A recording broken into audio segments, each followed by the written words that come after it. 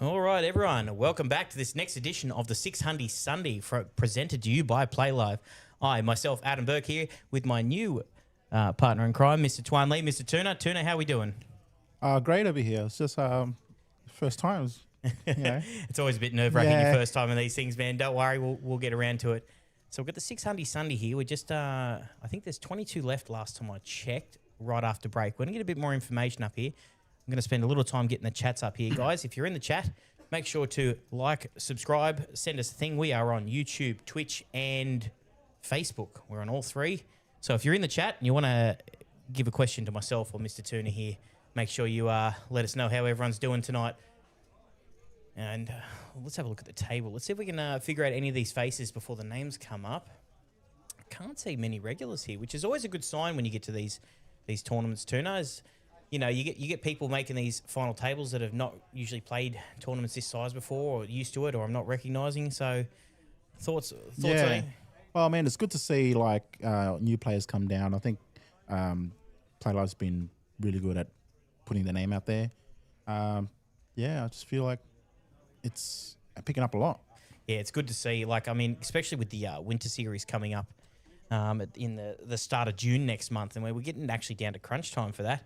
It's going to be a really big series. I think I'd say for PlayLive, it'd be the second biggest series of the year, but I reckon this one could almost, with the interest that's been coming, have almost the same numbers as the Melbourne Million did at the start of January. And it's got to be an over 2 million already guaranteed series. So, I mean, they can put 2 million on there, but I think they're going to far eclipse that. Yeah, it's going to be exciting to see how far it will go. Now, we're going to have a look at the table here, see how many bigs. So there's a fair few bigs being played around here. We've got Timothy Chambers, Lincoln, Hao Zhang. Sorry, I'm just getting some word from downstairs. Is the audio good? The audio is good. I just can't hear anything from the table, but that's okay. We can call it as we see it. Tamir, Ishak, Keith, Dylan, and David. Man, I haven't actually I know a couple of these guys through, but I haven't actually seen. You seen any of these guys here before? No, nobody. They're pretty all new down there. So yeah, it's good. It's good to see all these. Look, you got the table in the background. We're on hand 15. I don't think this is hand 15, but that's okay. We'll go where we're at. So the blinds are 4,000, 8,000, 800. This is the HUNDY Sunday here. And we'll get the ribbons and all that stuff. It'll start updating here soon as we go along. Yeah. And we've got our man Nate down there with the dealer seat. Yeah, the weapon himself, Mr. Nate Sutton. He's man, he goes and works everywhere. He is an absolute grinder. He's a weapon here. Yeah, great to see though. Look at these guys. How many of these guys do you reckon played on stream before? And I'll tell you what, even though it's only a $600 tournament, I say only $600, but it's a pretty big tournament. Yeah. But how many do you reckon these guys actually played on stream before? I remember the first time I played at a stream, almost shat myself. No pun intended. I've never played on stream before too. Never played on stream? I've never played. Oh, well, one day you'll get there, Tuna. Let's hope so. Oh, look at this. CK's already coming to the chat. Hey, Tuna, heads up. You're in the booth, so it'll take longer than 20 minutes to finish the tournament. Now, you will have noticed in a lot of chats that me and my old partner, Monkey, have done before, and we talk about the dealer Tuna, who's the absolute weapon. Number one I've ever seen, bad beat dealer. And I've just decided to bring him in the booth for a few bad beat stories ourselves. That's it. Oh, okay, cool. Apparently we'll get the table audio back in about 20 minutes, but that doesn't bother anyone else. That's just us, and we will work our way through it. So we've got Keith here on 46 big blinds, 366.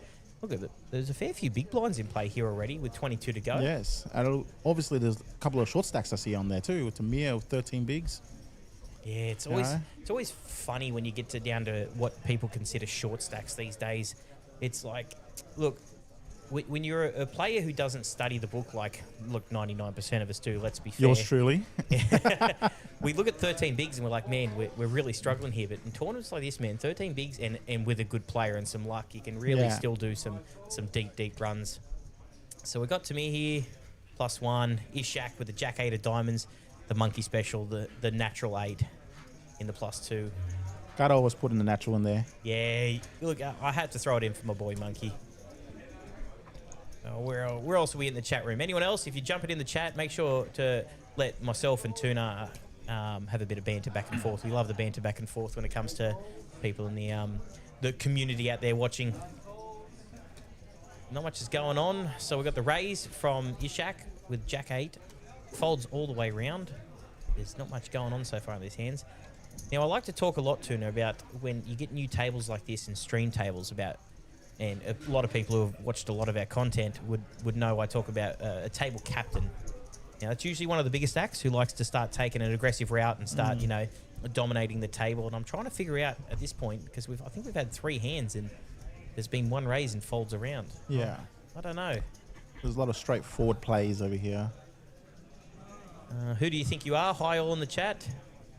We're trying to get the numbers up on screen for how many are left. But I think there was 22 last time I checked. But I'll ask Seth downstairs if we can get the numbers up in the corner about how many left and how many are in the tournament. And the ribbon downstairs for the payouts. We'll get that up for you soon. But Seth's doing a good job down there. He's manning the boat all by himself tonight. And it seems to be a full house in the background, if you can see, because the Joker Jackpot. Have you seen that tournament yet, Tuna? Yeah, I've heard about it. It's picking up quite a bit of spark lately. I believe the jackpot's hit over 20k. Yeah, oh, well over. So last time I checked, and if we get some action here in the hands, I'll make sure to go back to the action. But we've got a Joker Jackpot, so it's a $150 tournament. I believe there's $30 to the food and bev, $20 to the Joker Jackpot, so that's directly to the jackpot. Now, what they do is they start with a full deck of cards with the Joker involved. Sure. Sorry, we'll just get back to this. So we've got Jack 4 suited, Ace 8 in the +2 raised, and the Jack 4 in the big blind called. So we're going to go to a flop. We're going to get, oh, look at this. King 9-5, 2 diamonds each. Oh, man, a diamond would be just dangerous here, wouldn't it? This will definitely spark some... So Keith, who is the +2 with the aggressor, has got the nut flush draw. So we've got to check from Hal, and he's definitely going to be trying to see what's going on here. I definitely don't see him folding this, because you just don't fold draws on the flop, especially not to single bets. We'll just have a look and see what he's going to do here. I mean, sometimes you can even check raise these things. I don't expect him to, but, you know, a lot of people try to fill out the table. Oh, my God. Wow. The 3 of diamonds just hits on the turn.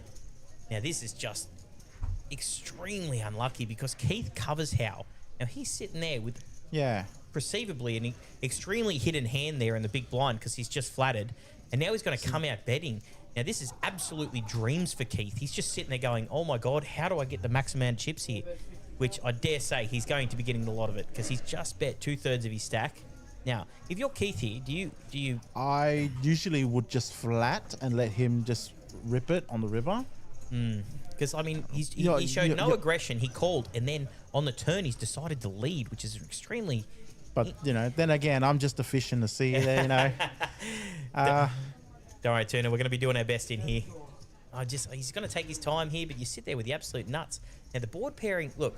Okay, that killed a bit of action, but I don't think he's going to fold ever. I still don't think it is going to kill much action. Like, I dare say he might even go for the rip here. Interesting to see. I don't know how these players play, and I don't know how... So, I mean, is he an aggressive player? Is he passive? Like, I'm going to take the aggressive route because of the way he bet on the turn. Jam, snap call. Oh, my God. What a disgusting turn. Unlucky how. Just walking into it. He's just called like he's supposed to with Jack 8 on the button. He's flopped the flush draw. He's turned the flush and just unlucky that he's just run into it. It's a hideous thing there. Now, if downstairs, I can ask Seth to... And I think he's going to give me the information here in a second. We get how many players are left and that information up in the corner. Now, going back to what I was saying, the Joker Jackpot. Now, it runs every night, different times here and there, but it's a hyper turbo tournament. But the goal is if you win, you get to draw a card out of the deck. And if you don't get the Joker, the jackpot goes up and up. Now, this is $150. Sure. This is a $150 tournament, right? Right. The jackpot is currently sitting at 26,940, and there's not many cards left. So the room started packing because, I mean, it's a $150 tournament, and it's crazy. So it's this amount of money that's in there if you can draw that jackpot and win it.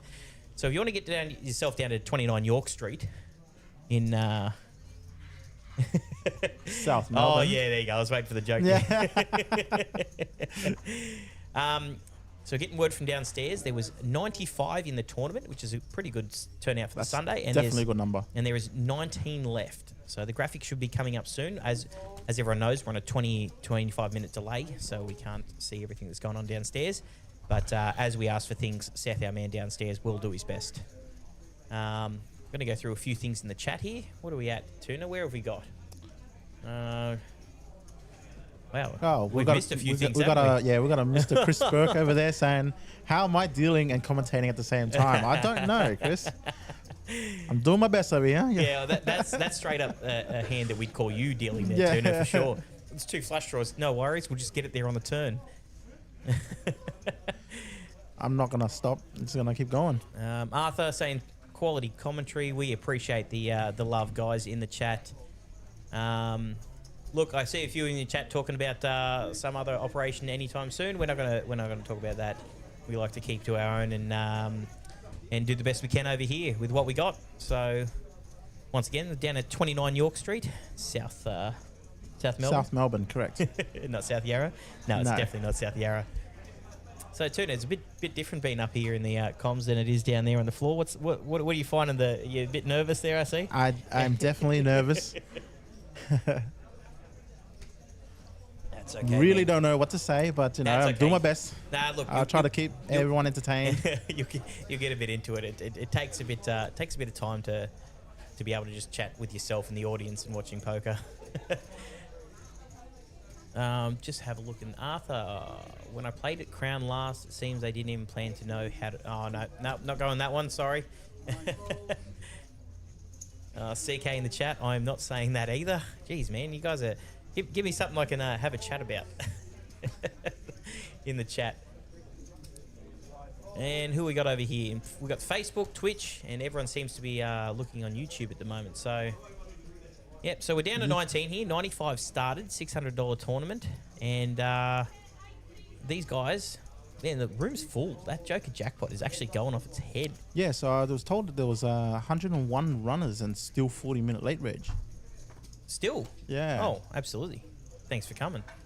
All right, so we've got King 10 here versus Jack 9. Bit of Ishak. I'm just going to look at the action here really quick. So we had the raise from Dylan and the call from Ishak. Okay, so we've got the flop out. We've got King 10 versus Jack 9. King gets the top pair. Jack gets the bottom pair with the gut shot straight draw. Ishak also has the gut shot straight draw, so they got each other's outs. So we're going to see how these guys play this. This is actually going to be an interesting one. Both of them got a piece of it, so neither of them going to go anywhere on the flop, I dare say. $22,000 bet from Dylan with the bottom pair, gut shot, and backdoor flush draw. Ishak here, he's got the top pair, he's got the gut shot, but he's not super strong, so I dare say we'll be seeing a flat here. Going to a turn and assessing on the turn here, which we do. We get the 4 diamonds on the turn, which really actually gives a lot more outs here to Dylan. 11 outs total up in the top corner. Ishak's still out in front, though, with the top pair, but a diamond brings in a fair bit of, what do you call it, equity for Dylan. Yeah, now with 10 bigs, what do you reckon Dylan's going to be doing here? Like with 10 bigs, I'd almost just realise your equity and jam it. You can either get a fold out of top pair, or you can, if you get called, you've got, you know, drawing outs. I mean, a lot of people know this game a lot better than I do, and I can tell you what I do up here in the corner. But even knowing you're behind here, you can still make the move like he's just done. And for once, guys in the chat, I've actually got something right, and he's actually pulled the reins. And there's got to be about a third of Ishak's stack to call this off. Now, top pair, there's a lot of draws out there, so it's a very, very wet board. You got straight draws, you got backdoor flush draws. Top pair with a 10 kick is not great. All of your king X's are beating you. Even your king jacks are beating you. Like, it's just a lot going on here. It'd be a big call if he can make this. Yeah, and you're also out losing to king 9 as well, which is going to make the 2 pair there. Exactly. Yep. King 10 would be your chop, but like you're holding all the blockers for that, which is... So he makes the call. He did actually make the call. Yeah. I mean, that's a great call. That's a tough one there. All right, so we're going to go see a river. King 10 still ahead, but Jack 9 definitely not out of this yet. He's still sitting there with 32% equity. We're going to see a river here. Got an absolute brick of all bricks. The deuce of clubs. And we're going to lose a player here, Dylan here. I don't actually mind the play, even though he's out. I do not mind the play at all there. Great effort there, Dylan. Yep. So we're down to 6 here on this table, so I dare say they'll be balancing soon. It depends how many we've lost on the other tables. But the blinds are still 4,000, 8,000, 8,000. Now, it says hand 20 in the corner. I don't think that's exactly accurate. I think we're up to hand... I think it started at 15, so probably 6 or 7. But we're going to go with hand 20. Look at the chat here at the minute. Is it Rennie Yako. Hey, guys. That's Ishak. Good luck, buddy. So he's giving a nice shout out to Ishak, who just took down a nice pot just then. So up in the top corner there, you see a field of 95. We are down to 19. That will probably be updated soon because we've probably lost a player or two. But we are here with the 6 HUNDY SUNDY here at PlayLive, and I'm here with my absolute #1 crushing dealer of all time. Now, I've been watching the game for 20 years. Mr. Tuna, he is the absolute GOAT at dealing bad beats. Tuna? Yeah. he's just stunned. Like, just doing what I can out there for you boys. It's actually really funny to sit up here in the booth and actually watch other dealers deal bad beats. It's no one can do them like you. I'll tell you what, I stand by this. If we went to put you down on that table now, you'd just see some of the most horrific beats you've ever seen. It's a freakish thing you can do, Turner. I don't know how you do it. Yeah, but I like to keep myself, off camera, making sure people don't notice. It's hard to know that when we keep spruiking the fact that you can keep dealing bad beats. Once again, guys, if you are in the chats and you are in the Facebook, Twitch, or YouTube, please send us a thing. We are... Wow. Oh, it's blind versus blind. That makes more sense. Okay, Ishak with a kin 6 and Keith in the big blind with just 3-2. I think it was limped and called. Oh, no, it was raised and called. Now we've got King 9-10 on the flop. Keith absolutely getting none of this. Ishak top pair, especially when it's blind versus blind. You can flop a pair, you are doing very well, even if it is top pair. I don't expect much to be happening here. Just a bet and a fold. Yep, stock standard play there. I don't mind the way Ishak's played so far. There was that's a big call with that King 10 in the last hand. It's a 30-year stack, and you've got top pair with very few backdoors and a very weak kicker when it comes to someone who's 3-bet you. But hey, good call. It's easy though when you're up here and you can see the cards though. That is very true. Oh, let's have a look at this. We've got CK in the chat. If people wanted to late reg, what would the address be? Jabberty would already be on this. Once again, it is 29 York Street down here in South Melbourne. We are at the PlayLive headquarters here, and we are in the 6 HUNDY SUNDY. Now, this tournament runs every Sunday here. Starts mid-afternoon. Late regos for plenty of time. So, I mean, it's a good Sunday afternoon tournament, Tuna. Like when you can get good value. Absolutely. You get good value. It's a good structure. It goes till late if you're in the money. You get a lot of playability. It's just I think it's the flagship weekly tournament for this place, and it's really good to see the numbers are starting to reflect big, even though there's some other big series going on around the corner. Yep. So now we've got a decent hand coming around here. So we've got Ishak with pocket 9s, and it seems like he's gonna 3-bet. 3-bet with the 9s. Okay. So we had the raise from Lincoln in the hijack, and on the button, I like the button raise. Yeah, 3-betting, expanding your range. And he's going to come round to Lincoln, which is the Looks Jack like 10 and the hijack. He's taking it down. Thieving blinds where you can, right? Yeah. Now, he's one of the big stacks here, Shaq. Now, he's starting to... Remember I told you the table captain? I think I'm starting to know who's getting involved in that. Absolutely. Yeah, so he's playing it well. Very good. And look, I don't know much about his Shaq. Maybe on break I'll go down and ask him a question or two. But we've got Keith with 64 bigs and Ishak with 63. And Tamir down the bottom there. But 10 big blinds. Sorry, excuse me, I'm tripping over my words here. 10 big blinds and a dream, as they like to call it. Nate Sutton in the chair and myself, Mr. Adam Burke and Tuna in the hot seat. Now, Tuna, what do you think about dishing up during the winter series that's coming up? Because I know you seem to have a plan every time you go to a table of just crushing stuff. Well, I mean, like, I like to hit up the fun tables. You know, you gotta have people that's willing to punch. That way, I can actually deal the cards for them and make things happen. I'm surprised we're still friends after the amount of bad beats you've handed me. You're gonna only get closer by bad beats, my friend. Oh, it's funny. Nah, look, you enjoy working here at PlayLive? I do. Nah, it's a good time here. We like to have a bit of fun. As you'll notice, the guys like to joke and that in the background. And I've noticed over the year that we've been open because we just had our 1 year anniversary, April. What day was it? April 22nd, 23rd, I want to say, was our birthday weekend, birthday bash weekend. 22nd, 23rd, something like that. Yeah. 1 year being open, and look how far it's come now. We've got tournaments running weekly, every day. We've got big series coming up, which I'm really excited about, the winter series. Fair few tournaments I'm looking to play there and get bad beat by you, because I reckon you'd be putting some hours in during those tournaments, weren't you? Oh, hold on a second here. Got a bit of action going on here. Excuse me. All right, so Go ahead, Tuna. David is just flattered with ace king off here on an Ishak raise with king 7 suited. Okay. All right, so looks like Timothy has 3-bet this. So if you got the cutoff and raise with king 7 and the small blind just flats, you're licking your chops here with ace queen suited, as Timothy is. But what a flat there from Dave so far. 3 bets to 95,000.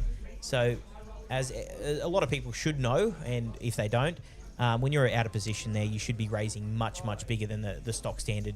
So you get the Ishak getting out with the king 7. Now it's going to be very, very interesting how David plays this here. I'd almost expect he'd be happy to roll with this, though it's a big. Oh no, it'd be a 3x raise if he jams. So he's got 289 behind. So I wouldn't actually mind the jam here. Flatty, he's already trapped enough as he can. Yeah. I don't know. Let's see. Let's throw it down to the table and let's. He's in deep thought here. He's pulled the trap as he wanted to. He's folded. Huh? He folded the ace king. Those graphics can't be right. I'm just going to throw that down to Seth downstairs. Were those graphics right? Did he just fold ace king after flatting on the button to the small blind? Okay. We'll get that information for you soon. That's a very interesting one for me. Now, I could be wrong. Absolutely. Oh, look at this. Oh, MSP is in the chat. We didn't even see in the Facebook MSP. The chat wasn't up. I'm so sorry. MSP is our #1 subscriber to the stream. MSP up there. Great stuff. We are paying attention. I'm so glad the chat's back up now. How is everything going up there in Queensland? Hope everything's well. But ace king. Hey, how did ace king? Now, I'm not sure. Am I reading this? I mean, reading this problem? Does he probably had some previous experience with ace king to be able to do that? Yeah, that can happen. People can get gun shy when it comes to stuff like this. It's great stuff. Now we've got Tamir all in over here, and we can't see the cards right now. We can't see the cards right now. They haven't popped up just yet. But I think he's just missed the. I think he's just missed the sensor at the moment. But he's jammed. I just had a peek that Timothy fold ace queen there as well. There's some interesting type play here at the table, isn't there? I think everyone's just trying to fill out the table. The ace king one gets me, but that's that's actually one hand I actually might go ask him on the break. Like, he's flattered to trap and he's got the raise he wanted to, so that's. Anyway. Just hearing from downstairs, from Seth, the man himself running downstairs. He goes, if the cards are wrong in the system, I will be mad. So I'm going to say that they are Story checks correct. out. Now, Correct. someone in the chat has just asked, what is the jackpot at? The Joker jackpot is over 26,000. If it doesn't go off tonight, I reckon that could stretch up to almost 30K by tomorrow. Now, that's a $150 tournament. $20 goes, $20 goes towards the Joker jackpot. $30 is the food and beverage package. You get your starting stack, and I'm telling you right now, if you can win that thing and pull the jackpot, it'll be way higher than what the winning is. Absolutely. and I'm telling you, the cards are getting whittled down at the moment. I'd actually like to ask Seth, see if he can actually tell me how many cards are left in the Joker jackpot, if possible. Now, I might be stretching him a bit. The last time I remember, downstairs. it would have been about almost 20 cards left. Yeah? Yeah. Wow, that's the odds of that is getting up there. Ooh. Okay, so we've got the raise on the button here from Timothy with ace 7. Now, Timothy's got a pretty decent stack. He's got 42 bigs. Now, he's facing the big blind here, which is 3-4 off Tamir. Now, he's only got 11 bigs left, so it's a very interesting spot. Look, if you've got a big stack, you can float and see what's going on, but just, I think you get a bit sticky with 11 bigs trying to make a hand air out of 3-4. It might be a bit of a stretch to be calling this yet. Now, he does actually end up putting it in the bin, which is, I think the right move there from Tamir. Live to fight another day at this point. Absolutely. All right, so we just got told that there are 14 cards left in the Joker. 15 up there. No. 14? Oh, there's 14 cards left in the Joker 14 cards jackpots. left. Okay.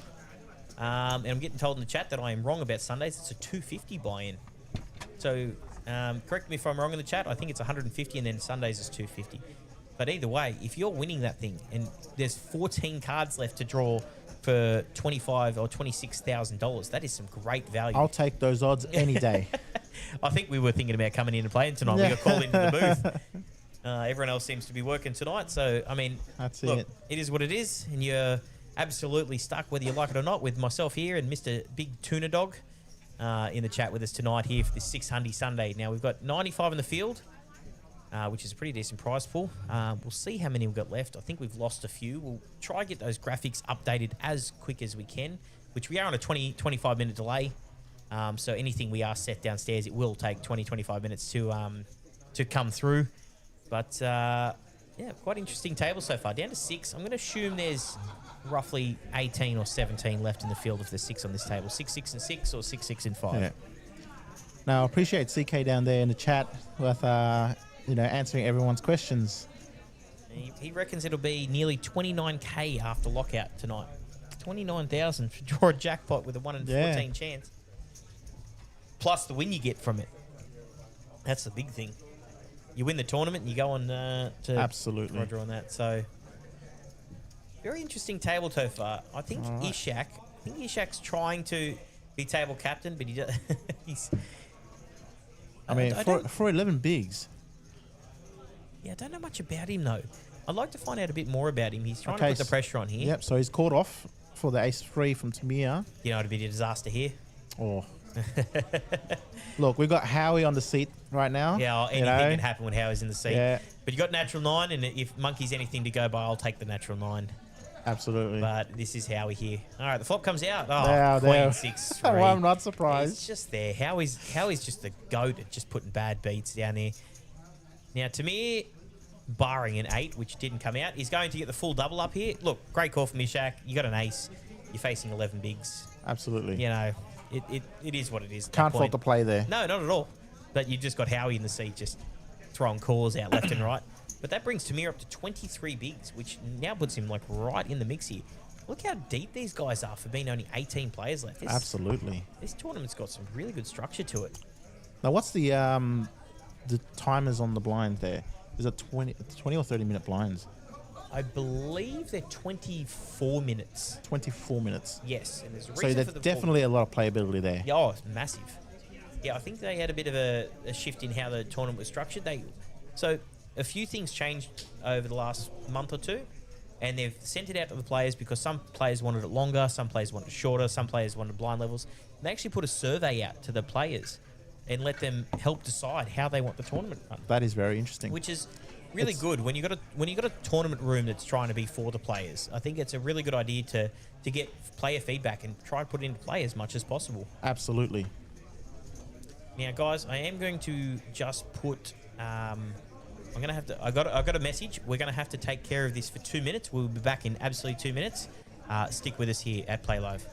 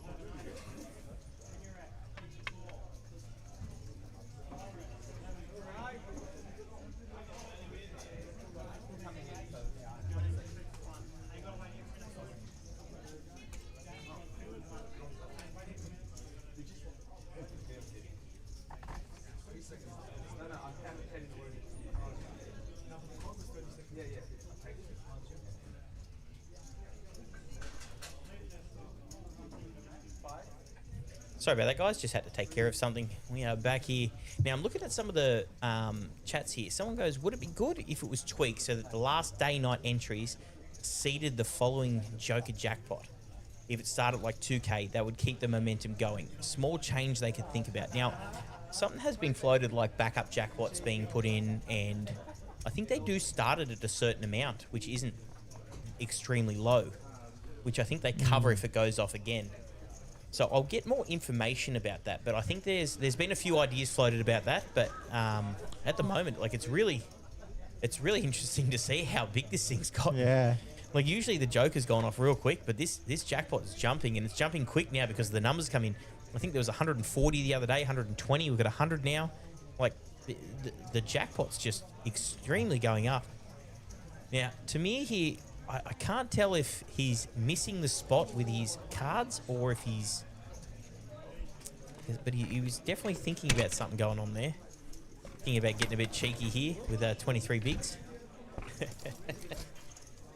Yeah, so look, there's always ideas floated around here, and we're always trying to improve here at Play Live. If you have any ideas about some of the jackpots or backups or tournaments you'd like to see or things you'd like to go on around here, the owners are very, very good at listening and trying to apply as much as they can, because it is a player-supported room, and they've taken everything they've done over the last year very seriously from the players who have wanted to come in, and you know, that goes with staff as well. Tuna, I think you've noticed Absolutely. that as well. Oh, give me a second All here. right.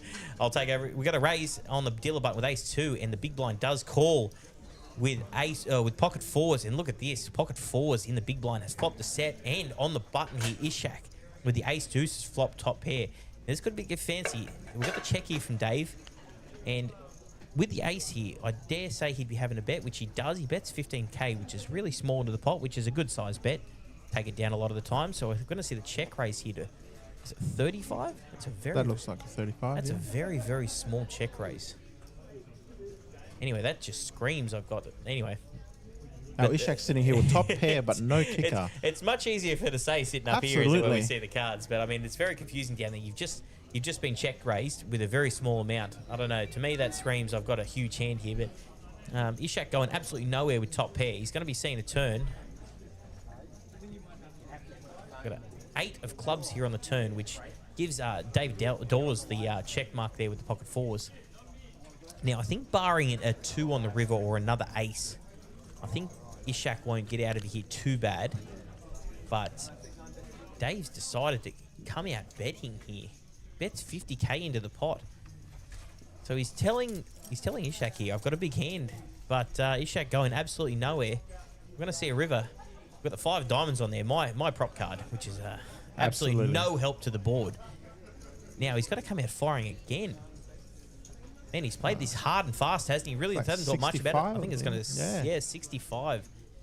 And if you Ishak here, he makes the call. I mean, just thanks for coming like that. Yeah.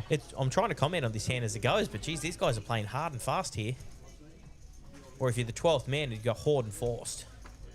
But man, well, I mean, if you're the captain of the table, you got to be. Jeez, I mean, you got to call as often, right? That just went. That was just like we're trying to commentate it. It goes there, action there, action there. No one's really thinking about much. It's it's good, quick action, but it makes it very, very difficult up here. But we'll do our best. Me and myself, Mr. Adam Burke, and Mr. Twanley, Mr. Tuna over here. Tuna, what are you thinking over here? Who if you were to take someone at this exact point, who are you taking from the random people that we got sitting at the table? Well, I like the. I really like Tamir. Something about Tamir screams that you know, he's not out. He's never going to be out. We did have 11 big blind stack. Now he's got 23. So, I mean, you're never out of these tournaments, though.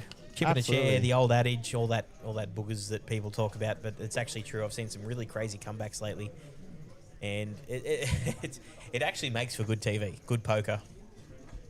But there's been some good tournaments lately, man. And I'm really looking forward to this, and I'm going to get that little sheet out and give a little shout out. June 4th to June 23rd, the Play Live Winter Championships. Now, last year was a big one. The Melbourne Millions in January just absolutely clipped that, and for the interest we've had in this thing, this could be absolutely massive. 100%. Now, we'll get back to the action here really quick. We've got a raise from Lincoln with the Jack 10 in the +1. And then Tamir's just going, you know what? Bugger this. I've got the Ace Queen in the hijack. I'm going to jam it for 23 bigs. That's a Big jam. Wow. And now you got Ishak sitting there with another He's ace queen. absolutely going to put Ishak here in the blender because 23 bigs is actually most of Ishak's stack. And he's calling with the ace queen off. Now, you've just been raised and jammed. Now, I don't think he can call this here. I mean, even though we can look at the graphics, we can see that, you know, he's chopping ahead. But, I mean, that is just it's just an impossible. Yeah. It's just an impossible call there. You know, Byron Keith wakes up with an absolute monster here, which, you know, how he's been known to do. Now, we can't see his cards there, but he is riffling him a bit. He's going to check him. He's going to fold him. I dare say Lincoln's just going to get out of the way. He's made a move. Yeah. Dave with the King 9 suited. Puts it in the bin. Oh, excuse me. Now, we've got Lincoln here with Jack 10, who was the +1. He's going to throw that away, get a little TV time in, and throw it away. And as I was saying, the Winter Series coming up, June 4th to June 23rd. We've got $2 million guaranteed on the series. Now, they can just write numbers all they want on this thing because I'm telling you right now, $2 million is going to be the absolute bare minimum. It is going to absolutely eclipse all those. The tournaments, go to PLAYLIVE.Melbourne. Check out all the series coming up.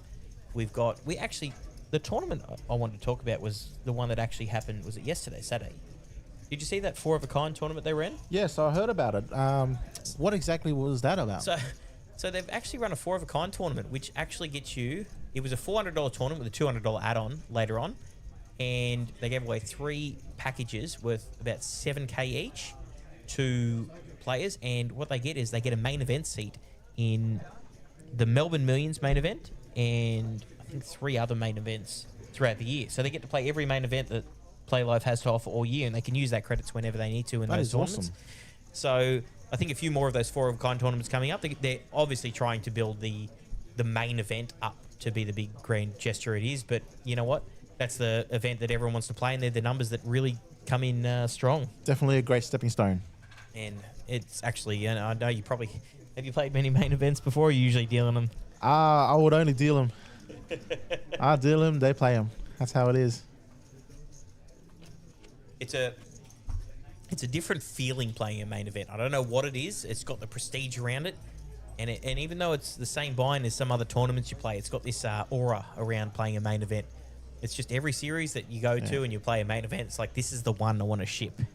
It's got a real I'm a big fan of the Blizzard events that that comes up. The freeze out, the blizzards. Yeah, those ones. Look, I'm going to try eventually. After break, I'm going to pull up a full series review, and we'll go over some of the tournaments that I think are good on the schedule. Yeah. Now, hold on a second. We've got a raise from the hijack from Keith with a blind hand. So we're going to try to call this blind. We've got a call from David Dawes with the ace-7 suited, which absolutely misses David like you wouldn't believe. 10-5 deuce, 2 spades and a club, and he's got ace-7 of hearts. Now, we've got Keith here in the hijack. First act. Now, I dare say, regardless of his cards, he's going to come out with a C-bet, which, a lot of the time you should be. And I don't see David doing much here with his hand. So, stock standard play here. Yep.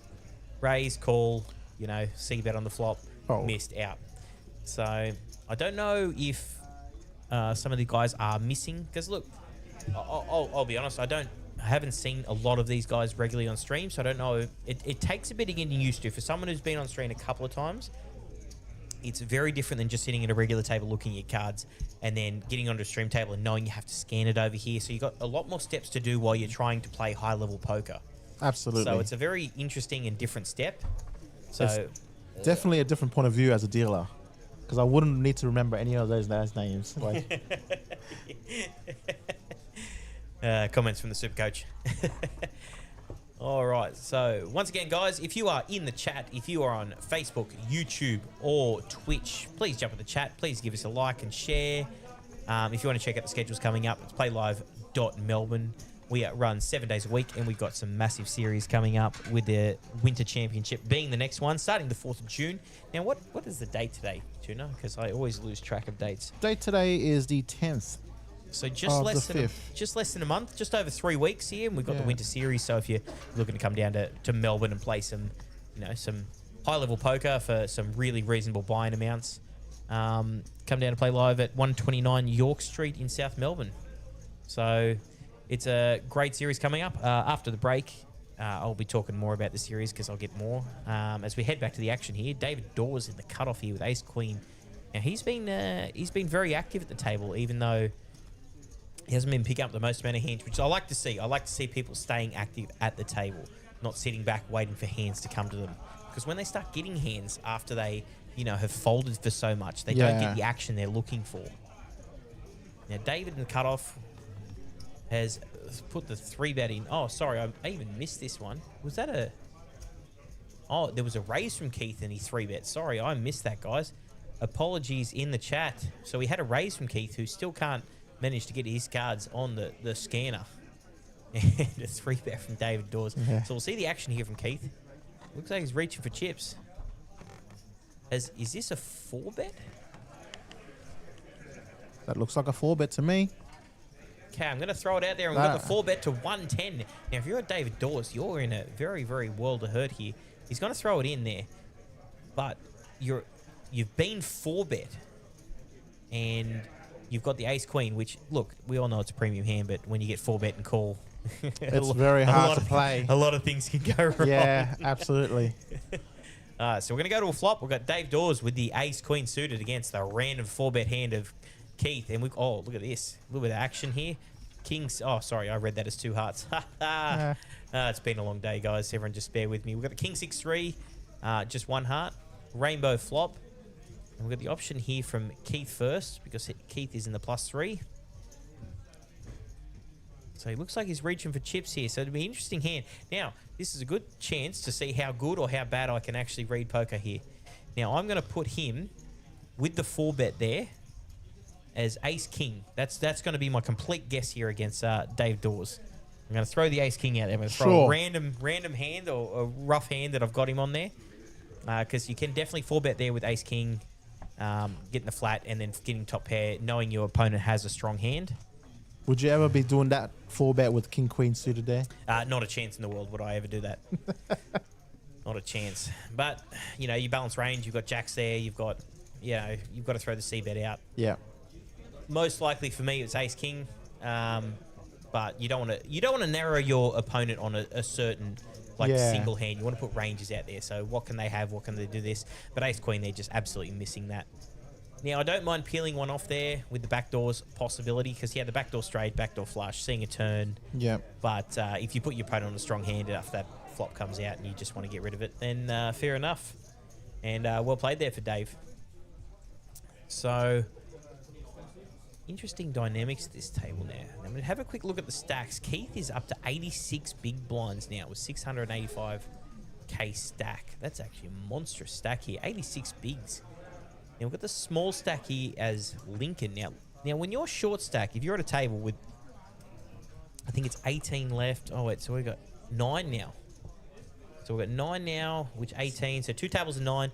When you've got 18 left in a tournament and your short stack is still sitting at 19 bigs, that either shows you the tournament structure is amazing, or they're all lunatics and everyone's trying to knock everyone out. What is your take on it? Oh, Lucas is at the table. Well, I know Lucas very well. How would you be playing out on being short stack when you're so close to the bubble? Oh, see, ICM and that. Look, I've done a bit of work on ICM. I've had a lot of chats with, some very, very knowledgeable poker players in ICM. It's its own, genre of learning in poker. It's a different world. Yeah. So what I know now compared to what I knew 6 months ago is 9-day difference, but I still haven't even scraped the surface on trying to learn even just what ICM is all about, because the math that goes behind that is lunacy at best. Sure. All right, so Tamir still can't get on the thing as well. So Tamir, under the gun, has decided to raise with a blind hand, and we got a call in the big blind with 10-9 offsuit from Anurag. Now we've got the King 5 deuce. We've got a check from the big blind, check from the under the gun. 10 on the turn doesn't really change much. Gives Anurag a gut shot straight draw here, but I don't see. Now it's been checked through to him. Does he want to take the lead here? Look, all options are on the table here. There's no bad options here. You got to realize no one's showing strength in this hand. So if you're the first one to actually show strength, you might be able to take the pot down, which to me looks like he's just about to do. Now, he could have flopped a monster, and once again, this is balancing the range. He could have flopped a monster. He could have absolute air. But, you know, once someone shows weakness, there's no bad thing about trying to take pots down at this time. I don't know if he's actually thinking about doing something silly here or not. Yeah, he is. Here we go. He's reaching for chips, that's for sure. He's got the check raise here. Now, he's got a bit of equity in the back end, but, I mean, you know what I was just saying about, like, showing weakness. Now, the check, the bet raise, he sensed weakness here. Now, whether he's got the right hand or the wrong hand for it, he sensed weakness here from Tamir. Now, I don't know. Tamir seems very stoic at the moment, so I can't put a read on him. I wish he could get his guns over the scanners so he could call this much easier. Yeah, absolutely. Now, it's rough being... Look, so now Tamir has called. Was it the call he made? Yeah, he did make the call. Okay, we're going to go see a river here. We've got the Ace of Hearts. Now, Anurag has absolute nothing here. He's got one blocker. But there's two straights out there. Nothing at the moment. He's got nothing. It's absolutely crazy, isn't it? Now, what would you do with your Anurag? You just re-raised him. Well, you've raised him and you called, so he's got a strong hand. You know he has. So you can either take the super aggressive line, trying to balance out your range of I've got nuts or I've got nothing. But he's just checked. He's sent some strength here from Tamir after that check raise call. Yeah, so it's just a check and give up kind of thing. Yeah, he's using a time bank here. Now, when they use time banks, it's funny to see when you're on stream because I notice this a lot. Time banks is nuts or nothing. He's like, this is 10 jack. This is a set. He's trying to extract value, or he's got absolute air and he's trying to play it out. Now, I am okay at reading people, but I can't pick this one here. So those in the chat, before the hands are showed, come on, does anyone know what's going on? And now just the fact that we've incorporated the shot clock, and I really like that. Oh, shot clocks are great, aren't they? Yeah. All right, so you got Anurag just about to give up, yes? Yep, that was a good bet from Tamir. Whether it was right or wrong, that's the good thing. You've confused everyone else. You don't know if you're balancing. My dark horse over there. No, it's very, very good. All right, let's have a look in the chat. We'll go between hands, see what everyone else is going. Give me a second to read some of these. Even more nerve-wracking knowing they've got Big Tuna commentating and judging their actions. CK knows best. They're great in the chat. MSP, I know I haven't seen you in a little bit. If you're still in the chat, let us know you're still there. She is the absolute, and I'm giving the trophy out now. #1 supporter of the Play Live stream. So appreciate it, man. Thumbs up, MSP, and she's never been called that before, but you know we'd like to find nicknames for everyone in the chat. Absolutely. You know, that's actually what we have done, given everyone nicknames yet.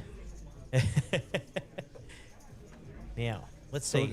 Now last time I checked, there was 15 minutes until Joker lockout, and there was 125 entries already. Yeah, how big that is for just a everyday tournament they run here. It's crazy. It's crazy the numbers they've been getting. Look at the background. It's just absolutely packed. Now, usually on Sundays, it's just the 600 Sunday, but ever since this Joker jackpot's been going up, man, the numbers have been skyrocketing, and for good reason too, man. Everyone wants to be able to pull that 25, almost 30k Joker jackpot. What, you're spending 250, and you're getting over 5 figures. Well, I think the rest of the week's 150 into it. $150 to possibly pull 30k.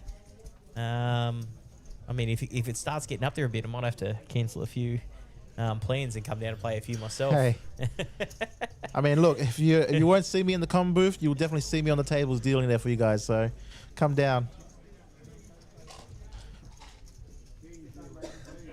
Now, someone in the chat, are you finding more players coming through with Aussie Moons happening? It's a very hard dynamic to understand whether it's whether Aussie Millions is going on at the moment, or if Joker Jackpot's dragging people in, or the numbers have been steadily climbing here at Play Live all year, and we're just starting here to hit a pretty good hot streak at the moment. And you know what? It's just good to see poker back in Melbourne after all these years of just being down. Absolutely. So whether it's here, there, everywhere, like I just like seeing poker growing as an industry, which because we all know we know and love it. Now, go back to the action here really quick. We had a raise from the +3, David Dawes, with the ace king, and Tamir calling in the big line with ace 3. Now, they both flopped an ace here. It's unfortunate for Tamir because his hand is well hidden here.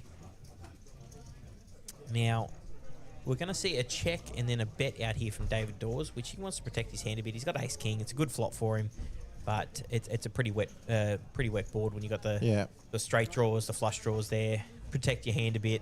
Now, it seems like a decent-sized bet there too, 55k. Yeah.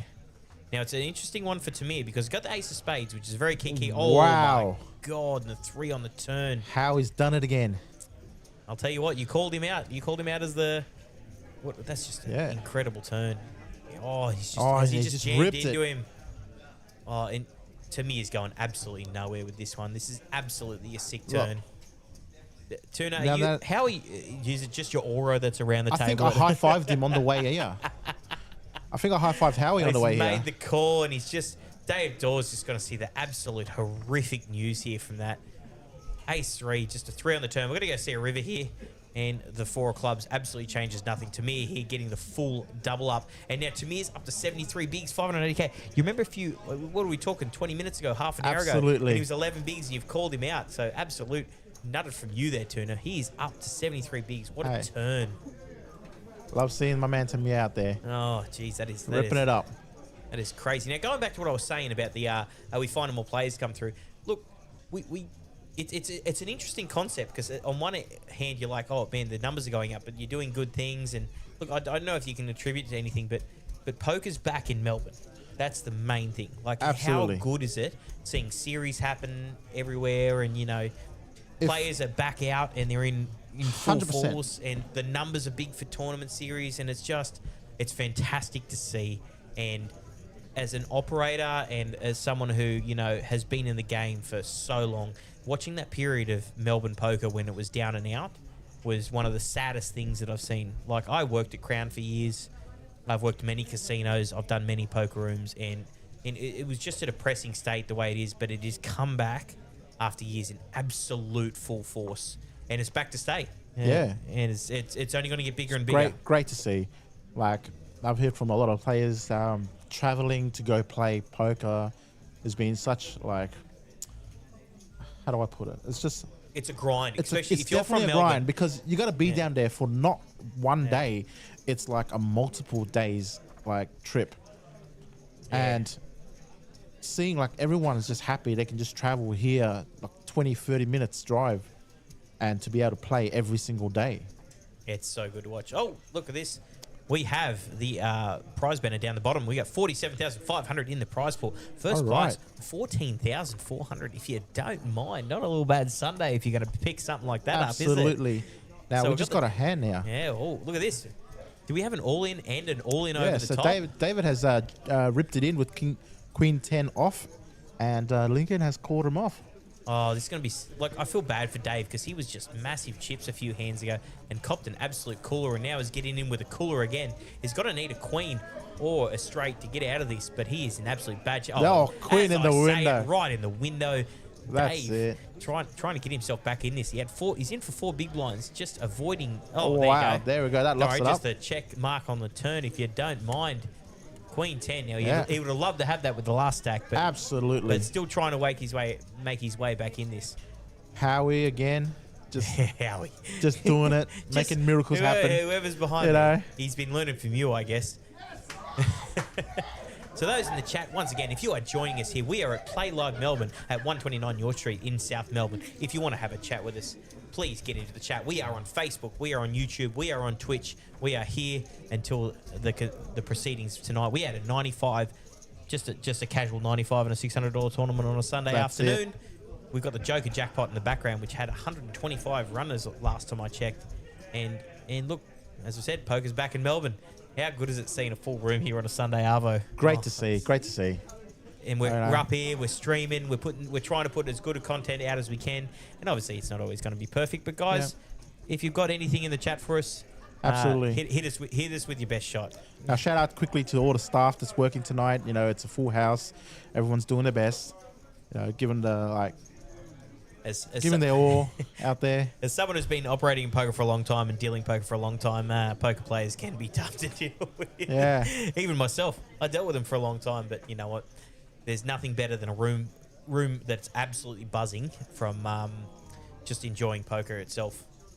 What do we got here? Now, So we're paying down to 13th here, so a little ICM pressure as we were talking before. 17 left, 13 paid.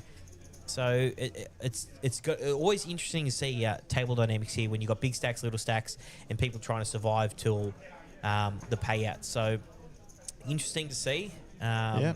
Now the blinds have gone up on this, so it's 6K, 12K with a 12K ante. Yep, good spot, Turner. Good spot. So 6, 12, 12 blinds have gone up, and David was down to 4 big blinds. Got 11 now. He's got 126K. Now, he was the chip leader not too long ago. Copped a few horrific beats there. But I'll tell you right now, to me, he's not going to give those chips back without a fight, even though he... Absolutely. Good on you, Tamir. Now, who else we got roaming around the table here? Lucas, Keith, Ishak. Ishak's been very quiet, though. Yep, you just got a blind-on-blind action here. Ishak just limped, and Keith has just ripped it in. Wow, that's a big rip against him. It's 14 bigs, though. I don't think it's enough to call here with the weak ace. If it was suited, maybe. But I don't think that ace-5 there. Now, Ishak was trying to take table captain there at the start, and he was involved in a lot of hands, but yeah, he copped a few beats, and definitely did. And he's really relinquished that. But like, it just keeps changing, doesn't it? Chopping, changing. 100%. And they're playing some. It's incredible because, you know, usually when you're doing some analysis on hands and stuff like this, you don't think some of these pots should be getting as deep as they are with as many big blinds. But these guys are happy to throw some chips around, which, you know, for us up in the com booth who risking no money, it's actually really exciting to call. Absolutely. So it's good stuff. So we've got the $600 buy-in, $47,500 in the prize pool. Brought to you by Octopi Poker. Now, if you haven't actually got on and do some study, octopi.ai/PlayLive. You can get on there and get a month's free. Don't have to put any money in. Don't have to do anything. All you have to do is just get on there, sign up, put that thing in, and you can get yourself a month's worth of Octopi Poker. Wow. Now, those things... I'll take me up on that. Yeah, oh, mate. All day. The study on that, I did a bit of that recently because Eric over in America, what's his name? I've just drawn a blank on him. Oh, Eric Baldwin. Eric Baldwin, yes. He did an analysis on one of the main event final tables that is on play. That was played here at PlayLive back then. Yep. So now you got Tamir raising open with the cutoff with the blind hand here. We can't actually see it yet. Now Ishak's sitting here with Ace Jack suited. He does struggle to get his cards on the ring. What are you gonna do with your Ishak there? Ace Jack suited. Okay, so there's just done a 3-bet. Yeah, 75-ish, round about there, 70-ish. Okay. So Tamir, we're going to play with the blind hand again. So Keith's going to fold, Luke's going to fold. Going to come around to Tamir.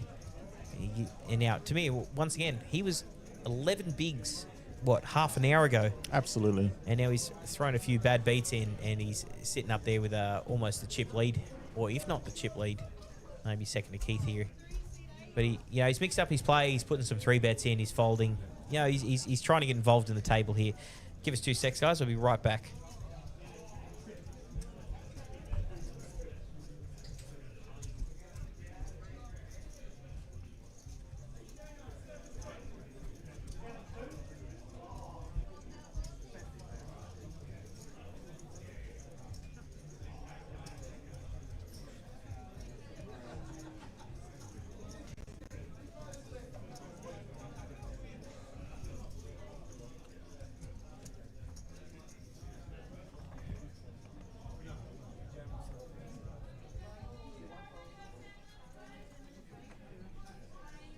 Sorry about that. The man, the myth, the legends, Mr. Bridges Rowe, decided to come in and just giving us a big high five, telling us he's going home.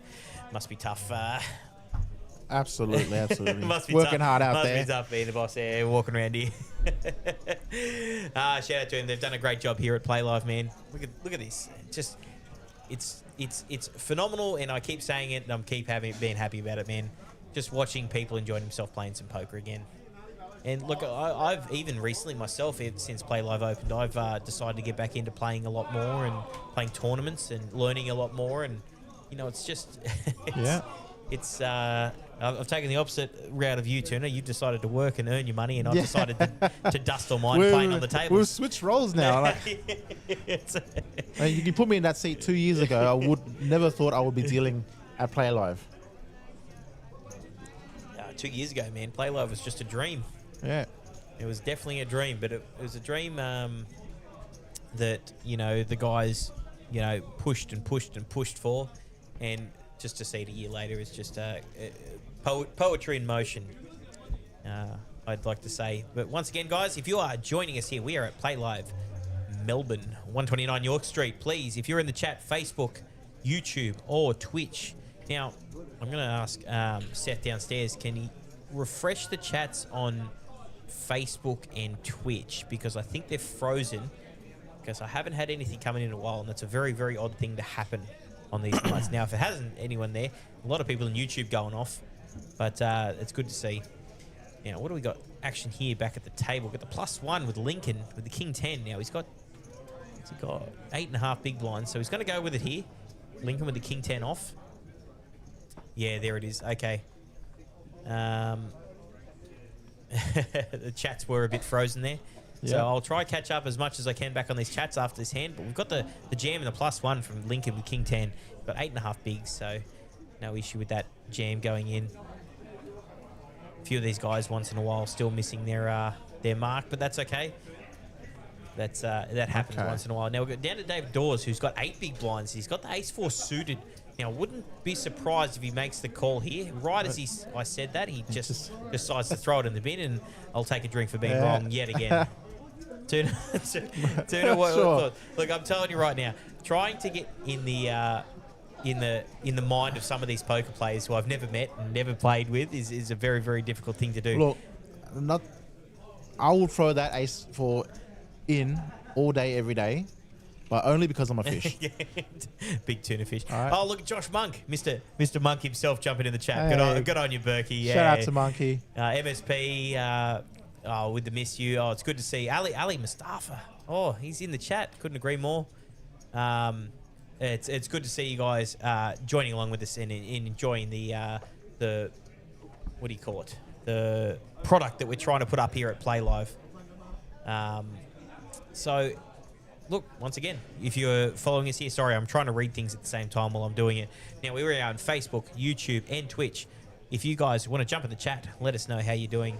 Give us a bit of thumbs up if we're doing good. To me here at the +2, is going to wake up with ace king suited. Now, this guy has been on a roll, man, ever since you called it when he had 11 bigs left. He had 11 bigs, and you're like, and you called the guy with the shortest stack on the table. You say, I think this guy's going to take it down. Now, he's been an absolute run ever since. Okay, and you ran into Lucas with ace-10 off in the cutoff. Now, Lucas has got 18 bigs, which is still a decent enough stack, but enough to be able to hurt yourself if you're starting to put 3-bet folds in. Correct. Now, you said earlier about how 18 bigs is it a short stack to some people and short stack to, you know, or was a lot of playability still going on.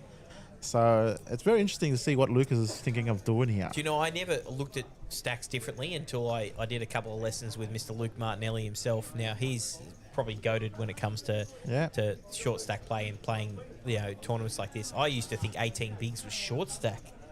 Yeah, I thought anything shy of 20. Yeah, I always thought so too. But like, there's different play when it comes to like 18, 15, 12, 10, 8. You play it all differently. Very interesting to see. It's wild. It's wild to see. Okay, so now we've got the 3-bet here from Lucas. Now take it away, Tuna. Go ahead. Sure. So now Tamir has just decided to just rip it into him now. So with Lucas with ace-10 off, getting what is that, 4-betted? Yeah, you can't be comfortable here. You've thrown in the 3-bet, which you thought was actually going to be.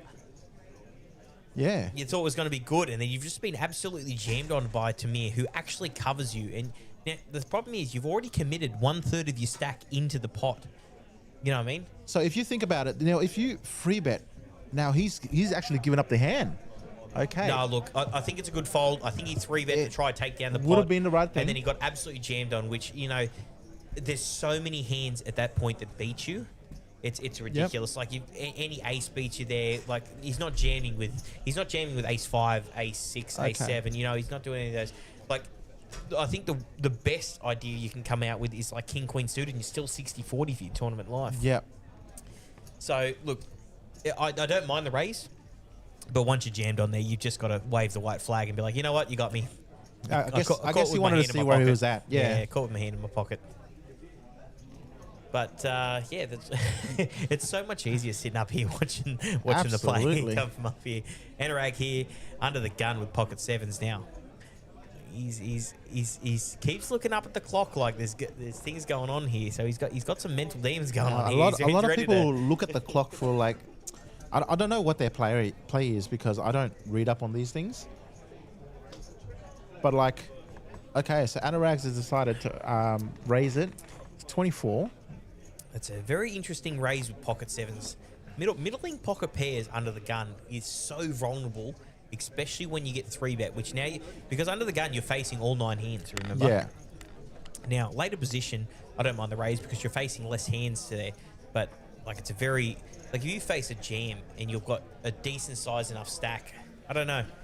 I'll have to refer to the master later on once I have a chat with him about stuff like this, but it just seems like it might get through, which I'll tell you what, it actually looks like it's going to. No, but so what would I know, Tuna? What would I know? Look, but in this case, with pocket sevens, would you usually just decide to rip it under the gun? The 17 bigs, I would not do that. 17 bigs is too big of a stack. Now, right. I wouldn't even do it with 12 bigs. Sure. I'm talking 10 bigs sub before I'd start ripping stuff like that. Absolutely. You know, but look. And as is closer to the bubble as well, they have to take that into account. You've got to take ICM pressure into effect. Now, look, we've got ICM pressure, but we're not complete ICM pressure at the moment. But still, like, if you get jammed on there and you've got 15 bigs, which is enough to get yourself all the way to, you know, in the cash. Absolutely. Then you'd be putting in spots and giving away big blinds that you don't need to. Now, that was the one time that it really actually worked, and good on him. Like, but it's a very interesting spot there with pocket sevens. I mean, it looks pretty. Don't get me wrong. Every single one of us has looked at a hand like pocket seven. the qualifier. The good old qualifier. CK, if you're watching, you. Shout out to CK out there. Oh, Keithy, look at this. The +2. He's woken up. He's got a huge stack here, Keith. Now he's finally found the scanners, which is good for us. We can actually start to see what he's doing here. Absolutely. So I dare say we're just going to see the raise here. Throws at 25. Yep. Okay. Mine's a 6, 12, 12. Stock standard raise here. And we're going to be seeing some hands behind that absolutely look like garbage so far. Timothy.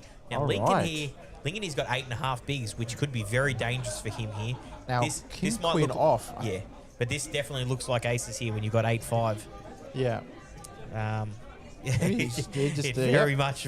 Absolutely. Oh my God! Wow. Anurag's woke up with the ace jack suited here. Now, if he thinks that Keith's getting out of line here a lot of the times, he might want to rejam and try isolate here. And I think he's going to see the bad news if he tries that, because he's asking for the count. 8.5 bigs. He's got that covered. Yeah, so he's got that covered. This could be a very interesting hand here, Tuna. Got the king. We've got the queens with the +2 who've raised. Lincoln who's jammed for 8.5 bigs. And Anurag with ace jack suited. Now ace jack suited looks a very pretty hand. But look, in this spot, you would be rather he had ace jack than ace queen, right? Yeah. It's looking at the cards, yes. But 100%. But when you're looking down, you'd rather ace queen for sure. That's a very interesting one. But like, yeah, oh no, he has. Did he just make the call? Oh, this opens it up. Oh, he did? I think this opens it up, Keith, to just open jam him and isolate too. Oh. Because, look, you don't want to slow play this. A lot of money in the pot. You've got everything covered as Keith. I think that's a very interesting one from Anurag. I would have preferred the jam because if you get jammed on, you're just giving away you're putting yourself in the blender now. There you go. Here's the jam here from Keith. All right. And now if you are Anurag, you are in an absolute blender. Now he's committed 9 big blinds. That's half his stack. He's committed half his stack in a call. Right, in a 3-way.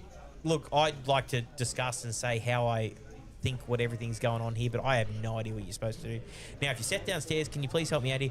For some reason, the Facebook messages keep freezing and they don't keep loading. If you can find something to help me out there, that'd be great. But if we get back to the hand here, Anurag is just donated half his stack, and like I mean, think he has to you commit kind of himself have now. to. You kind of have to call now, don't you? You've just committed yourself in such a rough way. Wow, he Oh, actually geez. lets it go. But that's just a donation of your stack, isn't absolutely. it? Oh, it's so tough to see. Anyway, we're going to go to the absolute races, which is not really a race so much at all. We've got King Queen versus Pocket Queens. Tuna, take it away. All right. Let's see what... I believe Howie's still sitting in that seat. Yes, he is. All right, so we got 5A7 Rainbow. Now, Anurag would have hit top pair there. That's 9 of hearts on the turn, doesn't change anything. King and a king only, and it's a 5 on the river. So now Lincoln is now eliminated. That's a tough spot there. But, I mean, like, well played. I mean, the ace-jack suited, man. The positions like that can really change your tournament. Because you got to remember, he just put up half his stack, and he didn't even get to see a flop here. Correct. Sorry, I'm just checking But your message. you can't be mad about that now that we have lost 1 in a field of 17. So we're playing down to 13. So the bubble will be coming up soon. Yeah, so 13's the bubble. We're now hitting that ICM pressure. 95, 15. Oh, just changed again. So we're 2 off the bubble. So now soft bubble, I believe? We're at the soft bubble, I believe. And look, as most tournaments do, you go hand for hand when it comes down to the bubble, which is good. Hand for hand's a great thing. And do you know what the best thing is now? We got shot clocks here, man. Yeah. We were talking about shot clocks earlier, Absolutely. weren't we? How good are shot clocks in tournaments? Look, hey, Josh Monk in the thing again. Good on you, Tuna.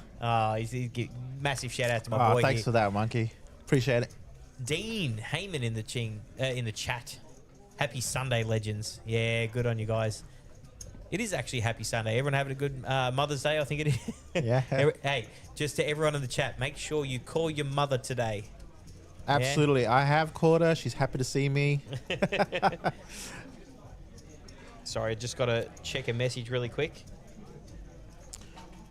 All right. So we've got James here with a blind hand here. I cannot see what's going on. Don't you love a good blind hand? Oh, man, I do that on the daily when I deal with these guys. But, sure, just quietly. We've got him opening up here.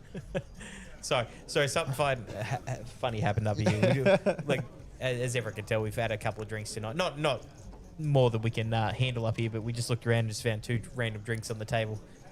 Good on you guys. So we got. Is it something about these guys who are not used to stream? Not being able to find the stream. I believe that would be the case. Now, remember before how we were saying there was a big blind discrepancy because it was so large. Now look at it now. Dave Dawes 8 big blinds. There's a 9 big blind stack there. Yes. There's a 11 big blind stack there. The discrepancies are really starting to come out with these blinds going up and people starting to put the pressure on. And it was interesting to see how the chips dynamic is like swapped a lot. So now Tamir is one of the biggest stacks and our David Dawes is one of the shortest stacks. I'll tell you right now, if Tamir goes on to win this tournament, Tuna, I'm going to buy you another drink because that was an excellent call.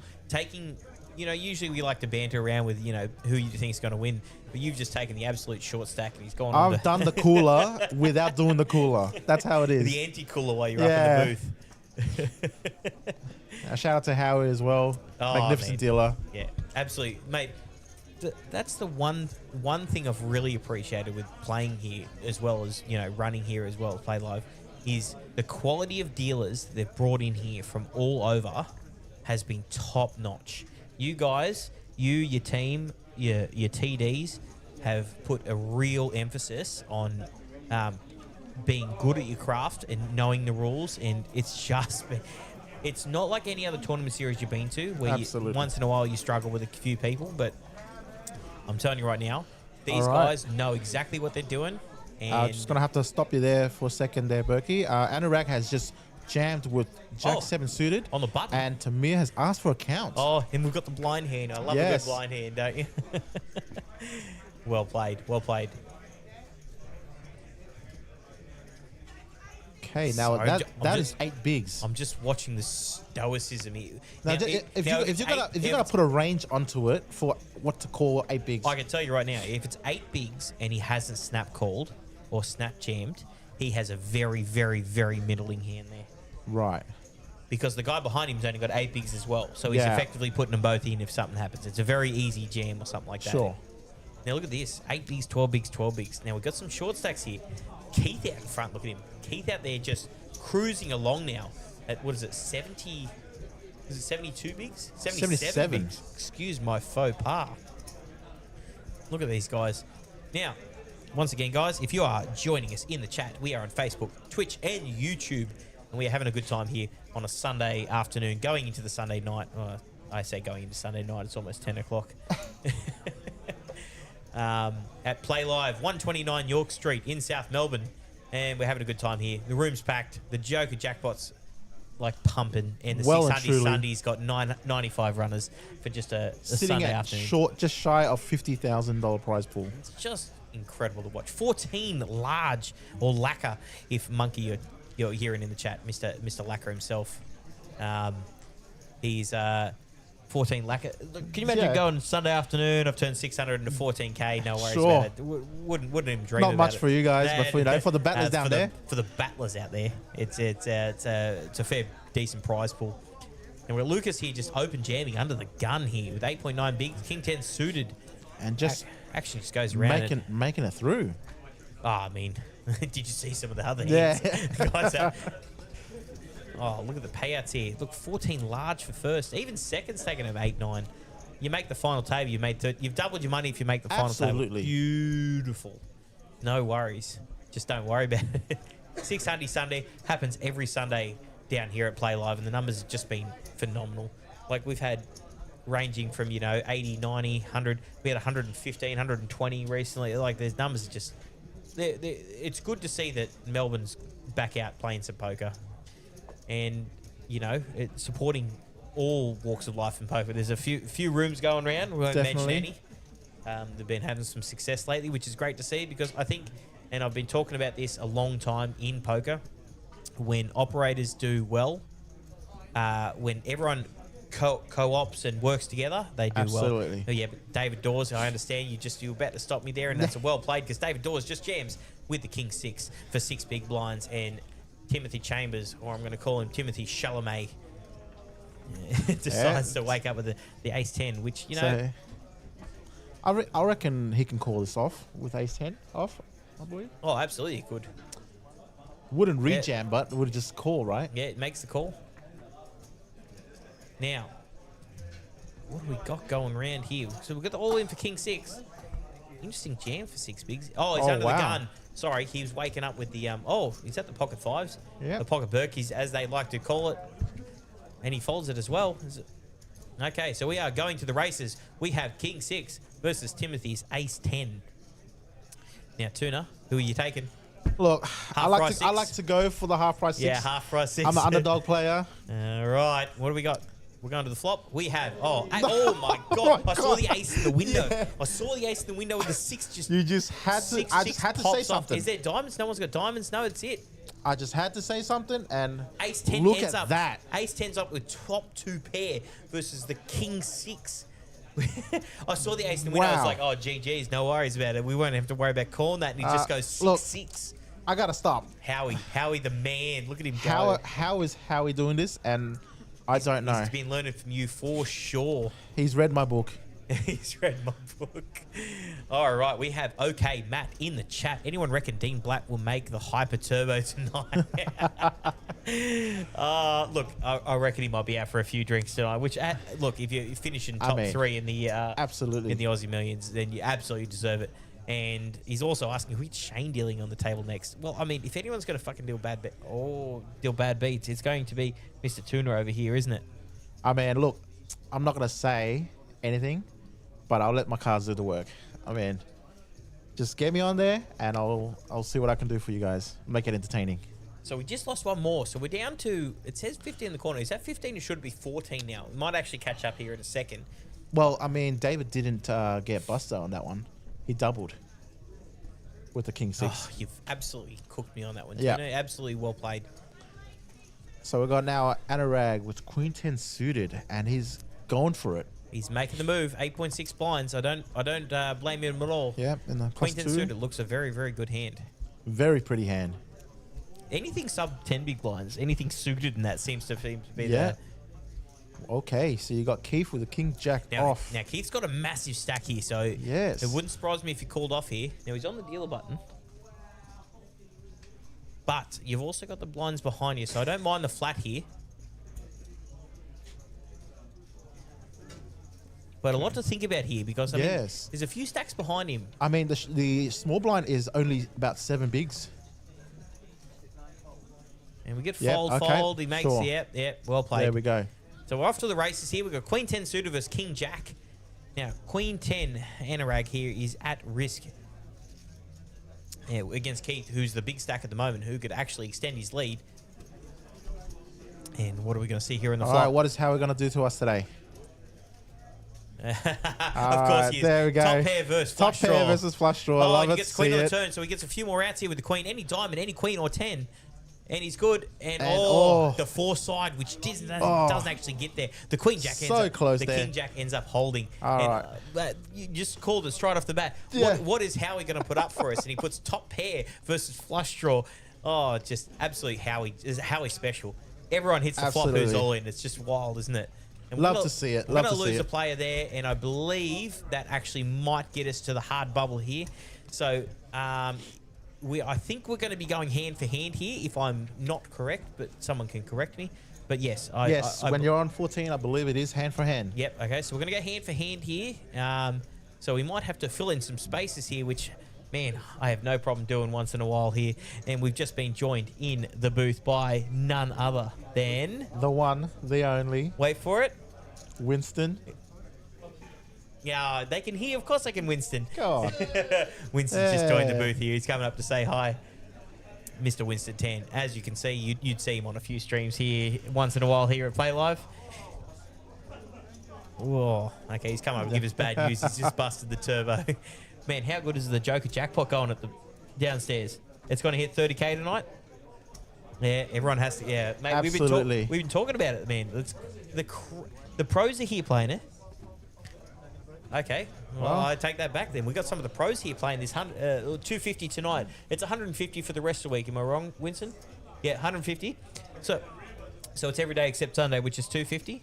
Okay, so for the rest of the week, guys, what you can do is, I think they said there was 14 cards left. If it doesn't get drawn tonight, you can play for the rest of the week a $150 tournament where you can possibly win and draw a 30K Joker jackpot with only 13 cards left after tonight, which is unreal. Look, if you're asking for any better value out there, that's the one to go for. What's that? Plus 7,000 for first today. So you can draw 7,000. You can win 7,000 for the win. Oh, man. Right. There's no better value in Melbourne at the moment than that. Guys, hit up Play Live, 129 York Street. South Melbourne. Come down. I'm telling you right now, $150 to possibly win that. Oh, okay. Give me a second. Back to the action here. We got Timothy with the ace queen offsuit with 15 bigs. Now, got to remember, we are on the bubble here, so play is going to be very different tonight, isn't it? Yes, like indeed. People are going to big stacks are going to put pressure on, small stacks are going to worry what to do, and middling stacks. It's actually harder to be a middle stack during a bubble than it is to be a short stack. Short stack, you know you're all. Big stack, you know you're all. But when you're a middle stack during these tournaments, you're actually in the middle of, like, you don't want to bust before some of these short stacks, but you also want to make chips. So you're actually in the hardest position during ICM pressure during these tournaments. As we were just talking, now Ishak has called ace 10 off with a middling stack. So he's called that to play. Now we've got Lucas in the short. I'm not always correct. I'll give my opinion as short best stack I with can. an ace jack suited. So we've got ace queen versus ace 10 versus ace jack here on the bubble. We're in the absolute hard bubble here, guys. We have 95 people in the tournament, 14 left, top 13 get paid. Now you're on the button here, yeah? With ace jack suited. So you've got ace jack suited, and you face an under the gun and a hijack. So he's done an all in. Oh, David Dawes with the 12 bigs here. David Dawes has just got a jam He's just ripped it in with eights there. Now you're sitting. Oh my god! So you're on the dealer button. Look, I don't even know what words I'm trying to say here. We've got eights versus ace queen versus ace 10 versus ace jack. What are you gonna do with your Timothy? on the bubble. This is a stone bubble, guys. This is an absolute stone bubble. I don't even know what to say here. Now, he has him covered, right? He does. These are all the short stacks fighting it out. Someone's going down. This could be the shortest bubble known to man, or could be the longest. Do you think you're ever good here with ace queen off there? Not okay. Without looking at the cards, there's no way you can see no way you can see a jam and then a jam and think you're good with ace queen. I'm sorry, but like you don't. But mate, if you look at the percentages, he's actually doing pretty well. But David Dawes, like looking at the screen, he's got 8s and everyone's got the aces that covered. He's actually the favorite at the moment. This is wild hand. This is the first hand of the bubble. Sorry, I'm just gonna. I mean, he has to give it up. You can't think you're good there. And we got fold. Okay. We're off to the races here, guys, and it's not really much off the races because we know a couple aces were folded here. So we've got David Downs, and we've got Lucas. So we've got pocket 8 versus Ace Jack. Now, Ace Jack is the one at risk here. Absolutely. So this could be the shortest bubble or the keep going. So we're gonna go see a flop. We've got King 4-9, 2 hearts. Hearts only helping pocket 8s. All he's got to do is face an 8. Oh, there we go. I was going to say, all he has to do is face an ace or a jack. And I just absolutely jinxed the absolute How he absolutely just drills it. I was trying to say it quick enough to where he didn't bring the turns out, but he just absolutely, all he has to do is face it. Sure. Didn't need it. No, we're going to continue on with the bubble here, all right, guys. so Lucas just got that double up. That almost could have been the shortest bubble I've ever seen. Actually, it's more than a double up. Yeah, and Ace Queen would have had the nuts. Ace Queen would have had the nuts. So if he ended up somehow calling there with Ace Queen, he would have had 2 eliminations. It's wild. But like, if you're put in that spot, it's very, very hard to navigate with Ace Queen. No, I'm not saying he made the right fold at all. Absolutely not. Like I can't make that call there. We're on the bubble of a tournament. It's gone jam in front of me, and I got Ace Queen off. I'm sorry, I'm never calling that. But it's just wild to know that, like, if he actually makes this sick call, he ends up eliminating 2 players, and we're just that much close. And it's just how he's special out there. So I know why they keep putting him on here, because I mean, I'm surprised that you haven't got the phone call yet down there. I'm glad. I'm glad. It's just a sick bubble, isn't it? Absolutely. All right, guys, I've just got a quick message. I'm going to have to take this again. I'll be back in about 2 seconds. Hold on with us, please.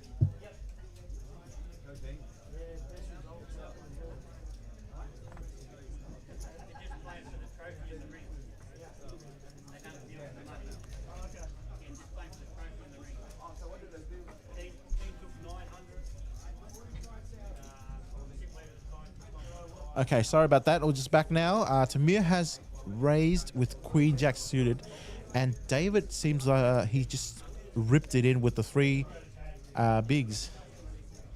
But let's have a look at the graphics.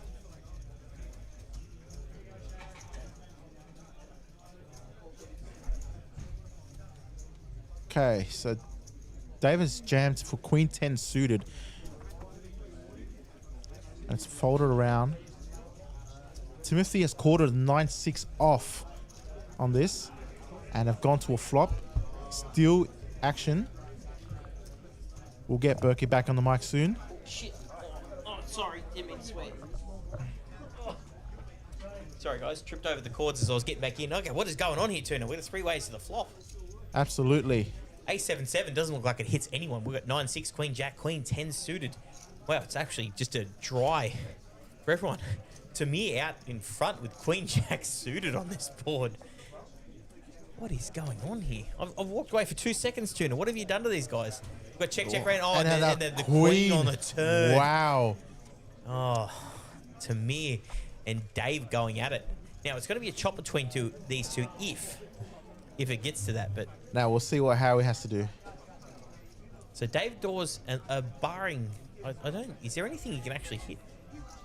No, I don't think there is. Barring a bet. No, that's it. He's going to be taking half his pot regardless.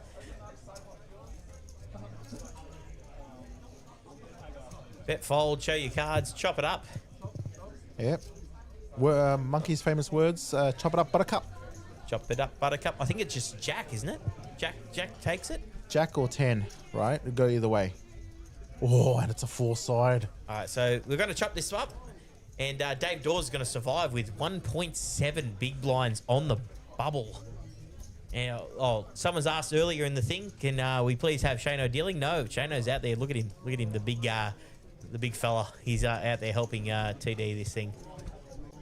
Speaking of another Swiss Army knife, he's not as good as Jose out there, but I'll tell you what, he's very helpful. Absolutely. How good have the staff been here, man? Yeah. And I'm only saying that just because we're in the booth here. Usually we just... Very talented people out there in Play Live. Now, once again, those in stream, please message us. You are at Play Live Melbourne. Please, we are on Facebook, YouTube, and Twitch. Oh, give me a second. We're getting some more messages coming in. This is what I like to hear. People jumping in stream. Absolutely. We are on the bubble. For those who are just joining us, we are on the bubble. We are hand for hand with the other table. We are 7-7. Now, we had a few crazy hands to start off, didn't we? I didn't know what was going on the other table. But, geez, there's been some mighty action on this table, and I love to get these guys. You know what? They're all looking to make the win, the large 14,000 up top, but none of them are worried about missing out because they are all going for this. There has been some crazy action here for these things. Like, just hands that you just wouldn't even expect they're coming out, but that's a Howie special, and that's a you special when you come into it. That's it. So now we've got David just jamming in for 1.7 bigs with pocket 6. All right. And now we've got Tamir sitting in the big blind with an ace. You're facing 1.6 blinds. And he has to call. And you've got the 6s. All right. We are going to be going to the races. Tuna, take it over. Okay. So it looks like a 65 to 35% going David way at the moment. And now we're going to go see a flop. What's a flop going to be?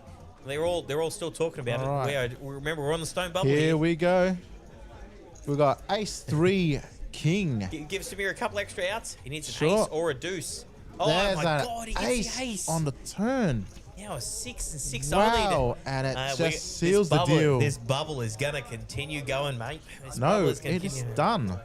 It is done. Pocket 6s were at risk there, Berkey. Oh my God, I've just called it wrong. We are in the money. Congratulations to all the players down there.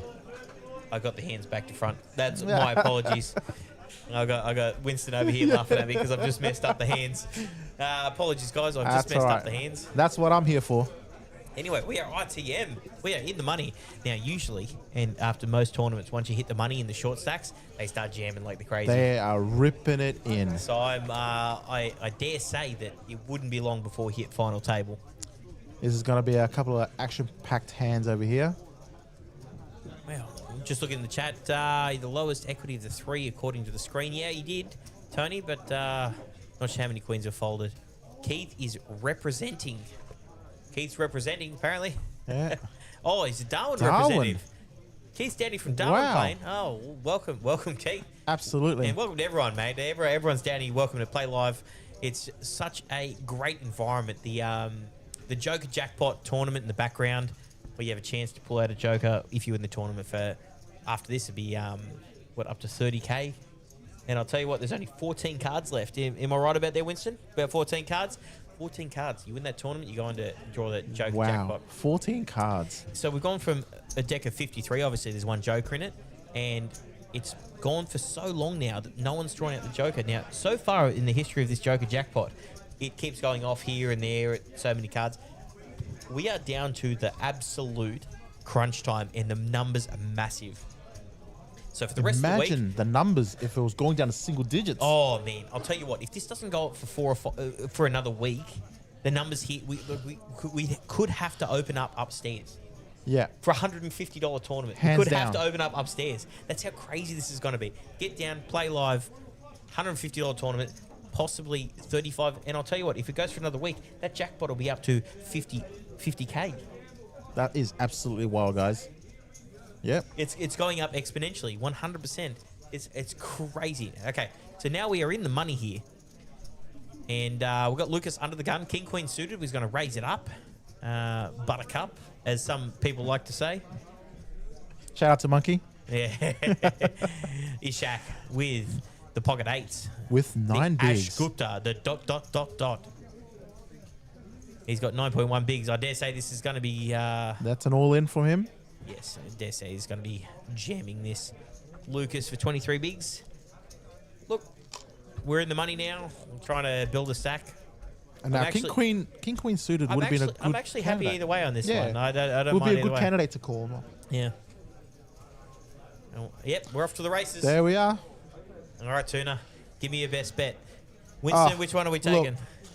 Look, I like to go to underdog a lot of times. You like to go the underdog? But this is so 50-50. It is 50-50. It's so 50-50. Look at the I'm percentages. gonna have to go with pocket eights. It's my favorite number. Oh, okay. Right? It's my prop card. 8 of spades is on there. As soon as you said it, there was a king in the window.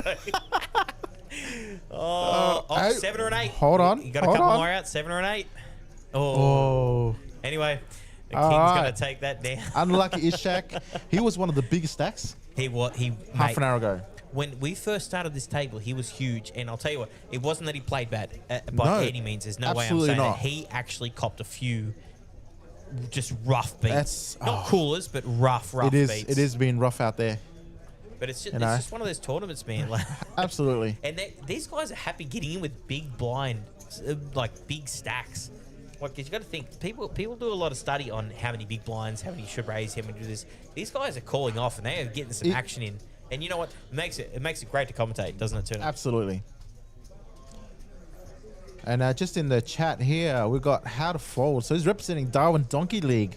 Love it. Love the name. No sweat for Winston's prediction. Good on you, Tony. Yeah. All right, so what do we got else in the chat? What do we got? Still got Josh Monk in there. Monkey, you still going around in there? Okay, Matt, you reckon Dean Blatt will make the... Oh, no, we already got that one. Yeah. So I feel like the comments there getting updated. Yeah, can we get another update on the Facebook Facebook and Twitch downstairs, please? I think the Twitch one is okay. All right, guys. Those who are in the chat, please let us know. We are on Facebook, Twitch, and YouTube. Those in the YouTube are going off their head at the moment. Which, look, if you're enjoying the stream and you want to follow, every follow really helps us out here at Play Live. We'd love you guys to join along with all of our coverage coming up, and we've got a massive series coming up here with the Winter Championship starting June 4th. Now, this is a 19-day series. 19-day series coming up, and it's going to be a 2 million guaranteed series, which, look, let's be honest, we've seen the history of what's going on. This is going to be absolutely eclipsed. Winston, what are your thoughts? The $2 million series coming up, man. Absolutely going to crush it. You name your price. It's just going to be going off its head. And honestly, probably half those buying pools are probably going to be me, other than commentating. I would think the opening event would definitely kill everything. It's been very strong over the last year. I'm going to correct myself here, Winston. Can you help me out here? Opening event, $200,000 guarantee. I think that is, and I'm gonna. It is I got the small font at the moment. Can you help me out with that? I think it's $200K. $200,000 for a $400 buy-in for the opening event. Guys, lock it in your calendars. Winston's squinting here. $200K for a $400 buy-in opening event. That thing is going to be massive. All right, so we've got to run into a hand here. Sorry, Berkey. No. So we've got Keith with Queen 4 off versus Lucas with a 3-2 off. Now, the flop is 9-3-4. They both flopped a pair. Do you know how hard a pair is to flop in poker? I don't know. I don't flop anything. Oh, look at these guys. And we've got a 7 on the turn. Absolutely no help to anyone. So Keith with the Queen 4. Look at this blind versus blind action, man. I'll tell you what. Oh, they're playing it out. I've played a lot. I've played what I consider a fair bit of poker. The hardest thing to study in anything is blind versus blind. Winston? Yeah. And the most important spot. This could be the hardest part in poker. Now, everyone looks at the hands and goes, there's Queen 4 versus 3 deuce. I'm telling you right now, when you're in these spots, like you just put under the pump. You can't guess what the hands they got, ever. There's infinite ranges here. Look at this Keith just getting the queen on the river. Just to secure it. The funny thing is, Lucas might still feel like he's ahead. This is blind versus blind. These are infinite ranges versus infinite ranges here. So, I mean, it's just... it's easier when we're up here looking at the chats, looking at the cards, right? Yeah, sure.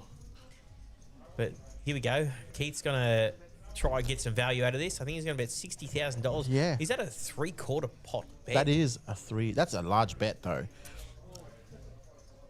Which, I mean, it's look, it's screaming. It's screaming. You have it or you don't. Yeah, right? I'm not upset with Lucas if he makes this call at all. Correct. With a pair, because there's a lot of fucking bluffs here. Absolutely.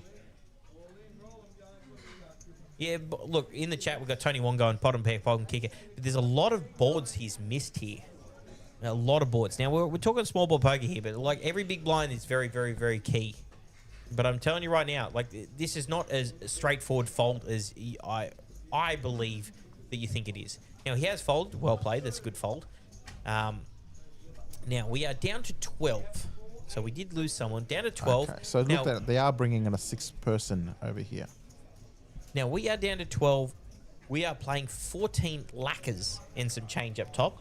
Not much for you, Tuna, but for the rest of us battlers. Absolutely. 47,500 the prize. Well, not a bad for a Sunday afternoon. You know, you come down for a Sunday afternoon, you play a little bit of poker, and you're playing for some big money here. Now, even the Joker Jackpot in the background, we keep talking about it, but I can't stop talking about it because I'll tell you what, pulling a 25K jackpot, and if it doesn't go off tonight, the rest of the week, $150 late night turbos, and possibility of drawing 30,000 plus. It's just incredible how it's gone up. Usually the Joker Jackpot goes off quite early. It has been for a long time, but this thing is built up to some monstrous. But it's great to see. It's, I love seeing it. Absolutely great to see. Absolutely love seeing it. Even our local player here, Mr. Winston, is sitting there trying to grind out a Joker Jackpot definitely. because I mean, like, can you imagine just pulling that kind of? Give me 2 seconds and we'll be in the chat.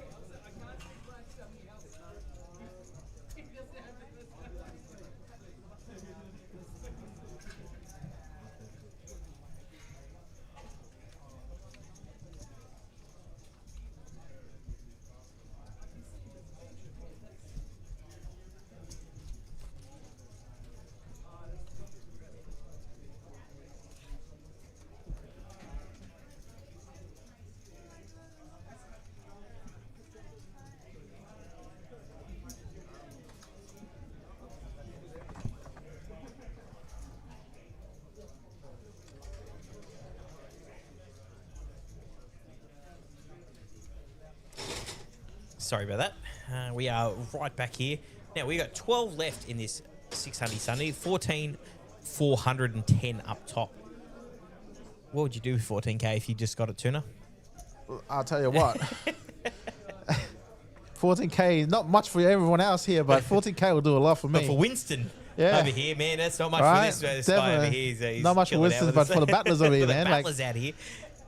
No, we're having a good time here. We're trying to have a good fun. If you guys are enjoying myself and Tuna and having a bit of fun in the chat, please let us know. We like getting back and forth. We like the banter. Absolutely.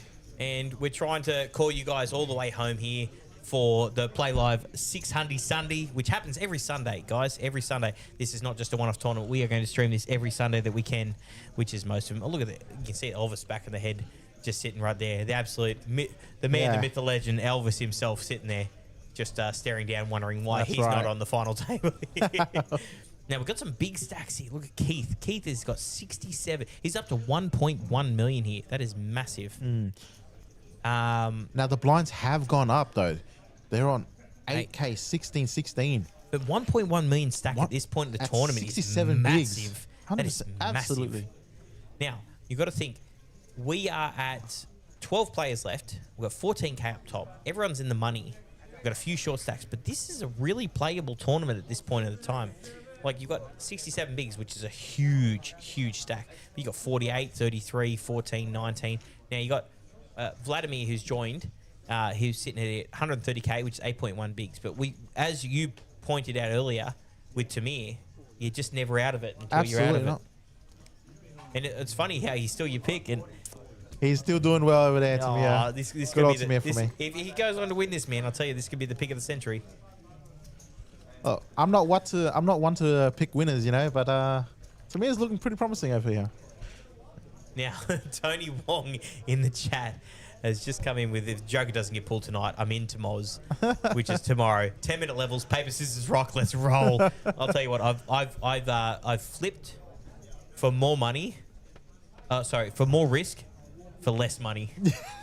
Is that the right saying? That is definitely the right for saying. more money for less risk. Yeah. And I'll tell you, even if you're flipping, man, I'll take the $150 flip at trying to pull that Joker jackpot tomorrow and even throughout the week. But pay attention. Make sure you get to playlive.melbourne and check out if the jackpot has been gone, because if it is not gone, it's going to... Remember, one card comes out each day. We are down to 14 cards today, 13 cards tomorrow, and a card goes by every day.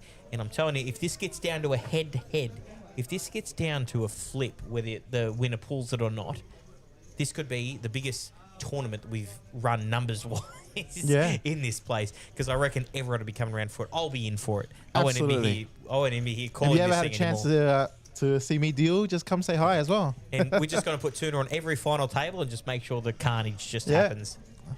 I'll make it interesting. You can't help yourself. You try to be... Okay, so we'll get back to that. But Keith was 70 big blinds. Look at him, 1.1 million stack.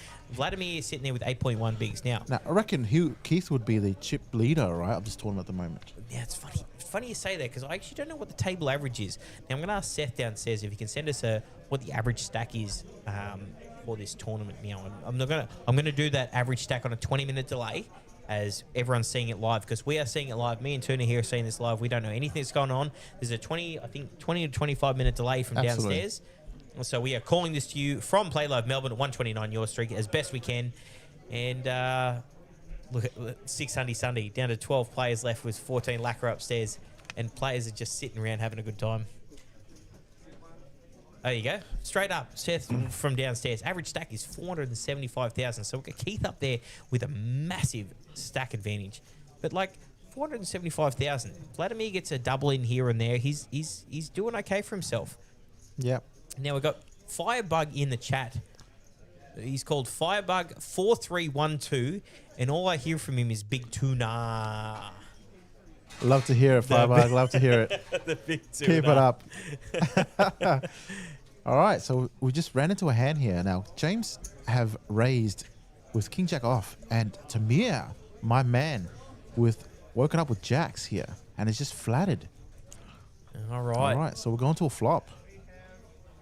We've got ace 10-9 with 2 clubs. Now, this is actually not the worst. Even though James hasn't flopped a king on here, this is not the worst flop for him, because he's got backdoor clubs and a gut shot straight draw. So you can see the equity-wise, you think Jacks would be miles out in front, but he's only 2 to 1 to win the pot here. Now, James is sitting there with King Jack, backdoor clubs, gut shot. It's actually he can actually continue here with the King Jack. It's very hard to play jacks. Oh, it's extremely hard. How many times is it when you get jacks, queens, kings, as an ace come out in the board? Absolutely. It could be the most often thing in poker when you've got there. You've raised, you've done the right thing, you've put the bets in, and then suddenly a flop comes out where it's like ace. Yep. Yeah. Okay, so Tamir has called So the we bet. had the bet. We had the bet from James and the call from Tamir, and we've got a 10 on the turn. Okay, now if you think you're ahead, the jacks would still think they're ahead with the ace. If he doesn't put him on an ace, we've got the 3 on the river, which completes the flush, but now, is it just going to go check? No. Oh, no. So, wow. James just jammed there with King Jack off. Wow, what do you do with jacks here in this spot? Oh, my God. What a jam. That's a rough spot. What a jam. I'll tell you what. If he calls this, well played, but oh, my God. What a jam from James here on the river. He is putting it all out there. This is a great jam. He's got the king of clubs. Correct. And he's actually putting the max pressure and on I here. love this because he's holding the blockers. And Hey, look, about blockers. We've been talking about this for so long. Blockers aren't real. I'll keep telling everyone that blockers aren't real. I'm happy to disagree, So he's thrown the time card out to me. Now he's like, what a spot to be. Look, in the chat, Tony Wong has put, well done, James, no matter the result. This is a hell of a jam. Like, if Tamir finds the call, well done, but I can't fault James here. He's gone for it. He's pulled the trigger, and he's put James with the better hand in an absolute spot. Yep. So James, look, well played to James, yeah, regardless of the result. Regardless of the result, that is well played. Look, Tamir's in the absolute blender here, isn't he? Yeah, absolutely. Now that's that's almost half of his stack, I believe, to call it off. Wow. So he's only 216. It's a pretty big third. jam. I think it's a third, but still, whether you think it's a third or not, a third of your stack is a lot of money to be calling just to 100%. try bluff catch there, because that's essentially what he's doing with jacks here, because he can have any 10, any ace, any clubs, and he gets it through. James, well played. I'll give you the stand-up clap there. Yep. That is a great jam there. That is well played. And can't fault Did to he me for show it? folding He's there. smiling there. Did he show it? Yeah, I don't know if he showed it. It looks like he did. Oh, no, he didn't show it. Sorry. No, it looks like we are going to be on a 15-minute break. The break has just come through, guys. Please stay with us. This is myself, Adam Burke Tuna. We are here at Play Live. We're going to go on a 15-minute break, and we will see you guys for the final conclusion of this tournament. Thank you, everyone, for watching.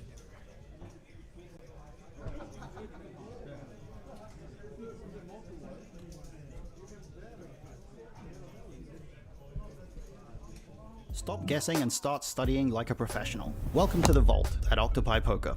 The Vault offers powerful study tools and data drawn from real tournaments. We've catalogued the action from the highest stakes arenas, including Triton, the WSOP, and Play Live. This isn't just a library of random solves. It's a curated archive of the most pivotal hands played at the world's most prestigious final tables. These are the hands that define careers. For these hands, we've provided comprehensive pre-flop and post-flop simulations. You can see exactly how the world's best navigated these high-pressure spots. Compare the actual play against the theoretical GTO baseline.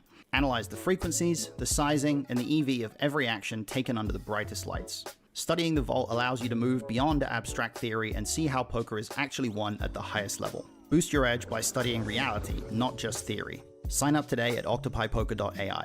I'll see you inside.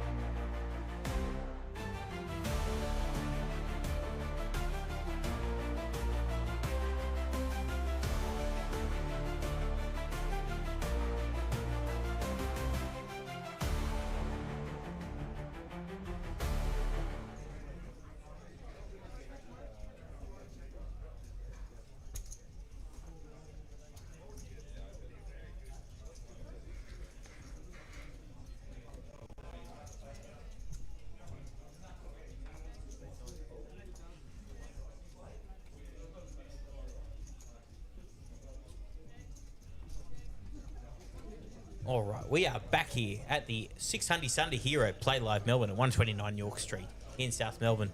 Looks like we're going to get action straight off the bat here. We've got an all-in from Ace-9 and the cut-off from Timothy. Keith sitting there with a big stack in the small blind.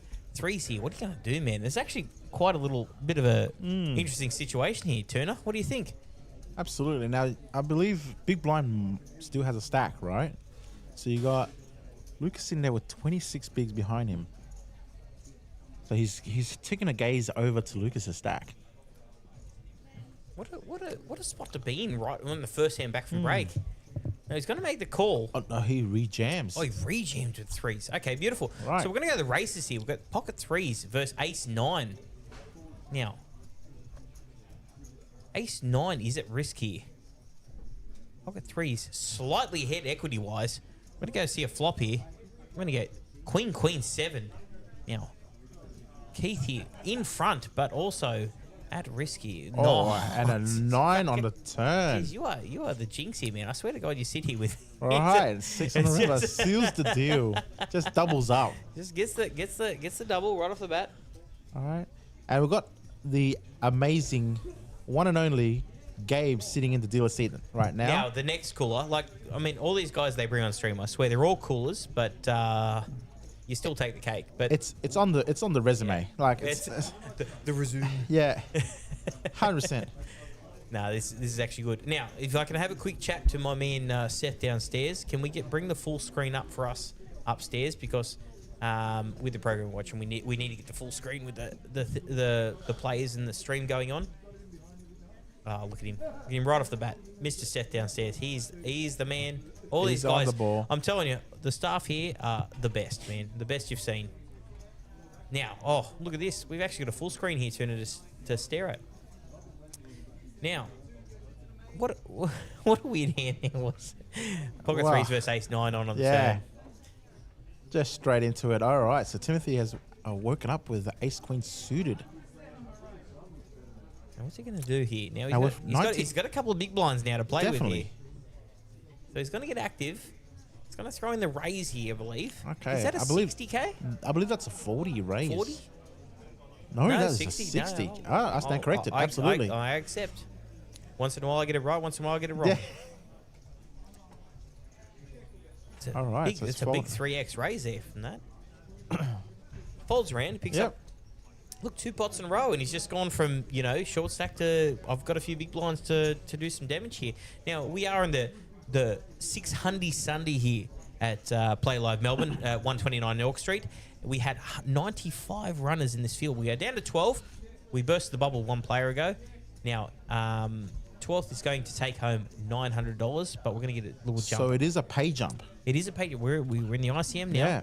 There's a small pay jump. Not as much as a pay jump as on the bubble, but we're going to get a $300 pay jump here. But when you're buying $600 into a tournament, every dollar counts, man. Absolutely. And you're playing for the infamous $14,000 up top. 14 grand. Fair bit of money for just a one-day tournament. You're just sitting around playing on a Sunday, which happens every Sunday here at Play Live. And the numbers have been phenomenal. I think this is actually the shortest field we've had in about 3 weeks. It's been quite wild. The numbers have been going around.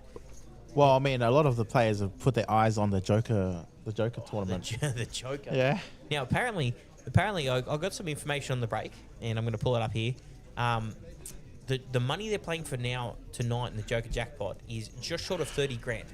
Now, if that doesn't go off tonight, we're talking about $30,000+ for a $150 tournament pulling the jackpot tomorrow. And then if it doesn't go off the rest of the week, this could be the biggest tournament that numbers wise. It's for $150, guys. Make your way down to 129 York Street, South Melbourne. Play Live.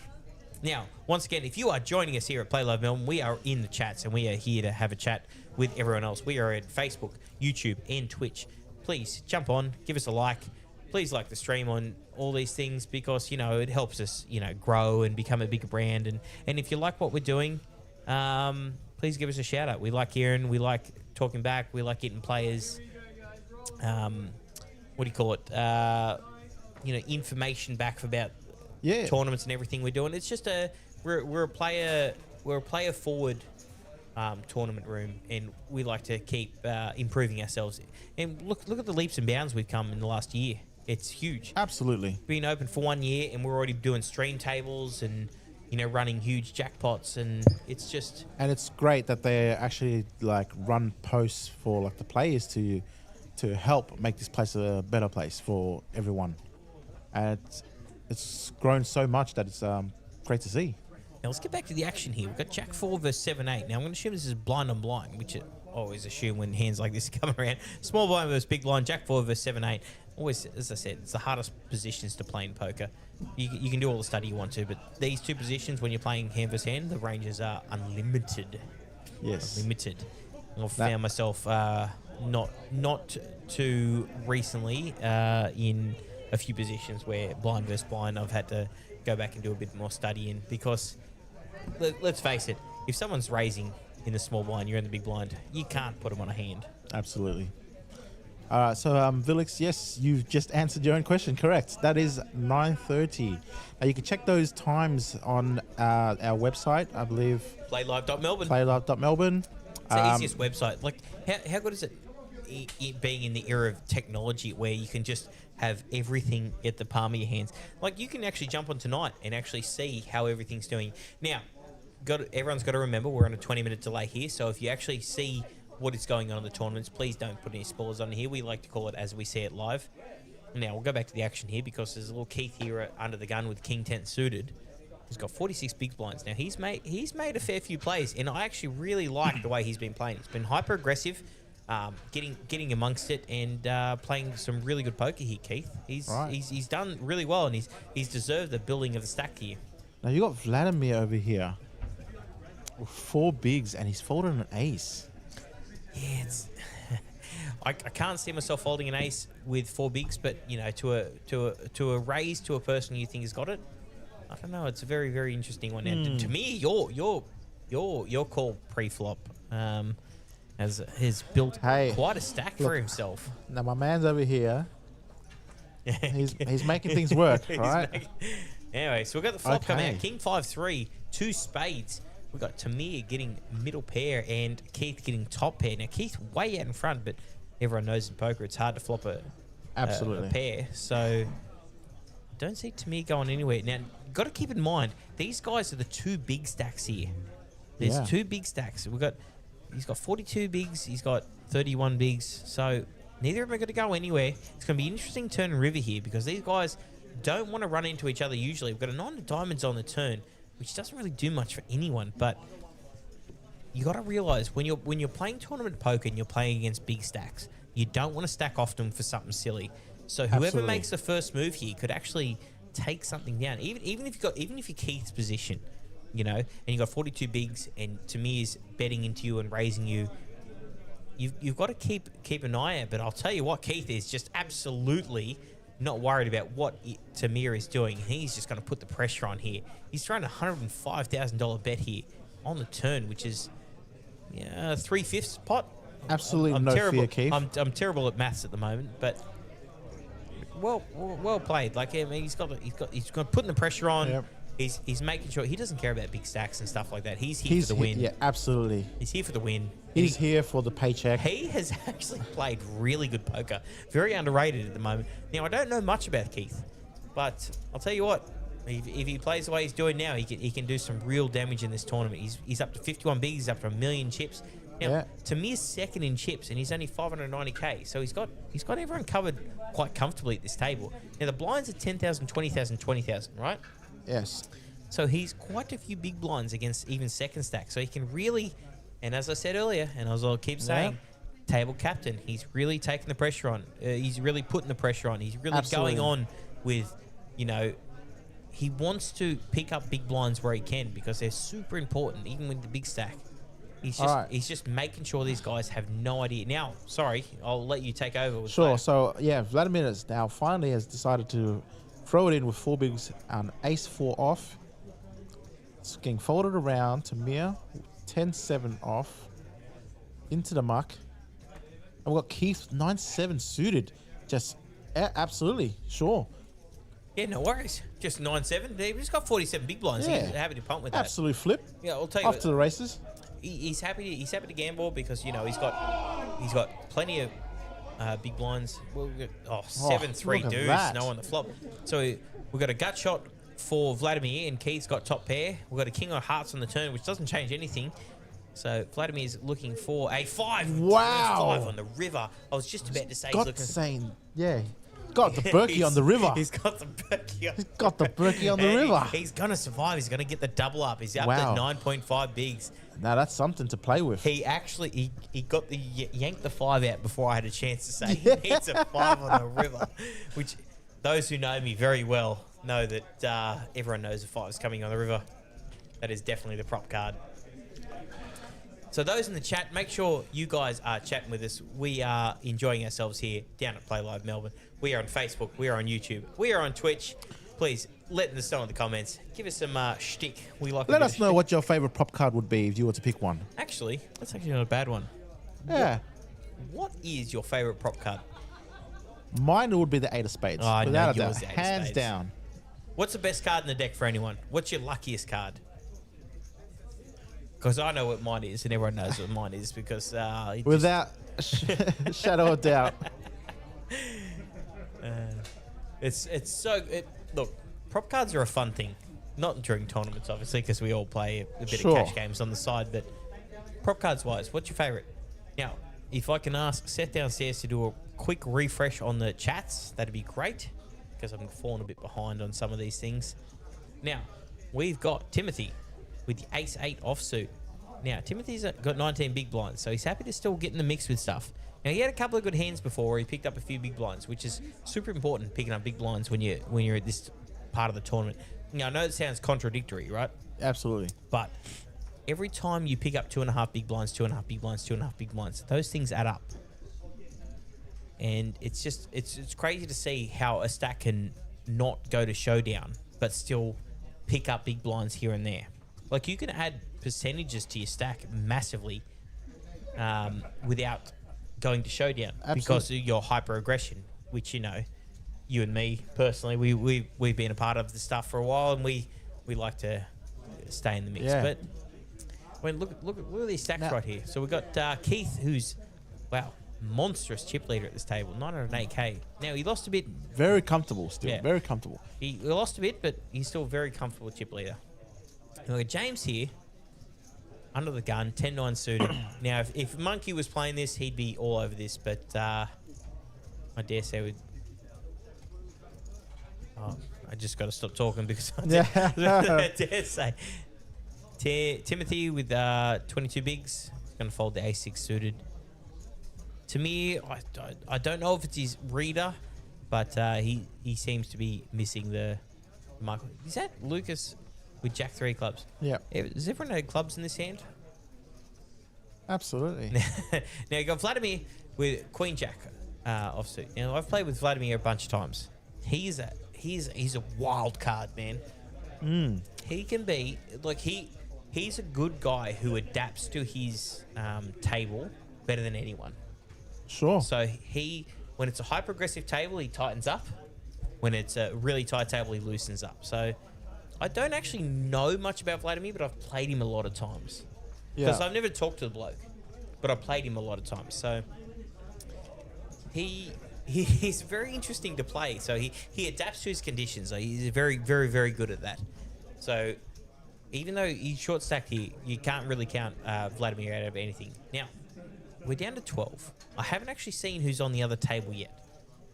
But there's a very interesting dynamic when it comes to this. Now, you got Keith, who's, I think, tournament favourite at the moment. Because the way he's playing, yes. you've just got to clap it in, saying, you know what, this guy has been playing good poker. He's been playing the right things. It's like he's watching the cards as we're seeing it here. Yeah. So well played, Keith. I actually don't know anything about Keith, but I'll tell you what, he's been playing lights out so far. And he's got the stack like he's done this before. You know how you got the old WSOP stacks where you've got monstrous stacks and Absolutely. he's tearing them up. So here he has open up, cut off with King 9 suited. Putting the pressure on as you should be as a big stack. Absolutely. Oh, look at Howie in the background. Look at him. Howie's ready to take back the seat. Claiming the throne. What is James here thinking with 9 8 offsuit. I'll tell you So- what. He's he's ready to punch. Let's go. Yeah, but it's not really that much of a punt in the big blind when it comes to. Yeah, look. Oh, And man. I know. Look, I know they're both flop 9s, but what I'm trying to tell you is, in the big blind, you can call your range is so wide, and now he's going to lead out.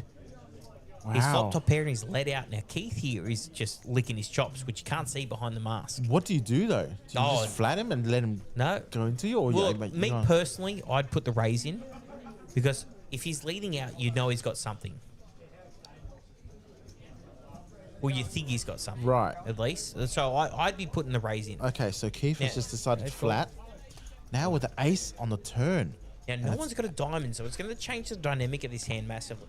Yeah. Now, James decided to check it, which, The front door does get in. yeah. But James decided to check it, so... But it's not good for Keith either, even though he thinks it could be. So it's actually going to be an interesting dynamic here. Check, Okay. check. We're going to go see a river. We're going to see the 6, which is... Doesn't absolutely- change anything. It doesn't change anything. We could go check, check here, and Keith could just take this down, because Keith's got check down value here. He doesn't have to. Yeah. Doesn't bet. He doesn't want to see the check raise. He's chip leader. It's a decent sized pot, and he could just take check, check, and take He's this got down. absolute showdown. Check, check, Correct. check, and take this down. Yep. I think that ace of diamonds on the turn really killed Keith's action, but as a chip leader, if you just keep chipping up and like chipping away at people Yeah. and stuff like that, like look at him now. He's got 923k, and to me, he's second for 580. So he doesn't have to do anything silly. He just has to put the pressure on when the time calls. So it's actually a really good dynamic. Look, I really like. I haven't seen any of these guys play other than Vladimir. I played with Vladimir. Right. But the way Keith's playing, he's playing like he knows what he's doing, he knows what he wants to do, and he's making the right decisions, which is hard when you can't see the cards. Easy for us up here in the comm booth. Absolutely.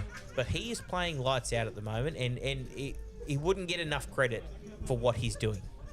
So, hats off to Keith. Well played. All right. So now we've got Howie back on the seat. Oh, the man, He's- the myth, the legend. All right. Let's see what he can do for us. Well, I mean, it's not long before he usually brings up coolers. Absolutely not. So once again, those in the chat, I'm going to keep bringing it up because I love you guys. Facebook, YouTube, and Twitch. Give us your comments, and we'll get back to you as good as we can. Yeah. Let us know what your favorite pop card is. I still need to know the prop cards. Oh, it'd be interesting to see. Well, everyone knows mine's 5 diamonds, your 8 spades. Where are we at? Now, Keith here. Now, this is the interesting one with Keith because I like the way Keith's been playing. He wants to be the hyper aggressor. He's got Queen 10 off, which is, if Yeah. you're best of times, but he's going to put the pressure on. He's going to put the raise in. He's going to be table captain. He's got the big stack there. He's going to show everyone, hey, look, I'm playing the best. I'm doing the best. I'm running the best. And it really makes everyone question, especially when you're on stream. And I know you haven't done that on stream before, but myself, I've been on stream, and it really puts the pressure on you. It's easy to sit up here in the comm booth and go, you know what? This is what I do because you Yeah. can see the whole cards. Even Lucas at the moment. All right. So Lucas has raised here with ace queen off. Now, we're down to a field of 11 now. So we've got the pay jump. So it seems like they've lost one on the other table. Yeah, so we've got the pay jump, which is good. Always looking for the pay jump. Yep. That's what people always look for, and that's the ICM pressure we were talking about earlier. So Lucas is three bet to 110. Now Keith, look, you put the pressure on, he's happy to fold. Yep. Look, you're always happy to do that. You're always happy to put the pressure on, and when you get certain positions you don't like, you can, give it up easily. But it's been good. Like I'm really impressed with how Keith's been playing.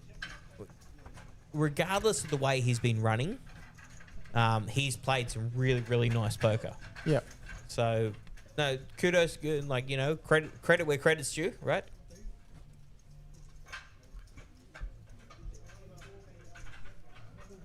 Sorry, I'm just getting some information in. I know everyone probably has been watching the Aussie Millions stream. Malcolm Trainer has just taken the Australian Aussie Millions Main event title. Main event title. I just Alright. got the information in. So congratulations to Malcolm, good young player. He's a good young kid. I say kid. I mean, I hate saying kid. Just makes you feel old. Someone can still gamble, but someone can be my. But no, congratulations to Malcolm Trainer. Well played. He did his best there, and like, what else can you say to that man? Like, well played. Like yeah. It's just, I mean, look, CK has just popped in the chat here, was saying he won with the qualifier. No way. Wow. Anyway, so we're gonna get back to the action here really quick. It was just wild to see. Okay, so we've got Timothy, who's got 8-10 off with a great flop from Tamir, who just still can't find his, but he's got him out covered. We've got 7-10, Jack 7-5 flop, and we're gonna have the bet the fold. But the fold, he folded the open ender there. That would be a double gutter almost. Yeah, interesting one that.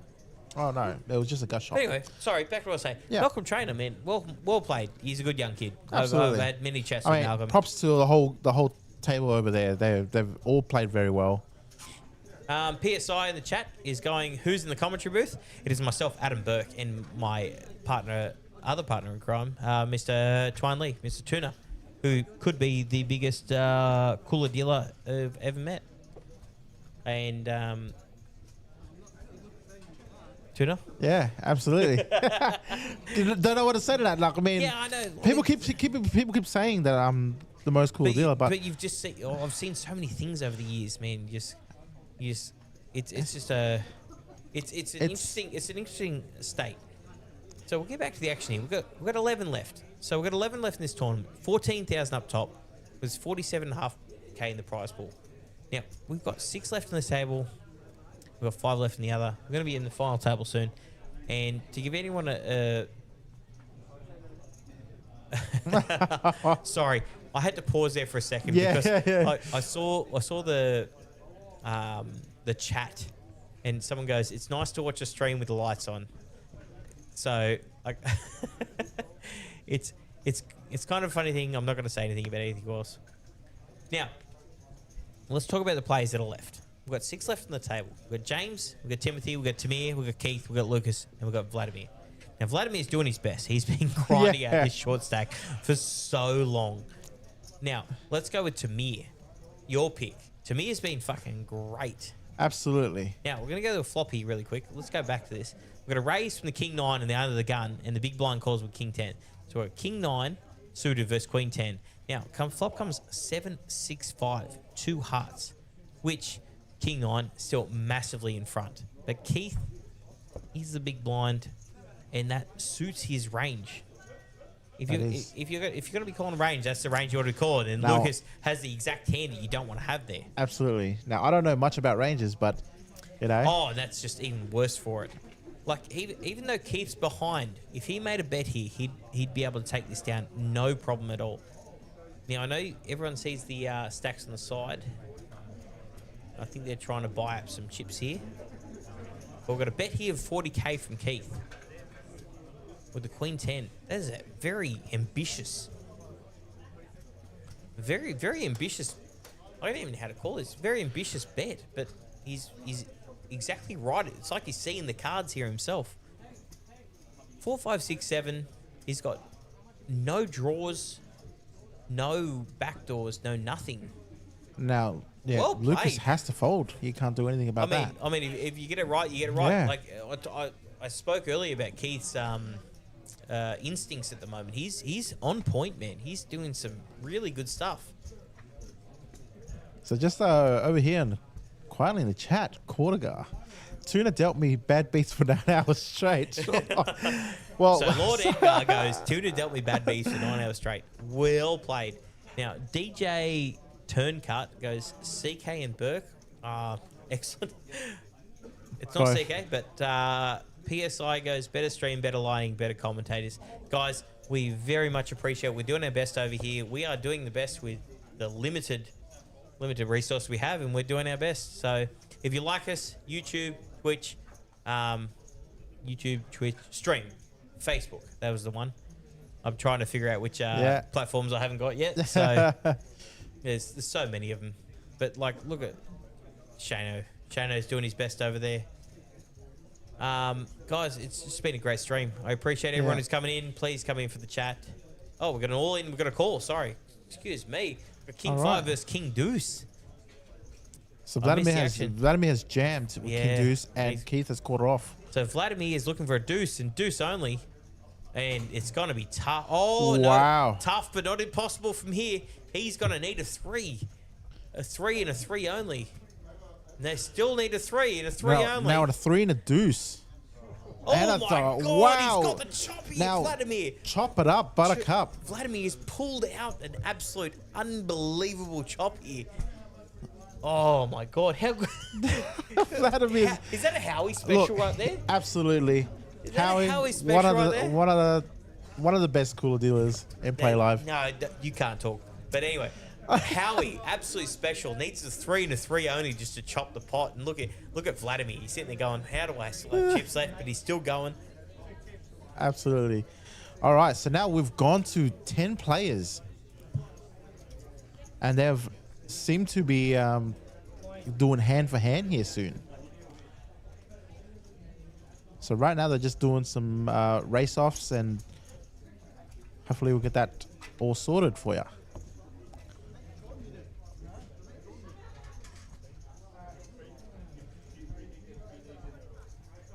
All right, Lord of God. Yeah, why were the lights off on the other stream? Look, I don't know the answer to that, but I'm glad you guys are tuning into this stream with me and Berkey at 129 York Street, Play Live Melbourne in South Melbourne. So it looks like there's 10 players left on this 600 HUNDY Sunday. There's a couple of short stacks here, so let's see what's He's hanging on. He's Houdini in this, hasn't he? Yeah. All right, so we've got Timothy here with Queen Jack suited, and has decided to just so a min raise, absolutely. All right, so give me a second. You can call that where you need to. Someone said in the chat, is the live stream regular or is it special? No, we stream this thing every Sunday. This is every Sunday, 600 Sunday. So this is a very, very regular thing, and then during the series we stream as much as we can. All right, Berkey. So just hold up here. We've got a call from Tamir with Ace 10 suited. So we've got decent stack versus decent stack. We've got Queen Jack versus Ace. Wow. The flop has 10 on the king. So Timothy flops the absolute nut of bucks against Tamir's top pair and backdoor flush draw. This fireworks in this one. Timothy just absolutely real, hasn't he? Timothy's got the backdoor flush draw as well, but he's also flopped the nuts. Look at this. They're going, oh my God. Yeah. I mean, he's leading into you, right? Would you just flat in this spot? He'd probably be betting again on the turn if it bricked out. Yeah, he's called it. Yeah. There's 3 hearts on the turn. There we go. Okay. Wow, this has created some massive action here. Timothy's got the absolute nut straight, and Tamir's got top with nut flush draw. I don't see any of these guys going anywhere here. Wow. So what are you doing with your Tamir here? You look. He just jammed. Just open jams and then open call. Oh my God, we're going to go to a river here. This is actually a huge pot. This is a monster pot in this thing. We've got a 41 big blind pot.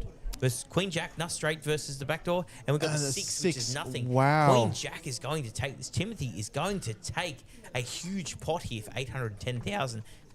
He's going to go up to second in chips here with 41 bigs. That is a monstrous, monstrous pot here. Now Wow. you're putting Tamir back to 11 bigs. What a pot. That is. But like, I mean, just cooler central right there, wasn't it? Yep.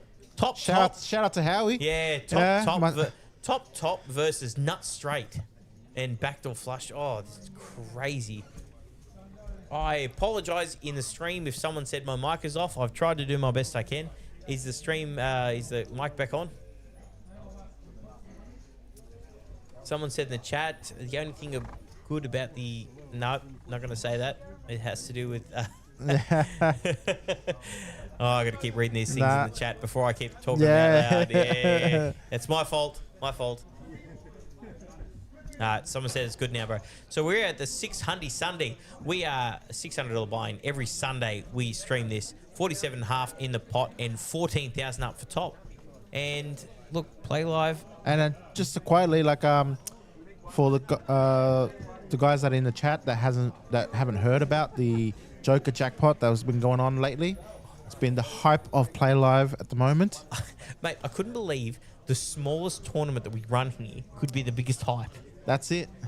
Like the biggest hype. Now, if those that don't know just tuned in, the smallest tournament we run here is the 150 Hyper Turbo. Now, I'm not saying small as in bad. I'm saying small as in, buying wise. But that thing now has a Joker jackpot up to almost over $30,000, and there's only 13 cards left. Absolute value, guys. If it doesn't go off tonight, be ready to come down to Play Live. $150 tournament tomorrow night, a Hyper Turbo, and if you win, you draw the jackpot, which is 1 in 13 tomorrow night. You can draw the $30,000 Joker. Yep. That is nuts, man. That doesn't exist. And where does that happen at? Play Live, 129 York Street in South Melbourne. Guys, we're going to keep setting ourselves up for this one. Good job, Ernie. Yeah. Thanks for that. And we'll get back to the action here. And we got no action. Sorry, I thought there was a bit of action there with the Queen 4 suited. But I mean, look at the table here. We're down to 10. So we're on the final table bubble here, right? Absolutely. We've got Vladimir, who's got 5 bigs. We've got Tamir, who unfortunately is back to 8.8. Yeah. Who has been on the biggest roller coaster you've ever seen. Keith, who just keeps crushing everything. And I'll tell you what, if I'm going to take a favourite at this point, I'm going to take the big stack, which I usually don't do. But Keith has been playing lights out, man. It feels like it feels like he can see the cards as we see it. Now, DJ Turncut in the chat goes, if it's on Monday, is it 150? Yes. It's 150 all week up until Sunday, which is a 250 event. So for the rest of the week, $150, Hyper Turbo Jackpot, which is now up to $30,000, and there's only 14 cards left. So if you win the tournament, you get a prize. So if you win the tournament, you win it for however much it is, which we're getting 100 plus every day now. And if you win the tournament, you get to try to draw the jackpot. And if you draw the jackpot, you get the extra, 30,000 plus now. Oh, yeah. It's incredible. Not much for you guys out there. Not much for you, but for fucking me to know. Yeah. Now we've got Keith here. That's a nice Monday paycheck for you. Spicy meatball. I can give you that. All right. So we've got Rays under the gun from Keith with Ace-7, who's just absolutely crushing this table so far. And he's just taking table captain, man. There's 5-handed left. He's expanded his range, which he should have. He's got the chip lead. Now he's just putting max pressure on these guys. I mean, it's definitely a pay jump, right? Now, you guys, look in the background. Look how packed the place is. Now, Seth is the guy who's controlling our cameras downstairs. Now, I'm going to ask a big favor, which I don't know if he can do it. Can you pan out to the room with the amount of people who are still left here at 11 o'clock at night at Play Live? If you can, if you can't, you know what, that is what it is. But I'll tell you what right now, $150 tournament, Joker Jackpot. The room is lively. It's pumping. It's 11 o'clock at night and the room's pumping. So, I mean, we're going to get back to this. Look, 10 players left. 95 people in just a random 600 Sunday. Absolutely. I say random. So DJ Turncut has just said, yes, it's a bonus in a bonus. That is correct. It's definitely big highlight of Play Live right now. It's been great, man. It's been absolutely great. Look at this. We've got Queen Jack. Oh, is that under the gun? Vladimir has jammed Queen Jack suited, which, mate, sure. 5 big blinds. Absolutely, I'll be doing that. It's fold around. It's 5-handed with 10 left. Now, I don't know if I missed that, but James, did he just fold 8s or was that 8-6? I wasn't too sure. I didn't catch that just yet, but not sure. But we're gonna get around to Tamir, who's gonna fold. Keith just absolutely calls with Ace-5. Sure. So Keith actually sitting slightly behind here with the cards that have been folded. So we've got Ace-5 offsuit versus Vladimir, who's at risk with Queen Jack suited. We're going to go see a flop. And it's a Wow. 5 King 10. What a flop. Wow. We've got a pair and an open ender. Keith. And he just drills a And queen. he just drills the queen. Oh, my God. It's just the Queen Jack survives. He gets And he gets the 2 pair and the Queen Jack actually survives. Howie doing his best thing here. Absolutely. Well played, Howie. Wow. He's mate, I'm telling you right now, up here sitting with Monkey is the best thing that can happen when you guys are doing your best down there. Because I'll tell you what, you guys as a dealer, you don't have a choice in what you're doing with what your cards you're doing. Absolutely. But for some reason, the same dealers get put in the same position where it's just cold. Now, DJ Love to see Turncut it. goes, it's a bonus in a bonus. Yes, you're I totally 100% it's a bonus in a bonus. Like, Totally agree. winning a tournament's great, but if you can win a $150 tournament for like $7 $7,000. grand and then pull a 30K jackpot. Sure. Yeah. But anyway, like even just a Sunday tournament here. Look at these Yeah. guys. 95 in this 600 Sunday. How good is that? And we're down to, we're almost final table. We are 5 and 5. We're getting down to final table soon. By soon, I mean whenever the next person busts. We are 5 and 5. Yeah, we're down to, we've got a short stack. To me is an interesting one. To me, has been up and down. He went to 11 big blinds. He went to 70 big blinds. He's gone to 6 big blinds. He's gone on the roller coaster. Now, Keith here has just jammed 35 bigs, Queen Jack suited. Now, Vladimir has the Jack 7 suited, decides to fold. Now, Tamir has got 6.3. Vladimir's got 9.5. We've got a couple of short stacks, and we've got some decent size stack. Now, Keith has been absolutely dominating this table. He's got 37 bigs. He's played amazing. He's made the right calls. I don't know who Keith is, but I'll tell you what. I'll know him after this final table or random table. Now, someone in the chat has gone, DJ Turncut, random question, do you have a Wall of Fame? Now, DJ in the chat, what Wall of Fame are you talking about? Now, Seth downstairs, can I please get the Facebook messages updated if you have a chance? But we are 5 and 5. Now, under the gun, Timothy with 31 bigs, got A6 suited. I don't know how else to play. Timothy also himself has gone up and down. He's gone some random swings, man. Absolutely. He's gone to some big swings. He was all in twice, and he had like 7 bigs at one He's point. got 7 bigs, and now he's got big stack, and he's still playing the exact same way. Look, no fear. No fear is what I want to see poker players, man. You want to go for the win. You don't want to sit there and you don't want to. You don't want to just cash minimum. Oh, DJ Turncut in this chat goes, look, I've never been to Play Live. I've just become an ex-crownie now. All right, DJ, let me know in the chat. Shoot me a message, and we'll see what we can chat about. But other than that, we're going to get back to the action here. Now we've got 10 left. 10 left. So we've got 5 and 5. Obviously, once we lose the next person, we're going to go to the final table. It's going to be an interesting final table because these guys are hype in action, man. Yeah, they're punches over there. And it's the same thing as if you and me got on the table too. No, I hope we play the same because these guys, it feels like, and this is the worry I find with players that jump on that haven't been on stream much, is they get a bit like gun shy. But these guys have not. They're just like, I'm going for this win and I am playing for absolutely, it. Absolutely. It's great to see. It's good. It makes good. Makes good content. Content is the word I was looking for. Yes. You okay over there too? Yeah, I'm good. I'm good. So Howie probably going to deal out a call or two soon enough, as he always does. We've got 10 left. We got a 14,000 up top in this 600 Sunday. 95 players, 47,500 at the prize pool. And I've got to tell you, I've watched a lot of them. I've watched a lot of these 600 Sundays, and I haven't seen these players yet. So the fact that we're getting a large array of new players into this place and playing some huge stuff is great.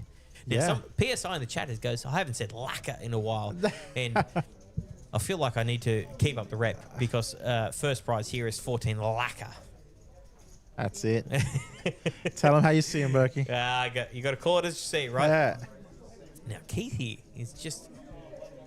Have you seen someone so stoic that is just having to laugh on the outside? Yeah. That's good on it. Look, nice bloke. I'm assuming. But that's what you want to see at Play Live Melbourne. Look, everyone's enjoying themselves. Yeah. Like it's such a vibe down there. Yeah. You know? Look, if you've never been, please come down. I'll tell you what, you won't be disappointed with any tournament you play here. It's such a good thing. Now, we're going to get a bit of action here. We've got a raise in the small blind. We're blind versus blind, and I call this all the time. Yep. King 9 versus Queen Jack. It's a raise and a call. So King 9, oh my God. Wow. I don't even care what the other card is. It is Jack 10 deuce, 2 spades. So we've got the gut shot, and we've got top pair for Timothy. So James is just bet out. James is a puncher, and I love him. I love the way he plays. He's just bet out 60K. Now, if you're sitting here, Timothy, you're like blind versus blind and flop top pair. I'm going absolutely nowhere. Now, he's concentrating. And you're like, does he raise? Does he bet? He calls. As I know Howie's going to put an interesting turn. Whoa, and he does it. Turn. And he does it. He puts a king on the turn. Look at this. So we've got top pair versus middle pair and open-ended straight draw, and neither of them have got spades. Yep. Top pair gut shot versus a pair and an open ender. No one has spades. I was just about to say, it doesn't matter what you do. Howie's just going to No one's going to go anywhere. So how do you play this, though? Like, if you're in both positions, you're thinking, okay, I've got something here. This is blind versus blind, remember. Everyone forgets blind versus blind is the hardest positions to play. So if you're sitting there and someone's bet 100K into you and you've got these hands, it's got to be 100% call. Okay, we're going to go see a river here. All right, and the river's a Berkey. What are they going to do? Okay, so give me 2 seconds. I think the river's come out for what has happened on the flop. Because I think we saw a 5 come out and Correct. The jacks come out. So I apologize for the graphics here. Seth, can you help us out with the graphics here, please?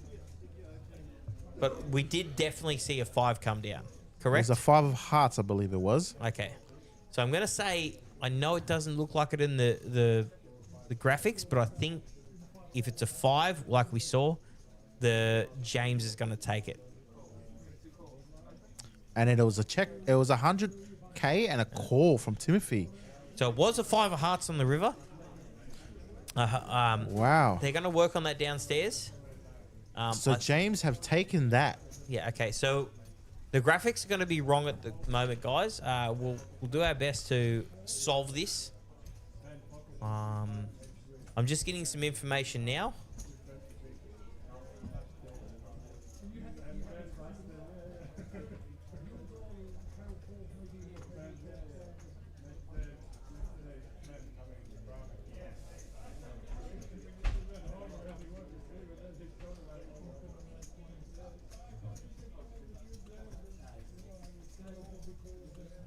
Okay, so I've been told the cards may be out. Maybe. We're not sure yet. We'll call the action as best we can here. But as soon as we hit a player break, we will be updating. Yes, we'll be updating absolutely. as best we can. So we're going to call the action as best we can here because we don't like to know on the 20-minute delay whether someone's been knocked out or cards are wrong or something like that. So we're going to call the action as best we can. And what else can we do from that, Tuna? What we'll do is we'll look at the best chat. we We'll talk to chat for a bit. So you got here, Andrew. Is Cam playing on any of the outside tables? Say hello to him from me. I want to answer that with people who always ask in and ask us to shout out to people on the outside tables. Now, we're on a 20-minute delay, 25 minutes for some people. Yeah. We don't like to go down and mingle because we don't like to know the information because we like bringing live. Now, before I do that, we've got Tamir and we've got Timothy in a hand. We've got 8-4 versus 10-6. Now, this is blind versus blind, which is commonly going to happen 5-handed. No, I mean, we always laugh about it. So we've got 10-6 suited for ace-4. Now, Timothy is coming out the front with the pair of 4s. Now, it's hard to flop a pair, as we always talk about. Yep. So he's let out. So he's going to come out and put the pressure on because Tamir's only got 4 bigs left. Yeah. So very, very hard for him to continue here. Mind you, absolutely dog. mind you, that is my dark horse over there. Mate, you made the great call, and then he actually nothing that he did wrong. He just kept copying the wrong side of it. Like, he copped the right side of it, then he copped the wrong side of it. That's poker. I mean, he's been put in the blender many times. But that's tournament poker at its best. He's still here. He's still kicking. It's tournament poker at its best. Now, we're down to 10 here in the 600 Sunday. We are one off going to the final table.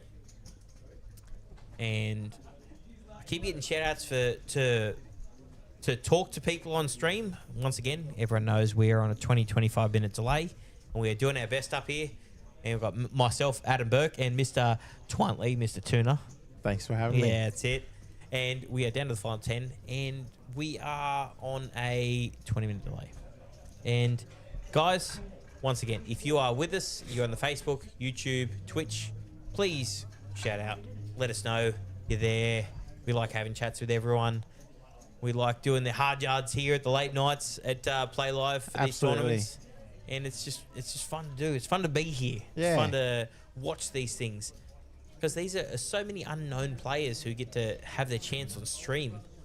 And I'm one of them, always tries, but I struggle massively when I get on them. But these guys look so stoic, so ready to go. I've got my stream boys out there. You know, got the Howie, got the Gabe. You know, no need for me to be out there doing coolers. You've trained too many people. Yeah. PSI goes, does PlayLive still run the cash game tournaments? No, they haven't run cash game tournaments in a while. I think you time limit tournaments. I think you're talking about. No, they haven't been around for a while. We've been sticking straight to tournaments, which we're very good at, and we try to keep to the. You know, if you're good at something, don't. We try to accommodate, but it seemed to be. I mean, don't know what to say to that, but. If you're trying your best, you're trying your best. Yeah. Do as much to keep the players happy out there, you know. But yeah, just we've got 10 players left. Blinds are 12k, 24k, 24k ante. Now those are big blinds. So everyone's dropping down. Timothy with 1.2.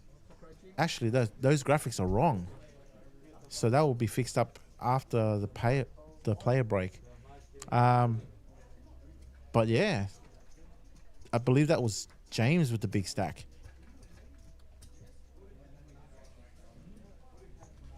All right. Where are we at right now? 10 players left. What are your thoughts, Tuna? Who's... You still take it to me? Look, I'm not going to hold out on him. Like, I mean, look, I'll hold out. You know, I've always believed in him. See how he can run it up. He's done it before. He will do it again. Right? At this point in time, it's like, you got to win all your all-ins, right? Oh, 100%. Yeah. You just got, like... How many times are you in the tournament, you sit there going, oh, I need to win this flip, and you I haven't won an all-in since, like, you know, the day I started playing. Yeah. Yeah, there's a reason why I'm dealing and not playing out there, guys. But, you know, shout out to these guys. They've done very well to get down to 10 players. From 95, by the way, on a Sunday. On a Sunday? Yeah. On Sunday. Right? It's such a good tournament to come With out 5 digits up top. 14 shackers. It's such a good tournament. Like, for $600, you come out on a Sunday afternoon, you can win plenty of money. It's 14k up top, and you've got a good opportunity. Look at Keith here. He's right. he's so in the zone. He's so in the zone here. Right. He just has no idea. He's ripped it in. Oh my god. He has ripped it in with Queen 7. He's against Vladimir. And Vladimir's woken up with 8s. So Keith on the big blind. Keithy can take us to a final table, or Vladimir can double up here. We've got 8s versus... Oh, I'm going to take the 8s because that's the greatest Look, year. I'm just going to go Queen. Oh my god. It's in the win. Wow. 7. Oh, okay. So 6 or an 8. 6 or an 8 to keep in it. Oh my god. And Keith has done it. That's such a sick hand. Wow, so they are going to the final table. All right. We are going to the final table. In perfectly good fashion too, by the way. I'm just gonna double check now how long it's gonna be. So there will be a break for about 20 minutes. Okay, we've got a 20-minute break, guys. Please stick with us here. 600 Sunday, we're going to go down to the final table. We are here at PlayLive, 129 York Street. I'm myself, Adam Burke, and we're here with Mr. Twineley, Mr. Sooner, and we'll be back with you after the break in 20 minutes. Thank you, everyone. Stop guessing and start studying like a professional. Welcome to the Vault at Octopi Poker. The Vault offers powerful study tools and data drawn from real tournaments. We've catalogued the action from the highest stakes arenas including Triton, the WSOP, and PlayLive. This isn't just a library of random solves, it's a curated archive of the most pivotal hands played at the world's most prestigious final tables. These are the hands that define careers. For these hands, we've provided comprehensive pre-flop and post-flop simulations. You can see exactly how the world's best navigated these high-pressure spots. Compare the actual play against the theoretical GTO baseline. Analyze the frequencies, the sizing, and the EV of every action taken under the brightest lights. Studying the Vault allows you to move beyond abstract theory and see how poker is actually won at the highest level. Boost your edge by studying reality, not just theory. Sign up today at Octopipoker.ai. I'll see you inside.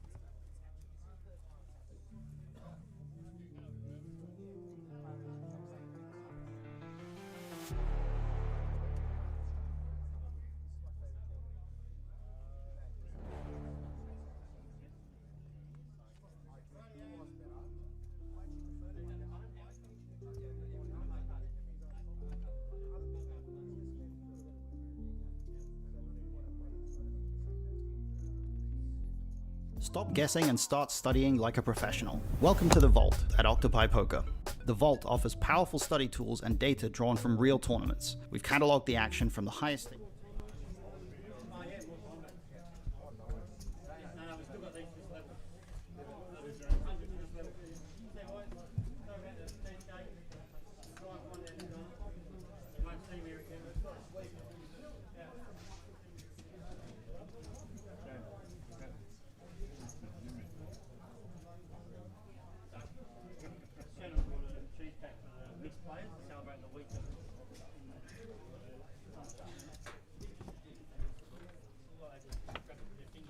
Oh no, I think of the cake. That's not nice. American flag. Oh, welcome back to the Play Live 600 Sunday. Every Sunday this happens. This is a $600 tournament. We had 95 entries. We have 10 left. Sorry, 9 left. We went to final table. I'm with my partner, Mr. Twine Lee, Mr. Tuna. Tuna, how are we doing? Oh, doing great over here. Happy to see final table, HUNDY Sunday, down at Play Live, 129 York Street, South Melbourne. And we are going to go to our final table first hand, and we're going to go to a chat for a little bit because I like seeing what everyone's doing. Grace in the chat goes, hey, missing my poker, watching you from Koh Samui. Do you know where Koh Samui is? No idea. Grace, if you're in the chat, can you let us know where Koh Samui is? Because anyone, geography, I'm terrible at that. Now, we're going to have a look at our final table. With Shireen. Is that? That is Shireen. Is that the reigning... Not the reigning, sorry, the one-time Aussie Millions winner, Mr. Shireen for JRM? Absolutely. No way. I didn't even see him on the other table. Nick, Tamir, your pre-pick. My little dark horse. Justin, Lucas, Absolutely. Tyron, James, Anurag, and Keith. Oh, Keith, the big... I actually like Keith. Yeah. I've seen Keith play a few times, man. I like what Keith's doing. Oh, wow. Now And speaking of first hand, is this real life? you can't make it So up there, Keith Berkey. is raised. So- And this is big stack versus big stack. Right off the bat. Mr. Like, look, we're going to get some action at the table, but it's good to see some former Aussie Million winners, Mr. for JRAM. Yeah. Shireen, probably the loveliest bloke I know. All right, And we've so got we've a got a free jam. bet all in. And we're going And to a call call. right off the bat. First hand, this is a huge pot. 1.7 million in the pot right off the bat. We've got Kings versus Ace King. Wow. And James with the Kings is at risk here, but Jesus, he's so far ahead. We're going to go see a flop. We're going to see Deuce 6-7. Absolutely no help to Ace King. Backdoor flush and an ace only. Oh, he's got heart. Wow. Heart or a ace. Oh, four of diamonds on the river. Kings will take it. What a Wow. huge pot to start the final table And stream. Keith, with such a big stack, now has dwindled down. Keith had a huge, monstrous stack there. And we're just going, like, first hand. This Bang. is unreal. Like, Kings versus Ace King, how are you doing his best? Mind you, there's like 2 players with less than about 10 bigs. This was an unreal first hand. Did that happen? Okay, well, we're still down to 9 here in the final table, but what action the first hand? Howie dealing up his specials. This is where it gets interesting, guys. But like first hand, you see Kings versus Ace King suited, and it's just it's an absolute never game get changer. away. It's an absolute game changer. But like the heart on the turn, it Yeah. gives massive outs. But just Loving the sweat there, Howie. Loving it. it's just, Keep it up. Well played. Look at him just counting stacks like it's just another day at work. But Shireen, we've got Shireen Vijayram. Vijayram? Yeah. I always pronounce his name wrong, but Well, Shireen's a I'll just keep it at shoe, but I wouldn't go that far. yeah.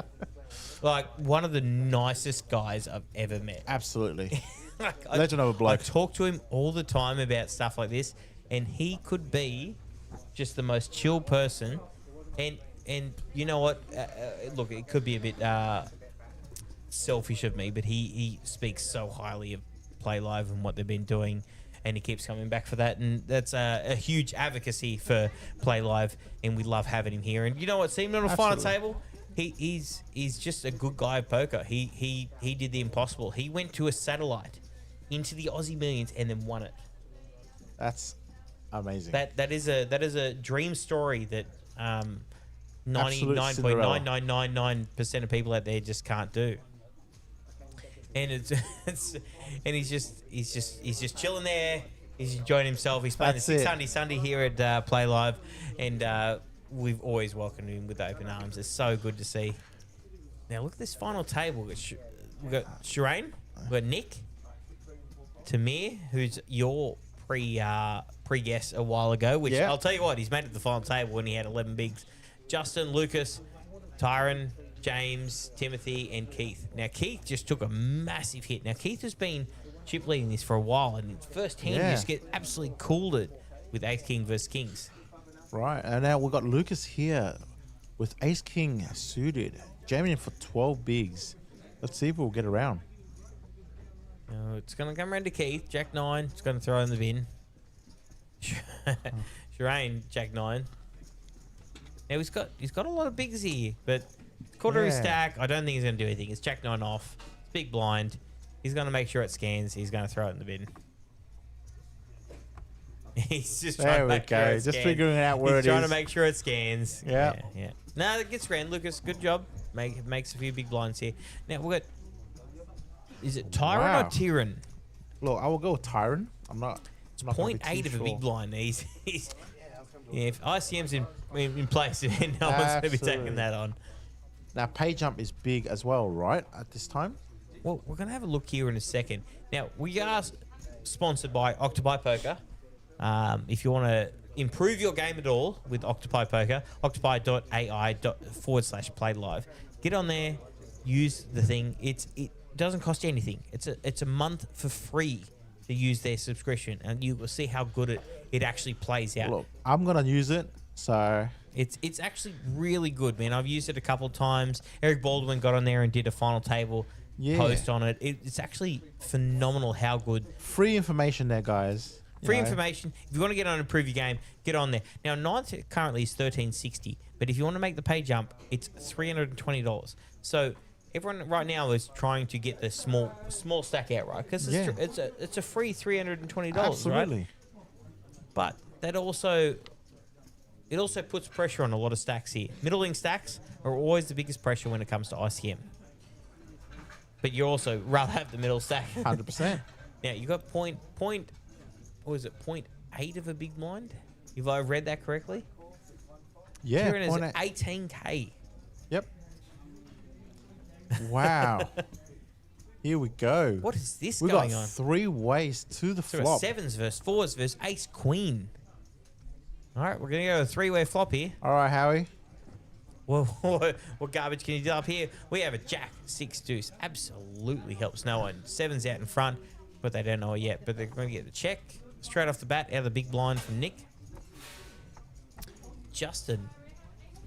With a big stack. Yeah, what do you do here? Do you just try to buy stuff all the I time? believe so. Yeah, Look, I he think leads you out. do. It may get around. It's actually a tough position to be in here when you're Nick. Because Second now, pair, it's an interesting spot. You got 15 big blinds. So what you're saying is I've got enough to go deep in the tournament, but I don't have enough to start, 3-bet bluffing all the would time. you put yourself at risk here with 7s though? Considering there's 2 short stacks, right? So he has to fold. Look at that. Yeah, well played. Well played, Ace Queen. That's what happens when you get a big stack and you can Yeah. start pushing people around. But look at the difference. Look at the dynamic of the stacks. James Material, 71 bigs. There is some huge dynamics at this table. But you know what? Almost going to go back to the big man himself, Shireen. He's the GOAT, and not only the GOAT on the table, he may have won an Aussie Millions final table, but off the table, he could be one of the nicest guys I've ever met in poker. So, Top-notch bloke. top notch. Regardless of what happens at this table, that man he's earned his dues. So, well played, Shireen. But I'll tell you what, there's no one at this table that's done yet. Yeah. look at the table. The chips they got stacked here,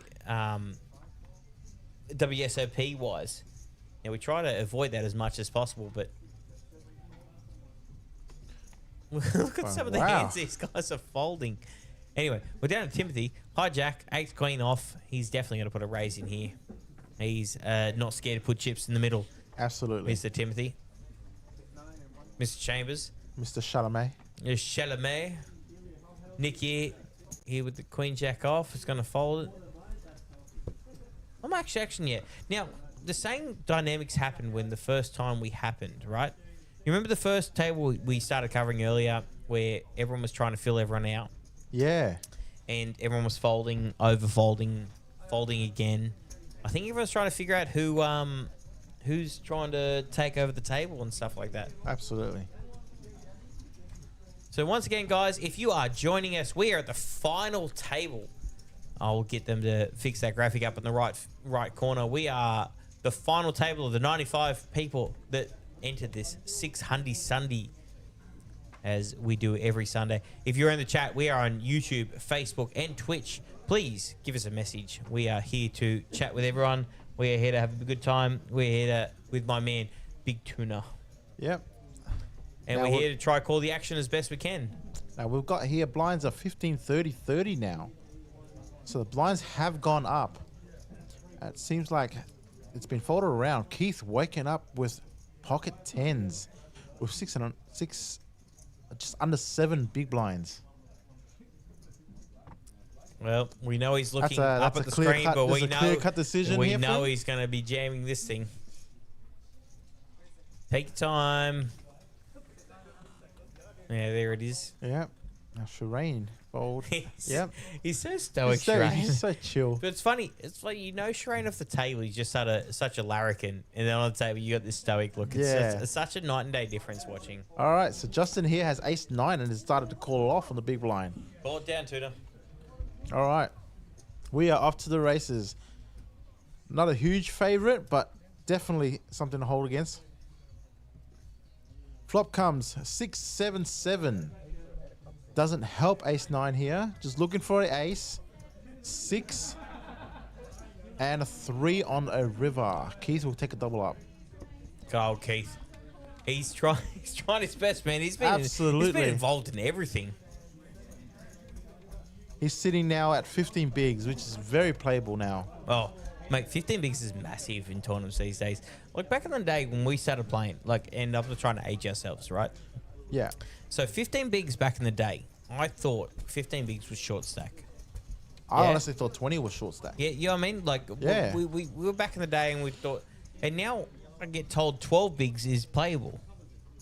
I was surprised to hear that 10 bigs was playable. And I never believed it until I played a tournament here at Play Live. I played the Nightcrawler, and I went into day 2 with 14 bigs, and I ended up coming third. And day 2, I had the mentality of going in at 14 bigs is plenty, and I got my double ups and whatever I needed to, and it's amazing how playable 14 bigs is. So when everyone goes, oh, they're 10 bigs, they're short stack, they're not short stack. No one's short stack till they're 5 bigs. Absolutely. So we just got the queen under the gun, queen 8 from qualifier. Kieran. Well, Good enough to jam with 0.6 bigs. Yeah. Well, I mean, it makes sense to jam there. Well, Keith's sitting here with ace king off suit and decided just to raise it up. If you've got 0.6 big blinds and you're under the gun, you pretty much calling with any hand, because you remember, like, big blind antes and stuff like that exist. So it doesn't matter if you've got a pitcher. Actually, I don't even know where you're looking. Wow, Lucas with king 10 suited here. Lucas could put the pressure on here, but he thinks he's putting on the pressure, and Keith is just going to call anything. Well, as actually we can see from the Keith has Lucas covered here. So does he want to put himself at risk at this point? That's a very, very intriguing point of view there, Tuna. I don't actually know. It's a really interesting. Yeah. So he decides to lay it down. He didn't enjoy putting that. Didn't in the bin, need to do that. But we're gonna get Queen 8 versus Ace King. Sure. Well, now we're off to the races here. Queen 8 in trouble, in dire straits. But what can they conjure up? We got Queen. So what? Jack Queen 9-2. Jack on the turn. I think the graphics are off. And we've got a 6 on the river. Yeah. Okay, so Queen 8 Tyrant has been eliminated. Yep. A little bit of graphics issue there, but Tyrant has been eliminated. Nice. 1360 though, and making Very 660 for your day out is not that bad at all. Absolutely. And we're down to a final 8. We are having. Oh look, Nate is coming in. Nate. All right, another one of those guys. Well, they only have one of the best. They only have one of the best here. Right. That's what we do here at Play Live. 129 York Street, South Melbourne.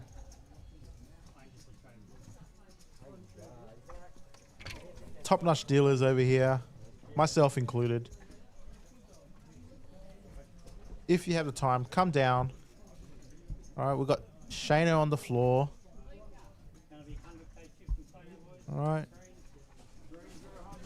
All right, we are Shadow on the floor. We got Nate in the box, and we are here for the fucking long haul.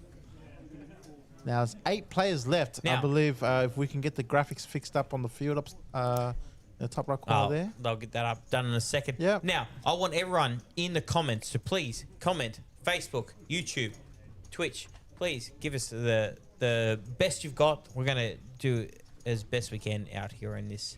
And we got Shireen here with the ace-4 and the +2. And he keeps contemplating. He's the most stoic man I've ever seen, Mr. Shireen.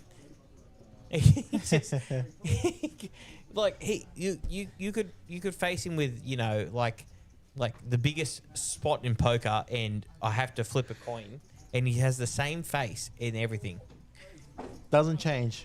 It's stoic. Stoic is the best Stoic way I is can the best word, yes. explain anyone here.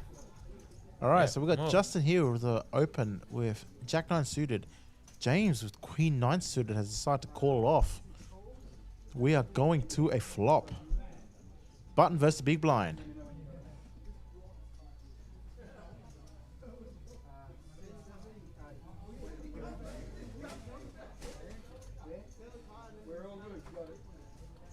All right. All right. We're going to do the flop. Queen we 9 are. suited versus Jack 9 suited. Justin versus James. We're going to see on the flop here. We got ace 3-4. Rainbow. Absolutely no help to either of them. What are you going to do? This is where they have to play it out. Look, Post flop. Now, post flop, I believe, is very, very difficult to play. I'd say so too, but someone has played a bet and someone has folded Yeah. it before you even see the graphics. Now, look, interesting dynamic. Blind versus blind is the hardest part.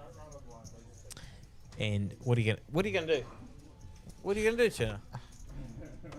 Just gonna have to take it. Tried his best, didn't work out. He tried his best. Tried his Good best. monkeyism Absolutely. there. So, we are down to our final 8. All right, so they're Now- just doing some race off here, I think.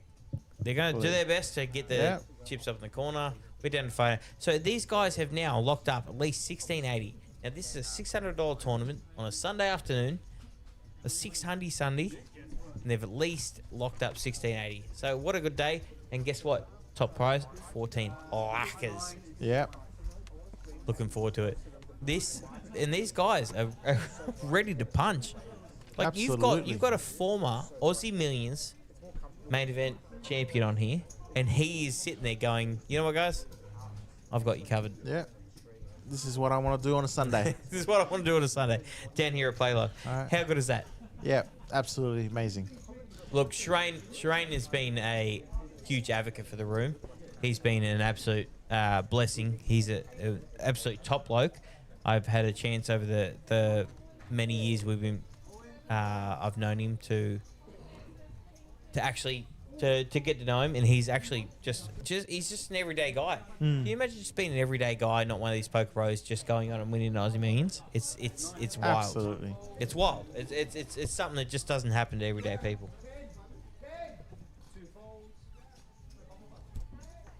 So just another thing, the Joker Jackpot is getting closer to the finish line over here. I believe there is like 2 tables left over. in the Yeah, Joker and Jackpot. we'll keep everyone apprised whether we are going to, if the Joker Jackpot goes, because if it Yeah. doesn't, then it's going to be massive tomorrow. Absolutely. Massive. So if you are in the chat, shout out. You'll be there tomorrow if it doesn't hit. Show some love to Play Live. Once again, if you want to reach out to us, we are at playlive.melbourne, or if you want to see the stream, if you want to visit us on Facebook, if you want to commentate on us, we are on Facebook, YouTube, and Twitch. Absolutely. And we are doing our best here with the limited resources we have here. Yes. We are doing All our best right. here. So now we have gone to the races here. Lucas has jammed onto Justin's open raise, and he has called it off with ace 9. Jack 10 at risk. And we've got King 10 4. Oh, With a queen. Okay, on the river. Lucas, I believe, will get a double up from that. what an insane hand. Absolutely. Ace 9 versus Jack 10 suited. Off to the races, right? Nate is just weaponizing this deal. He's here's the hand, here, push it out, let's go. Roller coaster for everybody. We're doing our best here to keep up with everything. Guys, if you want to comment with us in chat, please, Facebook, YouTube, Twitch, give us your comments, your queries. We got Tamir down to 1.2 bigs. 1.2. He was up. He was down to 11. He was up to 60. He was down to 1. He's a trooping on. Yeah, absolutely. Utter respect. Nothing but utter respect. For Oh, Tamir. absolutely none. Yeah. What are final tables been? Like this action packed. None of these guys seem like they care about the ICM. They're just trying to punch. Absolutely. Look, and do you know what that makes good streaming, doesn't it? Yes. 100%. All right, so we're gonna get fold round to +2 with Tamir with the 1.2 bigs. Is he gonna finally find the hand that's gonna jam? I think it would be. Is Jack 8 going to be the one? No, It it's is not. definitely not.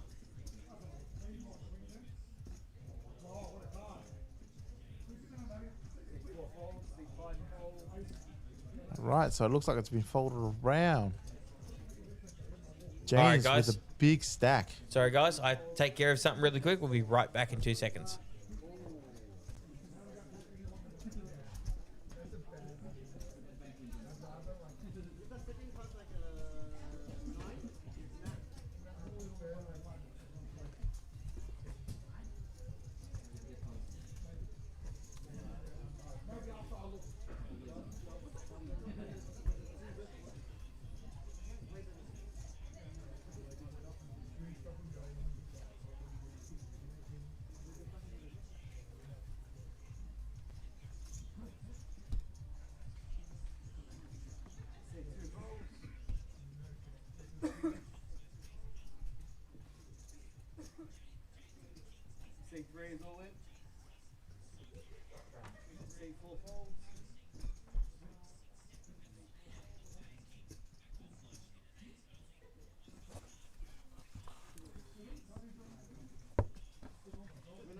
Apologies, I'll be right back. Here we go. We got it all in from the +1 ace 10s. Tamir with the 1.2 bigs. Lucas fold that. We got Yep. ace versus ace versus ace. And now James for a 1 big to call with ace 9. I believe it's a clear cut call, but you know, I'm not the players, I'm the dealer down here, you know? Yeah. Oh, yeah. It's easy sitting on this side of things, isn't it, Absolutely. Tuna? All right, so it looks like it's folded back and around. Yeah, so we're going to get the ace 10 versus ace 9. Shireen with the call, He- 7 deuce. Yeah, he assumes it's going to be a check. Now, this is an unspoken thing in poker where you just go check to try and knock someone out. Absolutely. We've got the 3, 6, jack, 2 spades, Doesn't help anybody. 4. We're on the river. It's check as we assumed. 3 on the river. And Tamir with the ace 10 Gets is actually, triple up. He's actually going to get the triple up here. My man Tamir. 1.3 into Hey. 5 bigs. Look at that. Your man I'm Tamir. telling you. Hey, he's going nowhere, man. He's going nowhere. Absolutely. Now, PSI in the chat here says, by how much does Joker Jackpot go up each day, roughly? how much would it be on Friday? Hey, can I explain that one? Absolutely. Okay. Go for it. So, the Joker Jackpot goes up at $20 per person per day. Now, roughly, I'm going to give a rough estimate here. We go up $20 and there's about 110 person per tournament. So I'm going to say 2,200 per day. By Sure. Friday, it'll be 40,000. Now, that's not exact. That's 40 to 45,000 roughly. That's what it's going to be by Friday if it doesn't go off. Considering So there's only 14 PSI cards in the left. chat. PSI in the chat. If it gets to Friday, it's going to be 40 plus lacquer. Yeah, it's going to be a good day. Lord Edgar in the chat goes, it'd be 150 plus entrants Potentially. easily by Friday. Look, yeah. So look, guys, I'm telling you absolutely. right now, if this thing keeps going, it's going to be massive. We're going to need to open upstairs. I would yes. I would love to see it hit Friday. I'm playing Friday if it goes. Yeah. I mean, I might play Thursday. I'm telling you right now, if it goes that far in the week, I'm in. Okay, so Right. we've got threes from Tamir Yeah. under the gun. Five big blinds, jams with threes, which is stock Totally. standard here. Lucas, ace jack, 21 bigs. Now, Lord Ego in the chat goes, if it's under 10 cards, you'll be seeing 250 plus entries. I don't disagree Look. with that at all. Absolutely. Now, let's forget that for a second. We'll come back to that. Yeah. What I'm saying is we've got an under the gun from Tamir, Jam, and Lucas in the +2. He's trying to All right, consider what to do he's with the decided. ace jack. He's just decided to call. Oh, Wow. Keith. Keith wakes up with nines. He's What got 19 do you do? bigs here. This is a very interesting situation because he's been hyper aggressive. I wouldn't mind the jam here from Keith to try isolate with a worse hand here. Absolutely. So, I actually don't know what to do here. I'm baffled, and he's just thrown. Yeah. He's just decided to call it off. He's called. Yeah. Okay. Here we go. Off to the races, right? Nick Yee, obviously going to throw King 10 in the bin. Looks like a pretty hand. He's got 10 big blinds, but he's just going to get out of the way. And we're going to go to a flop with Tamir at risk with threes. We've got ace, jack, and nines on the side. Now, Tamir in rough shape. He is. But if Howie's anything to go by, we're going to see some Wow. crazy stuff here. Hear me out. Well, you want to see a window? We've got Wow. 6, 10, 7. Look at nines of Keith. Wow. Keith is just like frothing this one up. Now, He's but gone out in do front they here. just check here though? No, with that you can't check. Yeah, you have to make a motion here. There's no side pot here, but you don't want to be checking out a big like this is 500. This is 18 big pot. Yeah. You know, he's going to make a move for it. He's going to isolate. He's going to. Because he's never dead here, right? Excuse me, I stand that back. He's going to check. And Okay, sure. And then we're going to king on the turn. Look, as everyone knows, I'm not the greatest at poker, but I like commentating as best I can. Those in the chat, shout out to Nick Yees, apparently, for Foddy. All right, so it looks like it has check on the check. turn. So they're trying to get someone out. All right, and Man, the imagine- Berkey. Imagine what the fucking river is. Berkey with the river. Yeah. All right, so it's checked once again. What do you do now, Keith? So he decided to finally pick up some chips here. All right. It looks like a 75K bet. Well, see, now's the wrong time to be betting into it. Yeah. Because he's betting into no side pot here. He's only going to call by better, and then he's got to beat someone on the side. But anyway, either way. How to fold in the side chat goes, who asked? Who asked what? Now, can I ask my man Seth downstairs to refresh the comments? Now, he's folded there. He's going to get the good news, Keith. Yeah. He's just picked up a massive pot. Look at Keith. He's doing a roller coaster of all roller coasters. Now, we're going to lose Tamir. Tamir has played a great game. He's going Shout to be out out to in Tamir. 8th for 1,600. Great job. We're down to 7 players left, and this is going to be a huge final table. 14 lacquers, 14 and a half lacquers almost up top. This is going to be a huge prize pool. What a good day of poker when you get Absolutely. great playability in a $600 tournament, and you get to this time, and you actually still like huge average big blinds. The room is still pumping, you know.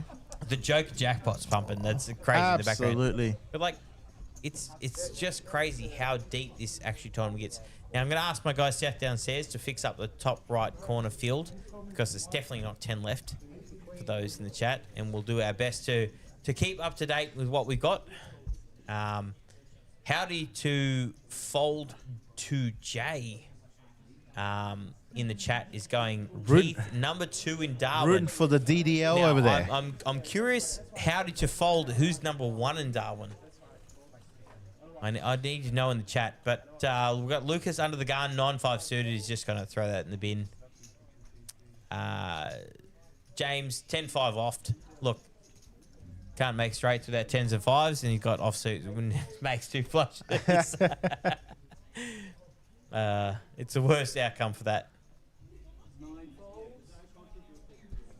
So I just got message from downstairs. We've got a little bit of an off count with some of the players, and the player count will be fixed very, very shortly. So we'll call the best we can. Mr. Vijay. All right. And how to fold Shireen. to J says number 1 is Skivos. Now, who's Skivos? You got to tell me in the chat We who's would like to know. Now, still the last thing I heard from Facebook was where's Koh Samui? Can anyone help me out where Koh Samui is? Now, we're going to go to a flop here. Queen Jack Justin versus Shireen with 7-8 offs. Now, Shireen's dealer button and Justin called. So we're going to go to a flop. We're going to go Jack 8-4, which both of them have flopped a pair, which is hard to do in poker. Absolutely. So Shireen would think he's out in front. Justin absolutely loving life out here with top pair here. So we're going to see how he's going to play it. You're going to bet. You're going to bet out. I'm not always a fan of betting out first. Even if you hit the flop, even if you missed a flop, I'm not a fan of betting out first. So he has checked down to Shireen, which I would assume would put a bet out. I mean, to because protect you flop his hand. second pair. You flop second pair. Yeah. I mean, like your head's up and you flop a second pair. So You protect your hand, you see where you're at. What are they going to do? All right? now it's easy when you can see the cards, but like Absolutely. even if he hasn't flopped top pair, I would advise Shireen doing the same thing here. He's put a like. I would say a feeler bet out there. Yeah, it's a 30% bet, which is Yeah. stock standard here. All right, so you got Justin re-raising on the To flop 125. So he's 2.5 x'd it. It's a good bet. It's once again, it's easy to say once you've seen the cards, but So Shireen has decided to call it off. no, I don't mind the call at all. Yep. Even though we can see the cards, I don't mind the call at all. All right, so now it's come pair 4 on the turn. Justin has decided to check this. Now, right here from Shireen, you need to check back here. You've got second pair. You've been called for a raise. You really want to see a river here. Yeah, because you've called off a raise, right? Now, once again, I'll be wrong. Okay, sure. And I'll be happy to be wrong. Because I'm going to defer to the main event champion. Yeah. Because look, Tuna, we're just doing our best at here. Absolutely. We'll call as we can. There's a reason why I'm a dealer, not a player. But, you know. So Shireen has led off again for 100. And look, even though we can see the cards, he's doing his best out here. I'm going to Alright, put the call in. A 10, which doesn't change anything for the hands, but like we don't know up. We know up Absolutely here, not. but we don't know down there.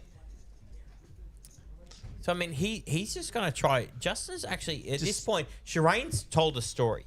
Now Justin's probably going to check to continue that story. right? No, but Shireen now has the option to bet big over this pot. Now the pot's 625. If he really wants to tell a story he's going to tell, he's going to bet up and close to that.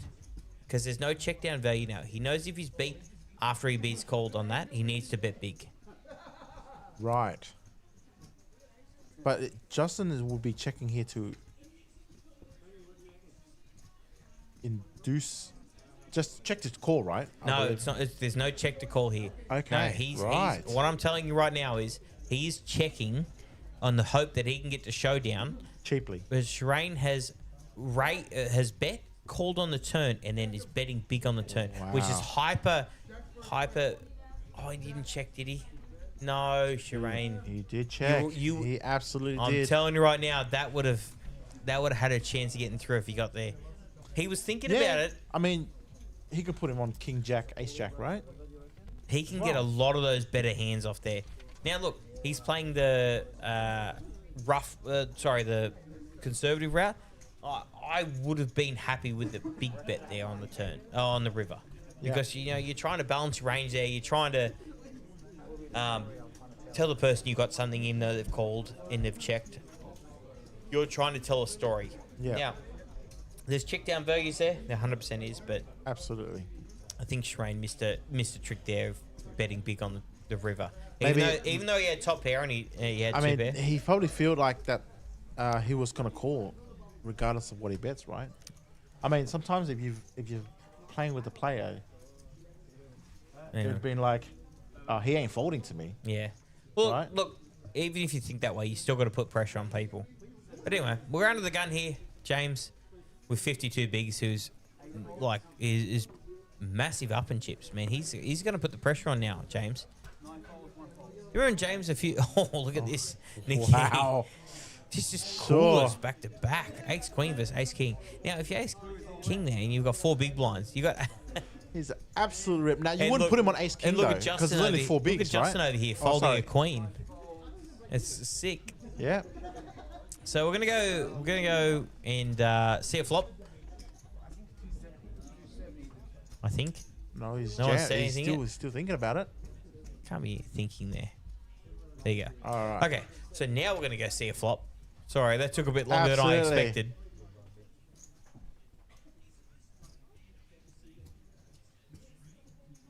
All right, so just quickly looking at the chat before this race off goes. Yeah, so Jono says We've got Ace Queen versus Ace King. Ace King at risk, and the Absolutely. Queen's been folded. So if James blocks this out, then well played to him. But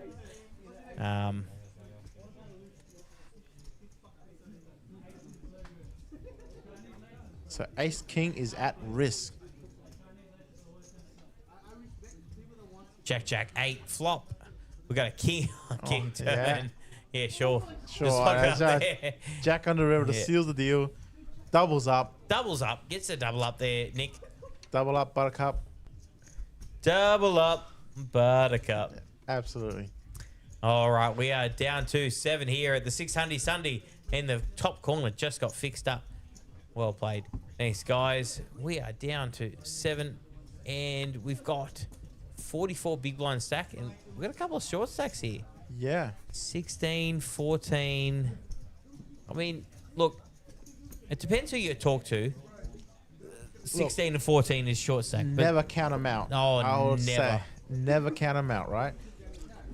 So just found out that, yeah, so Jono has mentioned Koh Samui is in Thailand. Koh Samui? Just for people that don't know. Yeah, so what do you reckon? Oh, Koh Samui. If you want to pick a player right now, Right now. in the So 7. right now, we're going to take the top 7, right? Yeah, we'll take the I'm top going 7. to take the main event champion of Aussie Millions. I don't care who he The is. Mr. You don't win. Mr. Chill Look, guy over there. You don't win main events. It doesn't matter who you are unless you've got some skill to you. Absolutely. And he's just picked up my favourite hand. Sure. Good on you, Shireen. All right. telling I would like to put my bet on. Now this is just me, but Nick feels like someone I can put I'll on my tell you number. what. I'm going to put this in the chat. I'll bet you the next drink. Done. Done. Okay, boys. Boys and girls, we've got King 9-8 flop, and they've got King 6 versus 5s. And I'm telling you right now, King 6 is way out in front here. And they've both got hearts. It's gone check, check. We're going to see the turn. 2 of diamonds. Not much help to the 5s. But we're going to get a bet out here from James. 60,000 into the pot. Shireen just can't go anywhere with these Not 5s. a big bet, so More of a filler bet. He's trying to buy the pot cheap, but he knows he's probably in front most of the time. So I don't mind the bet. I actually, not only do I not mind the bet, I actually really like the bet. yeah. You get any less to call, right? A really interesting final table here. Train's trying to figure out. So the thing you have to figure out here is if I call, am I good on the river? What river comes? Correct. And he knows he's not, so he's just going to make the good fold. So these guys here locking up at least 2,000. They've tripled their money plus some. Not bad for a little Sunday. Oh. I mean, considering the petrol prices these days. Oh, considering petrol prices, I just bought. I just bought a new truck. That was diesel. And I'm gonna short term this. I just bought a new truck that was diesel, and then it went up to $3.20 a litre. It couldn't have been a worse time to purchase. But you know what? You tried your best. I tried my best. Lost yet again. Keith under the gun here. King Queen off. He's got 31 bigs. He's gonna get amongst it. I'm still actually, you know what? I'm still taking Keith, man. That guy has been playing lights out. Like, He's been playing great. props to him. He's actually on stream. I don't know what the guys on the side have been playing, but he has been playing lights out, and he's been playing his best poker. So, well played to him. Lucas here on the dealer button with ace-5 suited, which is a definite contender for a 3-bet here. Yep. Now, do you free bet or you just rip it? No. You would have to free bet. No, it's definitely 3-bet here with 14 bigs. If I was 10 bigs, I'd rip it. Yep. 14 bigs, it's definitely contention for a small 3-bet. I believe. Sure. He decides to go on the ladder and fold. But, whoa, here we go. Timothy. Yet again, I am wrong. And I'll tell you what, guys, every time I get something wrong, I'm happy to take a drink of the chat. Wakes up with the jiggities. With 14 bigs. Look at Lord Edgar in the chat. I hope diesel goes to $5 for you. Come on, man. We're out here struggling. Why is everyone against me here? Look, it's not much for you, yeah, but for the battlers out here. Big blind here. Timothy Chambers Decides to rip it. And Keith here, 29 bigs. He's going to ask for a count.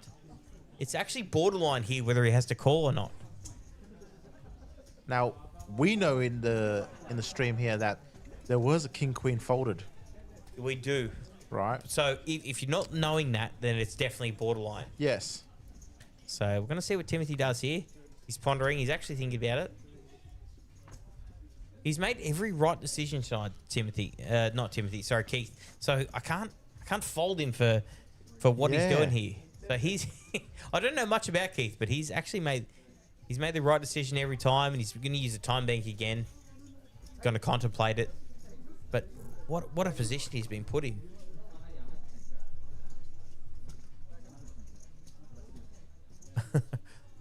I feel like the stream's been paused, but even though it's just I love how the shot clock is out there. Just the shot clocks, man. They've made poker so much better. Shot clocks are the best thing to come to poker, in my opinion. Like in the last 5 years. Yeah. Everything's shot clock. Everything's good. And look, he makes the correct fold again. Absolutely. Well played, Keith. Well played. What else can you say? Nah. Nothing but props to him. Good fold, good lay down. Now, George David in the chat goes, James is going to win. So, big call. I'll back you for that one. Yeah. Are we talking from super fan or are we talking from friend? Anyway, so Lord Edgar in the chat goes, I hope diesel goes to $5. Lord Edgar, why do you hope that diesel goes up? No one in Australia wants petrol prices to go up. Petrol prices up is a big negative for everyone. Absolutely. Grace in the chat as well, saying, Berkey, you need to get more tropical island off Thailand. Hot and hot for the past 2 weeks. See you soon. Okay, well, Grace, I don't know if anyone knows me anything. I do not like the hot weather. I will take cold weather every day. Actually, I'll take cold weather, anything. I lived over in America for many years. I worked over there. I've worked in cold weather. I am a cold weather connoisseur. I will follow the cold weather. So it's folded round. We are down to James, 1.4 million. Justin, 1.3 million. We've got Lucas in the short stack, 10 big blinds, which is still plenty to work with here. So we've got plenty to go here left in the 600 Sunday here with 95 runners, 7 left. So these guys are playing for 14,000 up top for not bad for a Sunday Arvo $600 tournament. Now seventh is already locked up. Give me a second. It's going to come downstairs. $2,070. So we're already over 3.5x their money. So it's good money. It's good tournament. It's good structure. Plenty to play for. And you get to get on stream once in a while, don't you, Tina? Absolutely. It's great to be here. We all love being here, don't we? You know, do it for the fans. Do it for the people. If you're not coolering in the table, you cooler on the stream. That's how it is. Justin in the +1. Going to raise it up here to 2 big blinds. Stock standard. James with 34 bigs. So this is big stack versus big stack. What's he going to do here later on? Sitting with the qualifier. James does not care how many big blinds everyone has. He's thrown the jam. This is going to be a massive pot if we get a call here from Justin, which is every chance we're going to. Now, Justin put on the pump. 31 bigs is huge to go to this final table. It's a massive jam. Oh, he has to call up now. Here. This is a huge pot here in this. We've got ace king. We've got sevens. Oh, that's a big flip there. This is a huge pot. $2.8 million. 69 bigs in the pot. We're going to go to flop. We're going to get 3, 7, 6. Top set for the sevens and absolutely drawing to a chop. And he gets ace on the river, which absolutely means nothing. James is going to get an absolutely huge pot here. 69 bigs. Unlucky for Justin. Justin had 31 big blinds and is eliminated. He was second in chips here. Now James is up to 69 bigs here with 2.8 million. He's 3x second place here with that stack. That was a jam and call out and absolutely nowhere. What a pot. This is insane here. These guys do not care. They just want to win this thing. We are down to 6.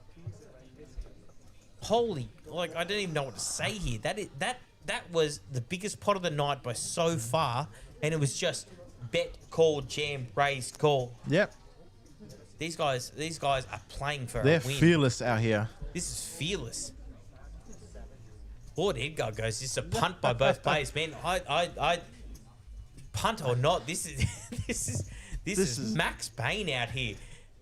Max Payne Sundays. There was no thought by either of them. There was just jam call. And you know what? If you're on the right side of it, well done, because James is up to 69 bigs, 2.8 million. Now, you got to think, he's up to 69 bigs. Second biggest stack is 22 bigs at 870. He's got 3x second. Just after a flip. Absolutely. And the blinds are sitting at 20, 40, 40. Right? And it's not going to drop. Call. That is incredible there. But it was a big play to be jamming there with sevens. And I'll tell you what, he jammed it. He got called and he got paid off for it. Absolutely. You can't win these tournaments unless you take a gamble, Tuna. 100%. You got to win all your all-ins. Yeah, we're going to get back to the action. Wow, George David calling that too. Look, James has really taken advantage of that. I really hope he puts the pressure on now. Because, you know, that's what you need to do. Correct. We're going all in under the gun from Justin with King 8. He's got 2. Is it 2 bigs? Am I reading that correctly? That is 2 bigs left. Correct. Oh, wow. And Keith on the deal. I almost prefer the flat here to hope you can get a jam from the small blind, big blind. You can't jam here. You can't. There's no point in jamming, right? So I dare say we'll see the flat here, and he's hoping that he gets the jam or the flat from the small blind, big blind. But what a position to be in. Someone's jammed India, and you've got aces on the button. Yeah. The dream scenario. No, he decides to 3-bet it. Yeah, I stand corrected. Sure. So I like to say we're going off the races here, but it's definitely not the races. We've got 86% equity into 14%. Keith trying to knock someone else out. Justin at risk here with the King 8. We're going to go see a flop here. We have 8 in the window. Oh King my 8. Oh my God. God. King 8, 2 pair. 6 of diamonds on the turn. Absolutely no help. Oh, the jack. Oh, the And jack on the river. gives the aces the bigger 2 pair. Wow. Oh my God. What a run what is out. happening here, guys?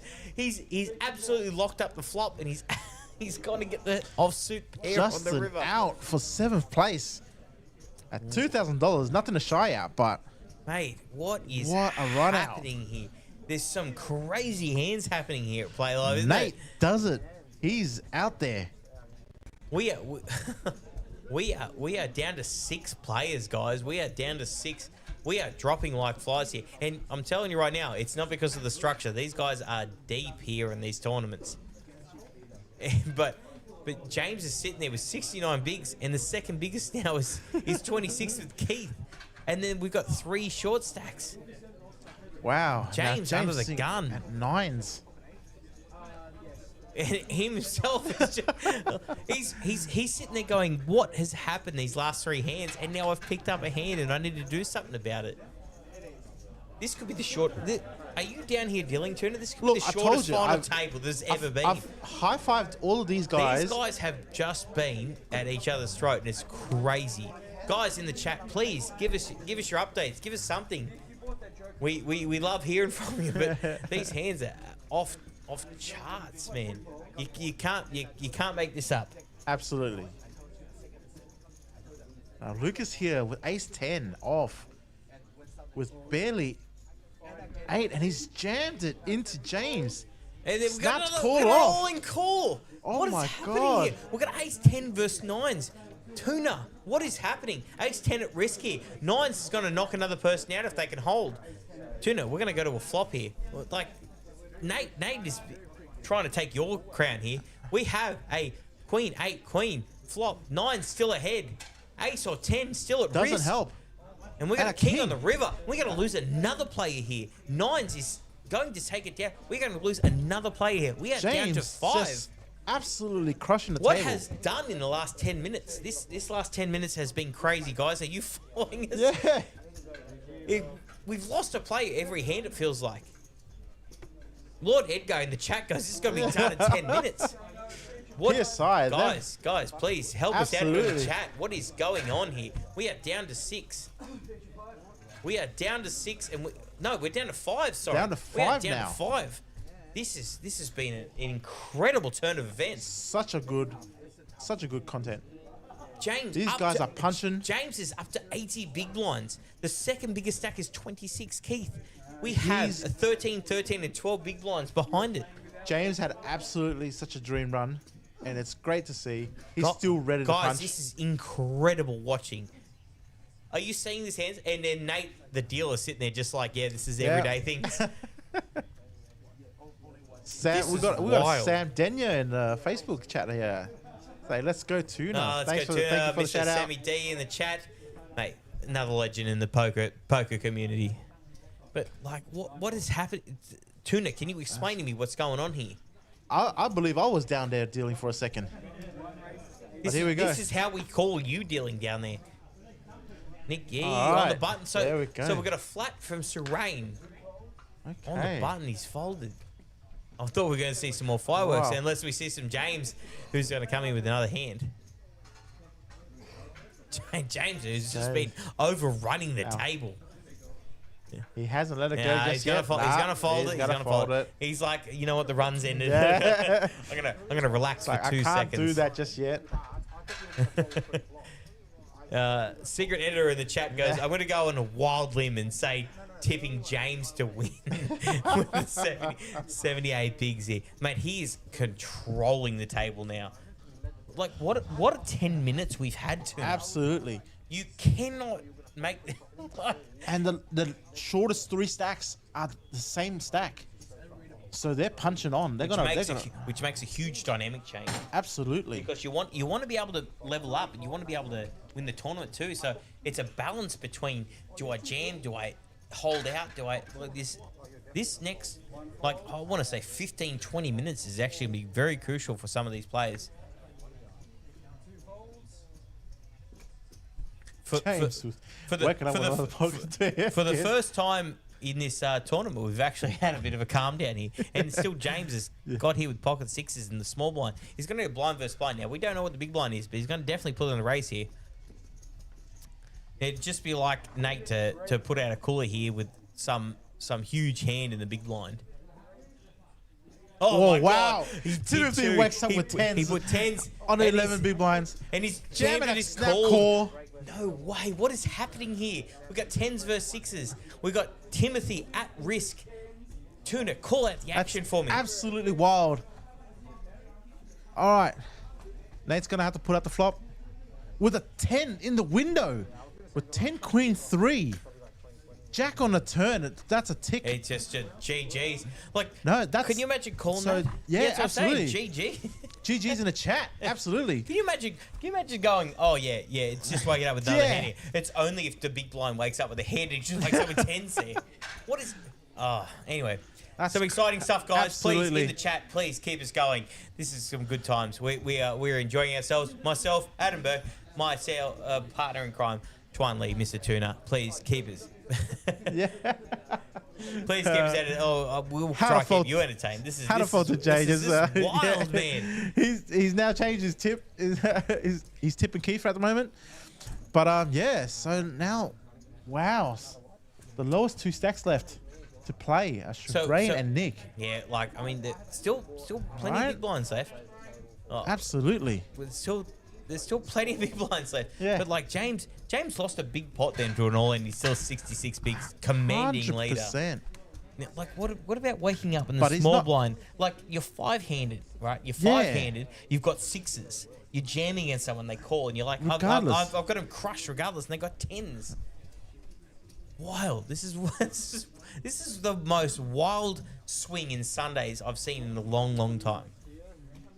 And Shireen goes, I've got King 10, and I don't want to be a bar of it. I don't want to be a bar of it 5-handed. Absolutely. This is just crazy hands. First tame hand we've had. So Timothy with King Deuce suited decides just to limp, see what Keith wants to do. Sitting with 8-7 off. Right. Someone in the chat goes, when I get into a tough decision, I'd like to think what Keith would do. All right, we're going to a flop here. We've got King Deuce suited versus 8-7 offsuit. All right, so we've got 5-4 Jack, 2 spades. So checked all in by Keith, and snap fold from Timothy. Nice play from there, Keith. Takes it down. That's claiming these blinds are huge at this moment. Huge at this point, man. Look, the blinds are 20, 40, 40, right? Absolutely. Like, so there's plenty of blinds still in play, but I'll tell you what, you keep picking up these things. James doing his best now to put pressure on Keith. Doesn't give a shit, which is right where I'd be at the moment. And there's three shorter stacks, not short stacks by any means, but shorter stacks. I reckon this next 20 minutes we're going to see some crazy things. Nick under the gun, 13 bigs with Ace King offsuit. Now with 13 bigs, I'd prefer to see the min raise. Now if I was 10, I'd like to jam. Okay, that's the difference between the blind raises. But I'll tell you what, at this position, you're not always thinking about that. So what you want to do is you want to. How do you maximize earnings with this? So I prefer a min raise. Yep. Which I'm hoping that's exactly what Nick just did. Min raise. Thrown in the min raise. You try to hope for a jam. You try to get the isolation. And there's a reason why he's there and I'm the dealer. Right? How many kings have been folded? Keith round fold. Look, even if you take down the blinds, it's blinds taken down, right? Yeah.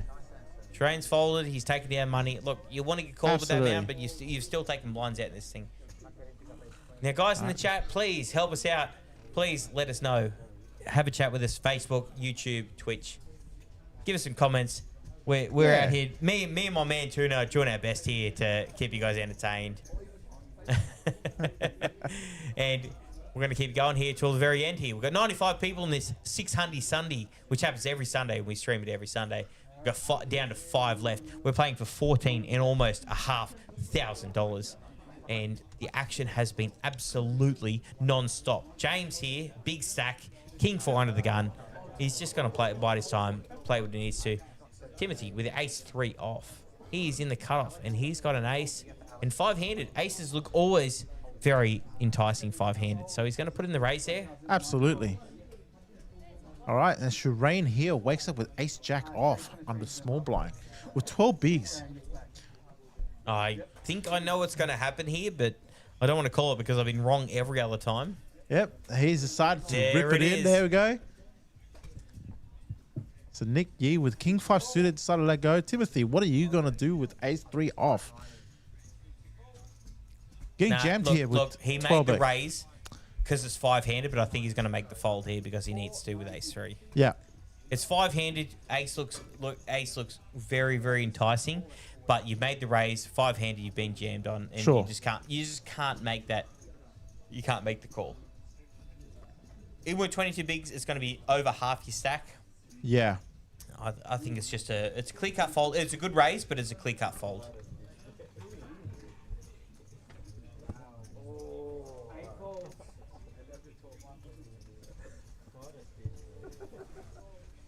I had a little bit of something. You have to be brave. All right, guys, enjoy the rest of your night. To raise against him, to jam against him. No drummer.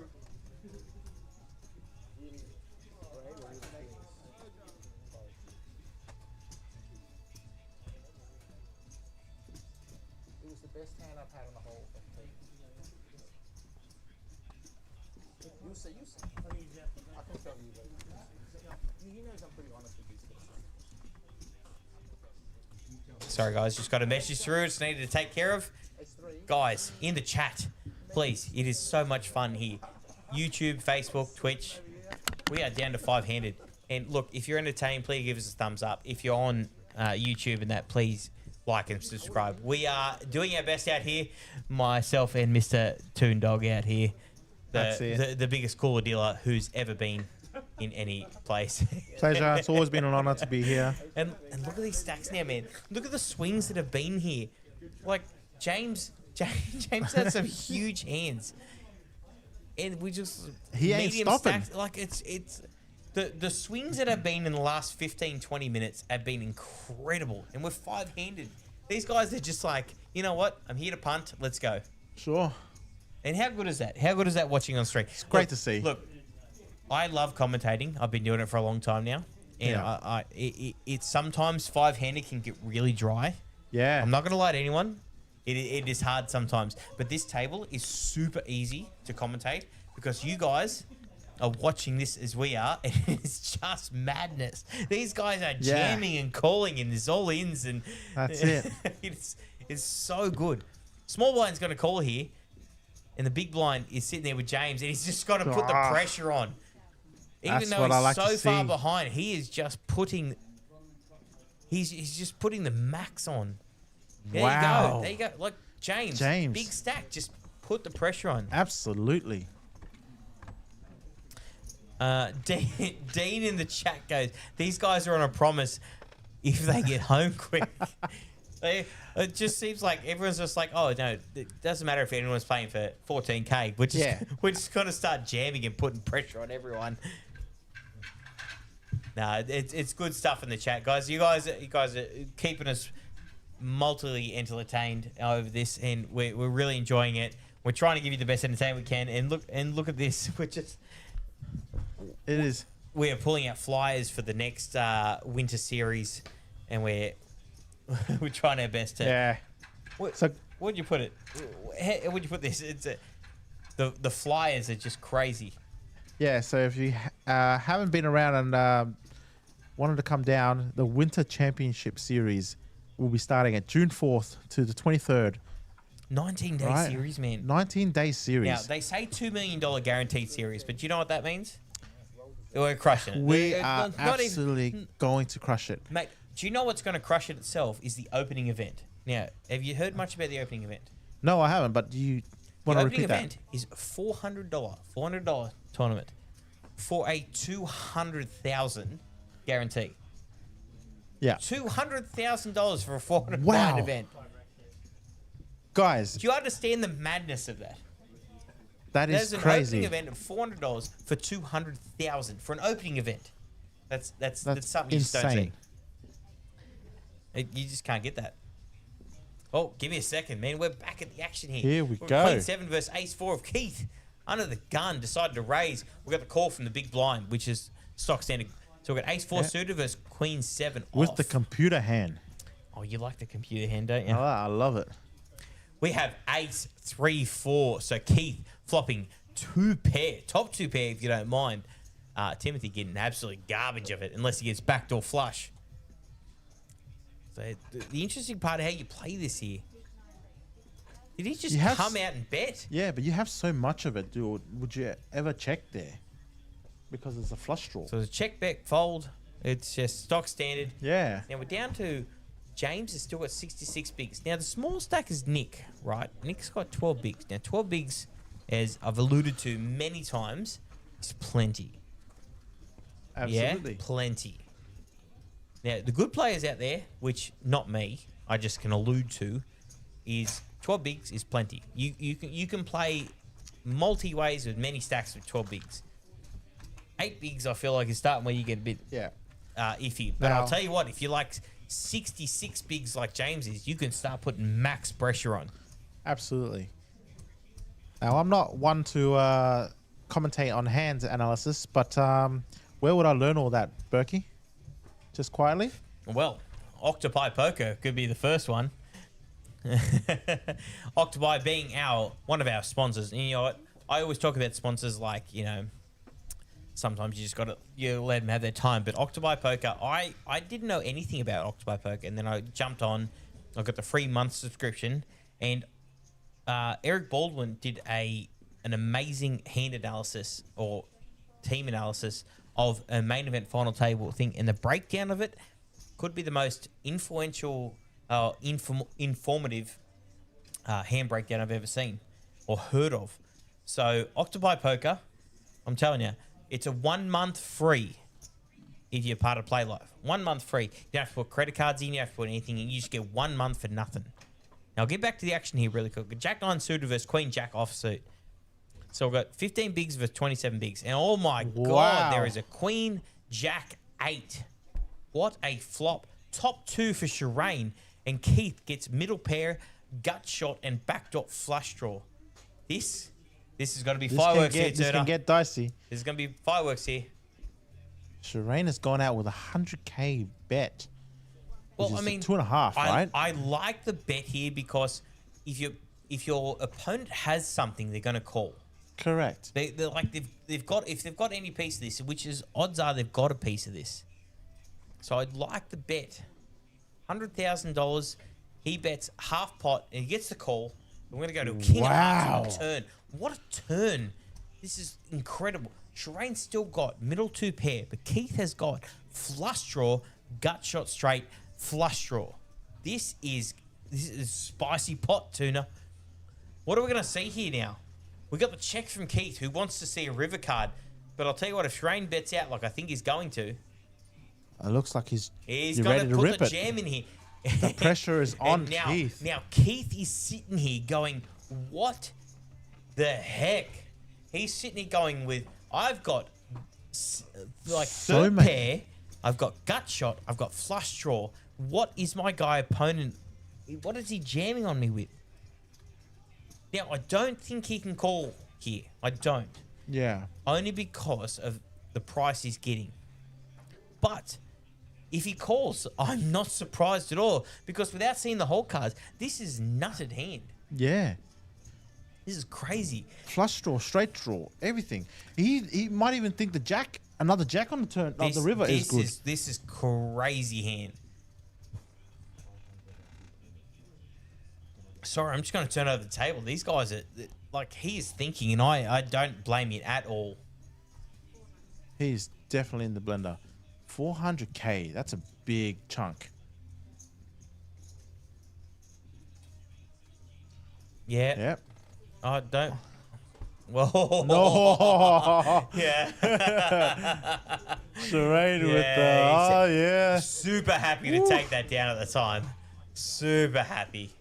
Look, Absolutely. if he gets the call, he gets the call, but he's super happy to take that Yeah. down without knowing what the cards are. Shireen up to third in chips. 23 big blinds, 910,000, but James still massive out in front. He's 3x second in chips. He is just chilling at the moment. He is crushing this table, and he's going to do his best to take this out. But look, I'm telling you right now, we saw the cards. Keith made, even though he had the hand, he Yeah. had the right fold.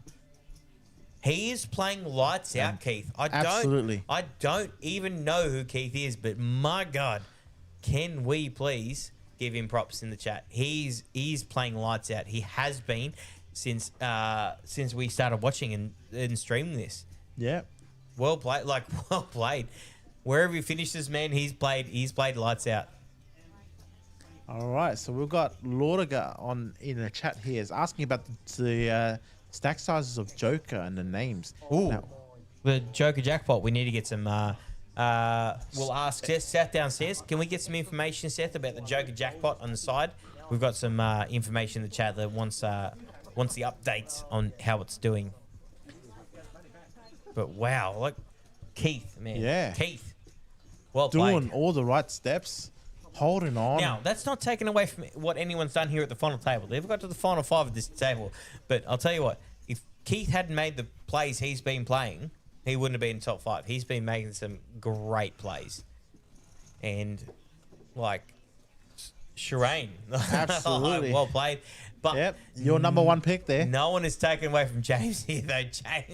James has been crushing. And once in a while, you've just got to accept the fact that you're running good and Absolutely. get it in right and playing well. And I'll tell you what, James is just cruising. I've never seen anyone so calm at a final table, just going, I'm playing for 14 lacquers up top, and I'm just going to crush this final table. So, Absolutely. well played. Like, I mean, props to them. They're doing so well. But the good thing is, being a commentator for a while, it's got its ons and offs. It's been tough, and when it gets dry, sometimes you really got to fill in the spots. Yeah. But we have not had to during this final time. Every Absolutely hand, even 5-handed, there has been like some Sparks. Okay, so I'm getting some information through. Give me 2 seconds. I'm going to let you sort that out for a second, Berkey. Okay. So, in the Joker Jackpot, there is 9 players left downstairs in the Sunday Slam. We have a prize pool of 24,300. 24,300 in the Sunday Slam, with first place being 6,900, and the Joker Jackpot is 29,000. What is happening at these jackpots? I'm struggling to... But it's like for these binds, it's incredible. Now, back to Keith, who's got 8 ace suited. He's in the cutoff. He's thrown the... Is it the call? Yeah, he's thrown the raise to 100,000. Nick Yee. It's folded round. Ace-4 from James, who's putting the max pressure on everyone. I don't know what he's going to do here. He's got the big stack. He can do multiple things. I wouldn't be surprised if he does anything. Fold, call, raise. I mean, it's all up to him now. He's chip leader. He can do whatever he wants. This is crazy. So he's going to throw in the call. We're going to go to a flop. We've got James versus Keith, which are 2 pretty decent stacks. Ace-4 versus Ace-8. The flop comes out 3-8-9. 2 hearts. Keith out in front here with the Ace-8. But James, Ace-4. He's going to throw the check in. I assume Keith is going to throw out a bet here. He's the pre-flop aggressor. I dare say a C-bet is stock standard, and I don't see James getting involved in it much at all. I know he's the big stack, and I know he can push people around, and I'm going to be absolutely wrong here as he makes the call. Here we go. We're going to go to a turn here.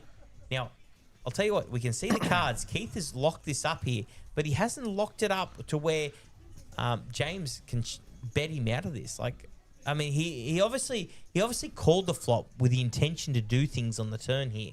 So I don't know whether. I'll tell you what. If Keith checks back here, James could really go for this for a bet on the river. Absolutely. Now, Keith has also got a nut flush draw on the turn, which does he want to check this back though? No, he decides to lead out with another bet of 225, and it's taking it down. He takes it down, That's fine. That's great. Absolute great bet. Great play from Keith. Guys, if you are in the chat, we are in the final 5 of the 600 Sunday. 95 started, 5 left.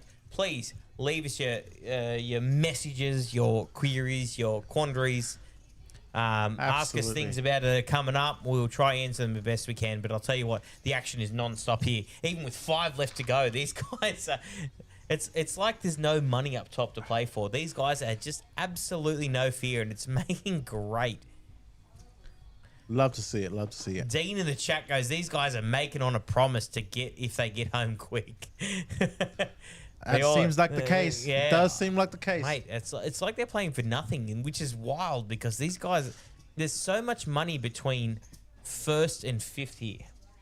You know what I mean? Yeah. Like first is paying for 14.4 large lacquers, if you say. And you talk about fifth place, which is 3,000. So it's 5x fifth place, and they're just playing like, you know what? I've got this. Yeah, I'm taking you down. sure. I'm being the aggressor. Let's go. Right, sitting at fifth place with 3,140. Guys, if you're in the chat and if you're enjoying this, give us a thumbs up. Give us a like on Facebook. So Timothy, with the Queen Jack off, has decided to just call off on the big blind. So we've got cut off versus big blind. We've got ace 3 versus Queen Jack. We're going to see a flop. We're going to see King 10 6. Okay. Jeez, open ender for Timothy. Wow. And Shireen just gets absolute garbage of it. But he was the pre-flop aggressor. And so we dare say we'll see a bet out of a C bet. Absolutely. We're going to see a C bet. Here it is. But, I mean, I'll tell you what right now. Timothy's going nowhere. He's not going to raise, but I definitely think he's going to call here. He's going to see a turn. And I'm going to say 100% of the time because I could be wrong a lot of the times. Look at me go again. Wow. Wrong again. He's decided to raise it. The check rave's not bad, though. He's got the drawers. He's got everything else. It's taken Man, it down. sure is. Absolutely. Look at me, guys. Look at me go again. Wrong again. There's a reason I'm sitting up here doing the com box, guys. But you can definitely get it better at Octopipoker.ai/PlayLive. Well, you can learn what I'm trying to flail at, mate. Octopipoker, have you been on it yet? Oh my god! I'm definitely getting on it. 30 tell days you right free now. trial. 30-day free trial. No cards involved. No nothing. All you have to do is sign up and do the play live thing. And I'm telling you right now, you will not be disappointed. You can learn more in 1 month of doing that than anyone's ever taught you in 20 years of poker. And I did that myself. Like I was bad at poker for many years. And I just wanted to learn a bit about it. So I started getting some lessons from, you know, some local bum called Luke Martinelli. Shout out to Luke. Absolutely. Shout out to Luke.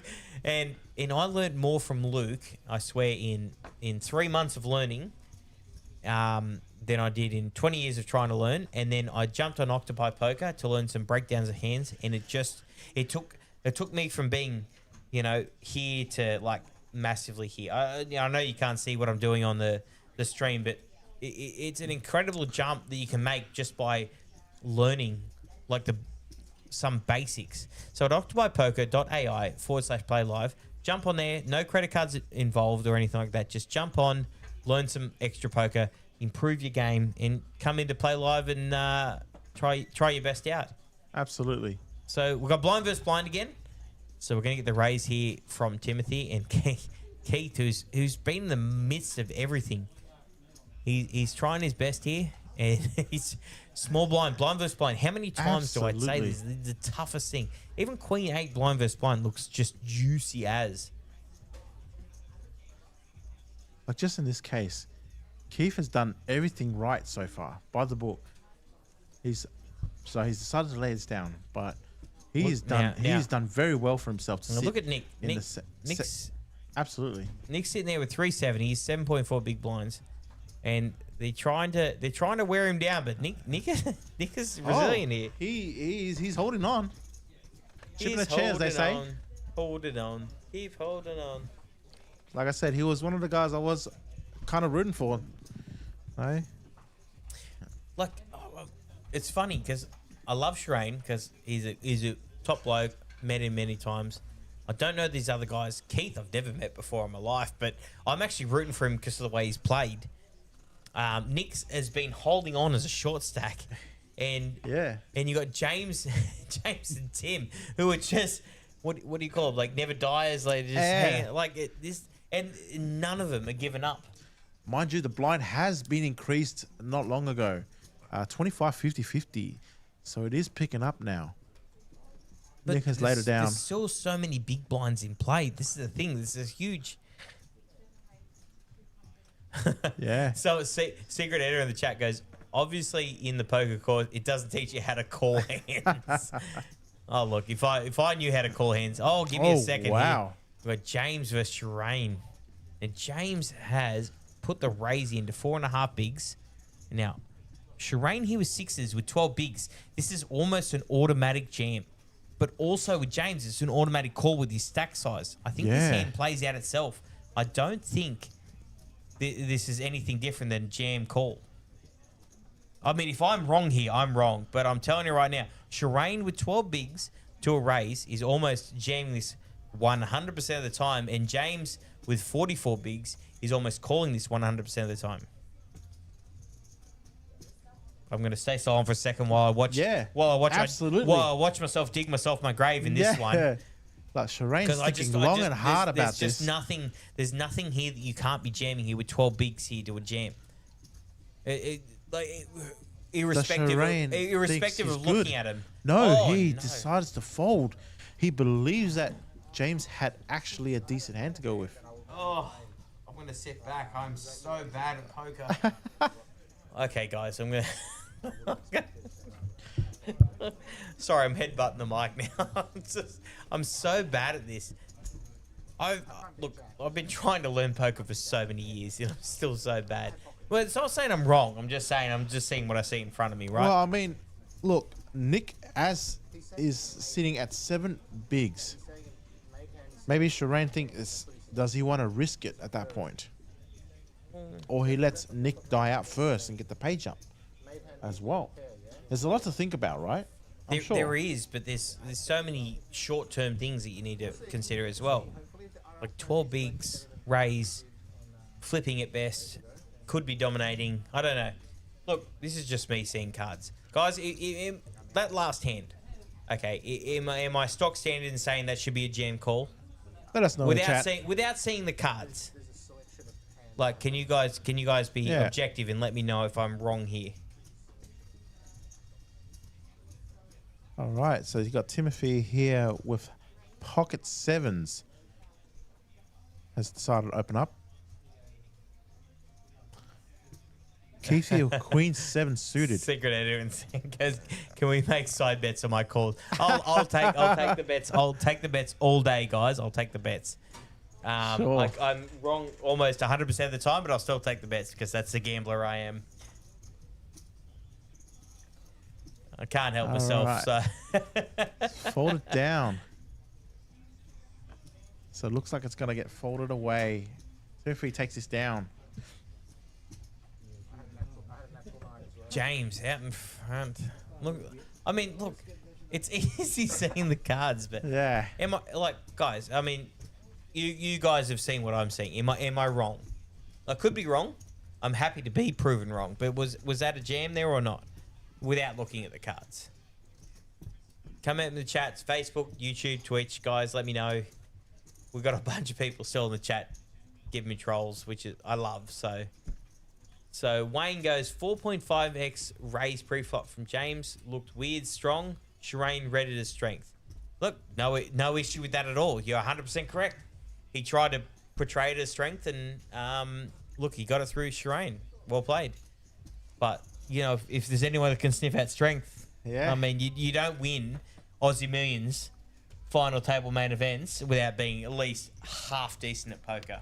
So look, I'm gonna revert back to my man, the JRM, and without looking at the cards, he thinks he made the right fold, and I'm going to back him on that. Sure thing. So James has got a free walk here. Now the blinds are very. Now these guys are going to be putting pressure on Nick now. Absolutely. They want this pay jump. But Nick has a full orbit here. He's on the button now. This could be the first time in the chat that people have actually agreed with me. People are going, yes, sixes was a jam. Hey, look, it's the first time. It's great. Absolutely.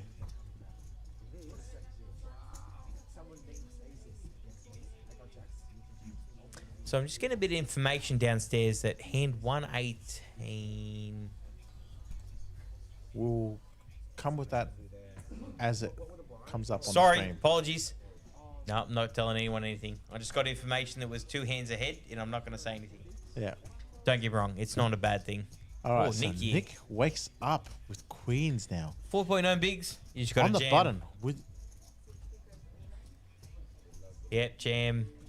What are we doing? James with king 10 on the small blind. What are you going to do?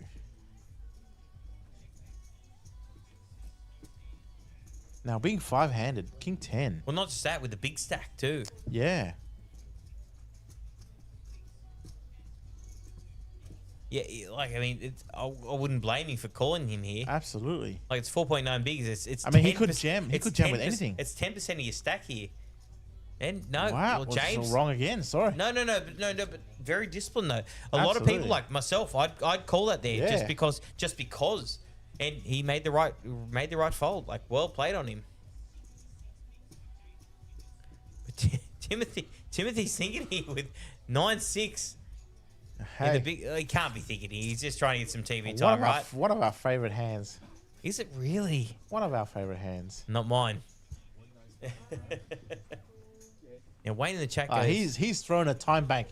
He's thinking this through. is he really thinking it? He's really thinking this through. Now he's thinking it's 5 bigs, but it's still 25 to 30% of his stack here to call with 6-9 off.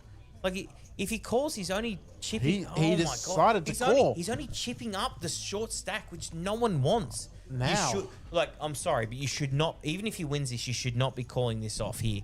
This look. Okay, I'm going to be wrong yet again. Hopefully proven. We're going to go to a flop. We're going to 5-9. He's got flop top pair, Wow. so he's got outs. Okay. Not dead here. 6 or a 9 or back doors. It's a 4. No. More outs. It just needs a 3, 6, or a 9. It's so slow. Where are we going? That's a 4. 4. Oh my god. Now, Nick, there, you're licking your chops, there, Nick. You were down to nothing, Absolutely. and you've got called by some. Look, I know it's 25% of stack. I just think it's a very Very wide call. very wide, contentious call there. Absolutely. I know you want to knock people out, but you can't be doing it by doubling them up. Am I right in the chat? Can someone help me out here? You shouldn't be calling that, correct? Yeah. Now, once again, these guys are playing for the money. We're not. We're sitting up here 100%. judging while we see the cards. But if I was sitting there with 6-9 suited, I wouldn't be calling much, for especially 25% of my stack. But these guys, they're all punches over there. They're going for first. Doesn't matter. They're not thinking about. just- They're not going to think it's about just doubling them up. interesting, isn't it? They're thinking about taking them out. I just don't know. I really don't know. Once again, it could be wrong. So we're playing we're 5-handed here. We're playing for 14 large up top. Now, these guys have locked up at least 3K. So they're 5x their money, which well played on them. Yeah. So, I mean, it's just, like, you got a short stack there. You don't want to be doubling them up. It's A bit of a blunder, but it's- that's okay. No, look, blunder or not, you can get away with stuff like that. Absolutely. I just think it's irresponsible if you're trying to knock out a short stack Yeah. to be calling with hands like that. Like, If you can blind them out, blind them out. if you got Broadway cards, if you got ace something, I understand. You know, you're trying to knock them out. But 6-9 suited, I think it's a bit ambitious. Sure. If you're asking me. Now, we've been told in the chat if calling with the king 10 off is not the. Wait, give me a second. I need to read this properly. Keep the short stack in and bully the other stacks. Okay. Not a horrible call gamble. Okay. Wayne in the chat has decided to come in with that. I'm happy to be proven wrong. Look, I understand, and there's a new theory out, and I'm going to explain this to you, Tuna. There's a new theory out, which has been played over the last year or so, that on the bubble mainly, that you keep the short stack in as the big stack to try put pressure on people for ICM. Correct. Now, I was having a chat with Joe Hasham and that over at Crown today about this. Funnily enough, I was over there, and it's a new thing, and you're wondering if it's unethical or if it's right in the game to be folding to people you know you're beating to try ladder up and put pressure on middle stacks. Now, in the chat, this is actually a really, really good conversation to have, because I'm split between, yes, it's unethical to be folding the better hand to someone to ladder up, or is it correctly ethical to be letting someone stay in on bubbles when you big stack to put pressure on middle stacks? So actually a really, really, really good chat to have. I really want to hear people's opinions on this one. Yeah. Because it's been happening a lot more recently than people realize. This is a new strategy for the new generation that have been putting in. And the biggest thing I saw for it, there was a 5K last year at Crown where Adamo folded to short stacks many times. And now Adamo could be the best in the game in Australia. Arguably. Yeah. I'd put him there. And he kept short stacks in it for many, many hours on the bubble to put pressure on middle stacks. Now, is that a strategy, or is it against the spirit of the game? Is what I keep hearing from people. And it's kind of wild to see the outcome and what people have been talking about. Yeah, that's actually insane. I would never thought that way. But no one has. Yeah. It's a new strategy that's come out recently, but man, he's exploited it like no one I've ever seen. But it happened during the Aussie Millions final, and it was just wild. But it feels like that same kind of thing could be happening here. It's like Wayne in the chat goes, it's just strategy. Is it strategy, or is it? So, okay, here's my question. Yeah, if you're in the small blind and big blind short stack, yeah, okay, and you raise and they jam and you fold to them when you got aces, is that strategy when you're big stack, or is that illusion? Very, very fine line to draw there. It's a huge fine line. So considering no one saw your hand, right? Whether But people if- can see your hand or not, it can be considered. does. But like you can make the argument on both sides, can't you? Absolutely. So I mean, whether it's colluding against someone or not, whether you know the person or not, so can it be considered? Oh, give me a second. We'll get back to this. We've got Ace Queen versus Ace Queen in opposite suits here. We've got James versus Keith here. So we've got Under the Gun, who's put the raise in, and Keith on the Two button here. Big stacks. And we've got two big stacks here. Correct. And he just rips it in. Did he rip that? Absolutely ripped it in. Now, what do you, Against the big stack. now, what do you do here? Against the big stack. You're sitting as a chip leader. If you lose this one, it could be Oh my God. very, very Like, painful. You're sitting there with Ace Queen and someone's jammed to you for 26, half your stack. Mind you, it's not the short stack. It's like second in chips. not at all. Wow, what do you do here as a chip leader? Do you just fold and let him win it? Yeah. That's what James will do. He showed it. Now, Absolutely. Now, we've gotten through that. Now, I'm going to look in the chat, and we've got multiple outcomes of this. Many people soft-glued in satellites. If it's bad cards, then logically should fold. Could be an all-time bad beat coming up. It could be collusion if you're doing the purely out of self-interest. Like this new outcome is dividing the poker world. Yeah. Because if you're okay, work with me here. If you're huge big stack, now this happened as I said in the 5K last year at Crown. You're the big stack, right? You've got 30% of the chips in play. Now your goal is to keep the short stack in, so the middling stacks don't want to get knocked out before them. Yeah. And you put pressure on them. And now once the bubbles burst, hours later, you're now got 60% of chips in play. Is that unethical, or is that great play? I mean, Wild, isn't it? it is. I'd never thought of that, but now that you mentioned it, it's very. It's a new system, man. I've seen it.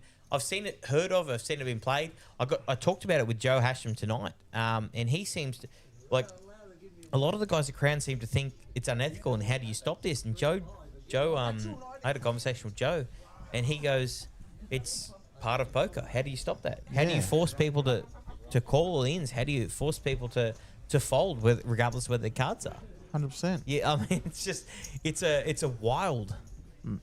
maths is there, but if you decide to not go against it, like, nothing you can do about it, right? Yeah.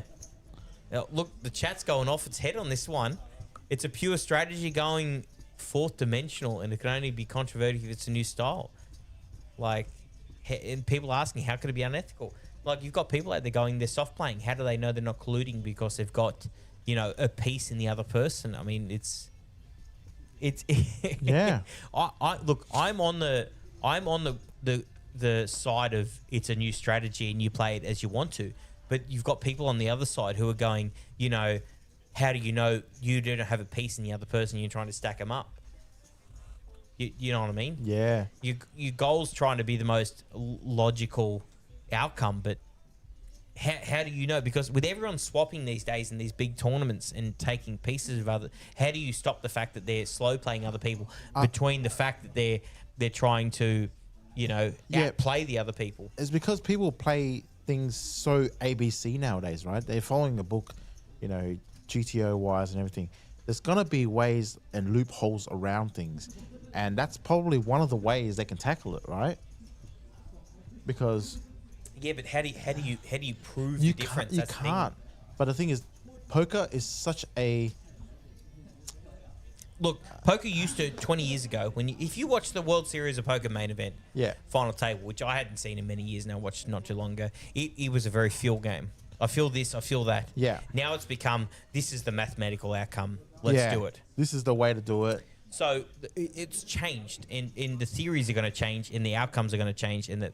Oh, sorry. Well, let's get back to the action. Shireen has just jammed for 9.1 big blinds with Queen 10 off.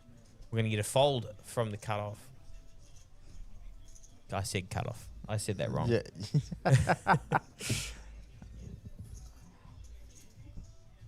It's our first day, guys. So First day. yeah. Sorry, I'm trying to talk. I'm trying to get some new what do you call it? New blood into the streams. Absolutely. Like these are conversations. Like I was sitting there with Joe and Tribbiano and those guys, those big wigs and the big people of poker earlier today, and I was having this conversation without even knowing I was going to have it on stream later on.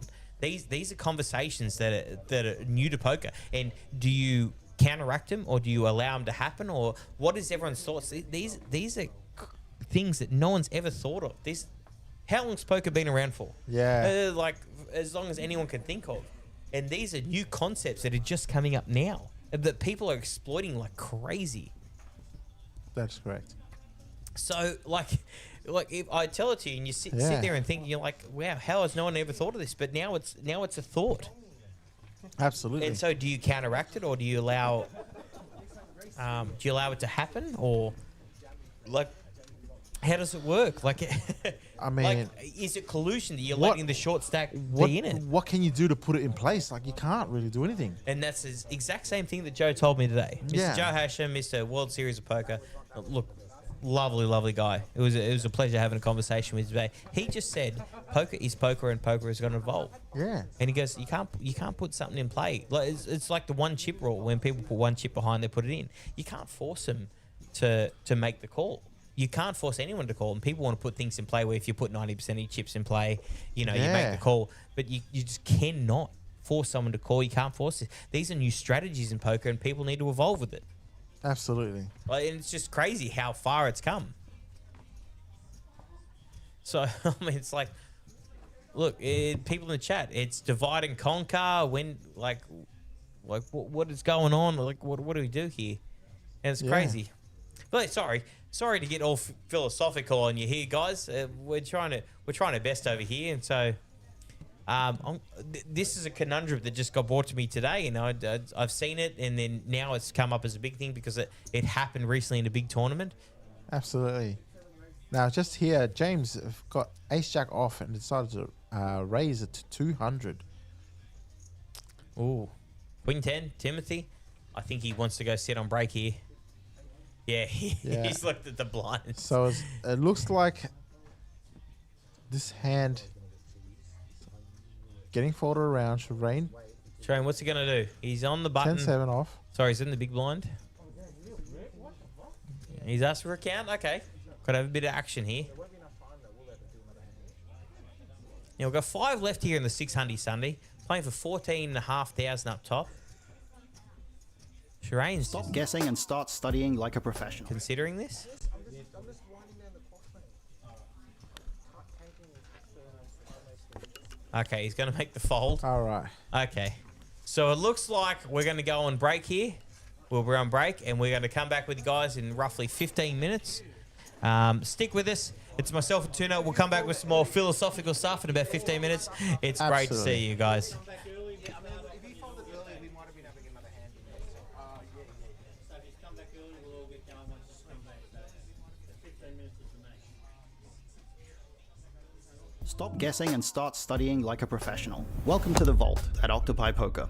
The Vault offers powerful study tools and data drawn from real tournaments. We've catalogued the action from the highest stakes arenas, including Triton, the WSOP, and PLAYLIVE. This isn't just a library of random solves. It's a curated archive of the most pivotal hands played at the world's most prestigious final tables. These are the hands that define careers. For these hands, we've provided comprehensive pre-flop and post-flop simulations. You can see exactly how the world's best navigated these high-pressure spots. Compare the actual play against the theoretical GTO baseline.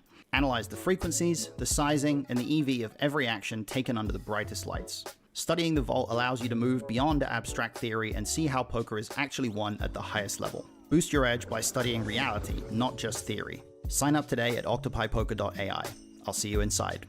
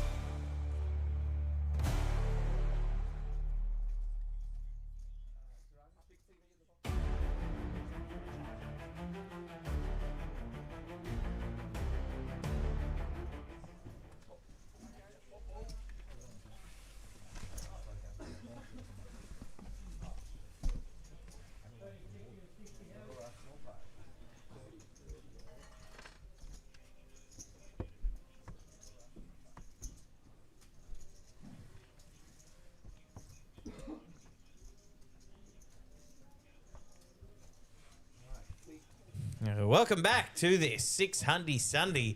We are here at Play Live headquarters. We had 95 runners. We are down to our final 5, and we are getting already fucking blowing waves from, was it Nick? Yeah, Nick. 8 big blinds. Is he trying to get everyone to push it all in? Now, once again, we are back, guys. We're on Facebook, Twitch, and YouTube. All right. Please let us know if you are in the chat, and please give us a shout out. Yeah, it was an all-in fold around. I can't see the cards at the moment. No, it's a jam into Nick, Oh, here we go. Cards are catching up to us. and he's decided to Okay, fold. so with Jack everyone 6. fold out. Okay, just trying to figure it out. So I'm just gonna have a look at the chats here and see if we've got anything going on. George goes James for the win. Sam Denya goes let's go tuna, which I agree with. Let's go tuna. Absolutely. Now I'm gonna be here saying, "Let's go, Howie." Go on, Let's go onto Howie. this, into the box. Now, I've seen a few. Remember, we were talking pre-break about the new conundrum of poker, right? Yeah. Now, I want you to have to call this hand really quick while I read some of these things, because there's a few paragraphs that people have put in here about what is going on. Absolutely. So I'm just gonna have a quick read of this. I want you to call out the action too. So right now, we've got Nick with Queen 7 suited in the small blind. Now he's got 4.8 bigs left. The blinds are 30, 60, 60 ante. Does he think that this is good enough for just jam now in this spot? He opts for a call. Sure. James, 8-5 off. Checks it through. We're going to a flop here.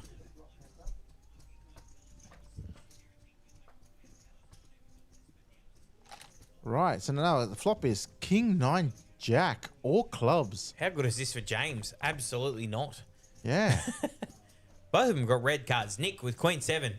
James with A5. Queen Mind 7 you, miles out in front, even though not knowing he is. Yeah, it does not hit anybody, but it's checked through.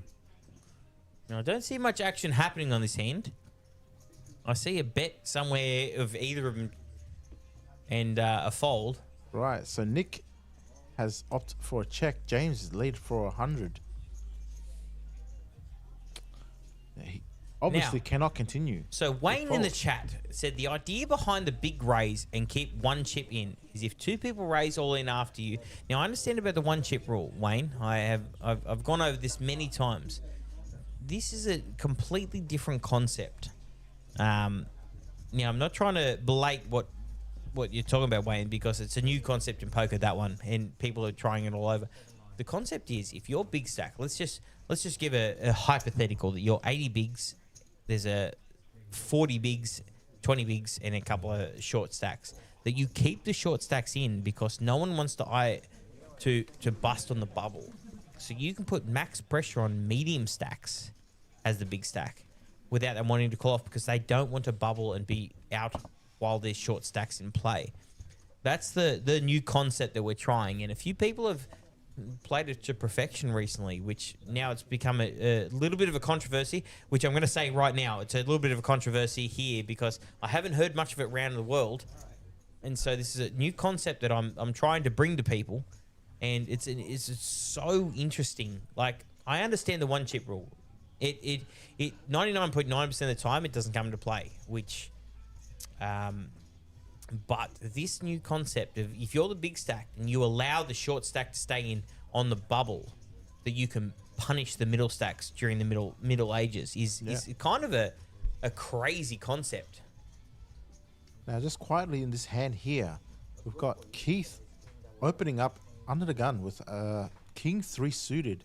Now, Timothy has sitting on the big blind with Queen Jack suited. So it looks like they've just called it off. They're going to a flop. Oh, 2 middling stacks here. Queen Jack suited versus King 3 suited. So I got 6-5-5. Wow, no help to anyone. So, I mean, it's anyone's game at this point. Keith out in front. Obviously, if you could see the cards, you'd be happy with it, but you wouldn't be happy if you were seeing these blind. So it'd be interesting.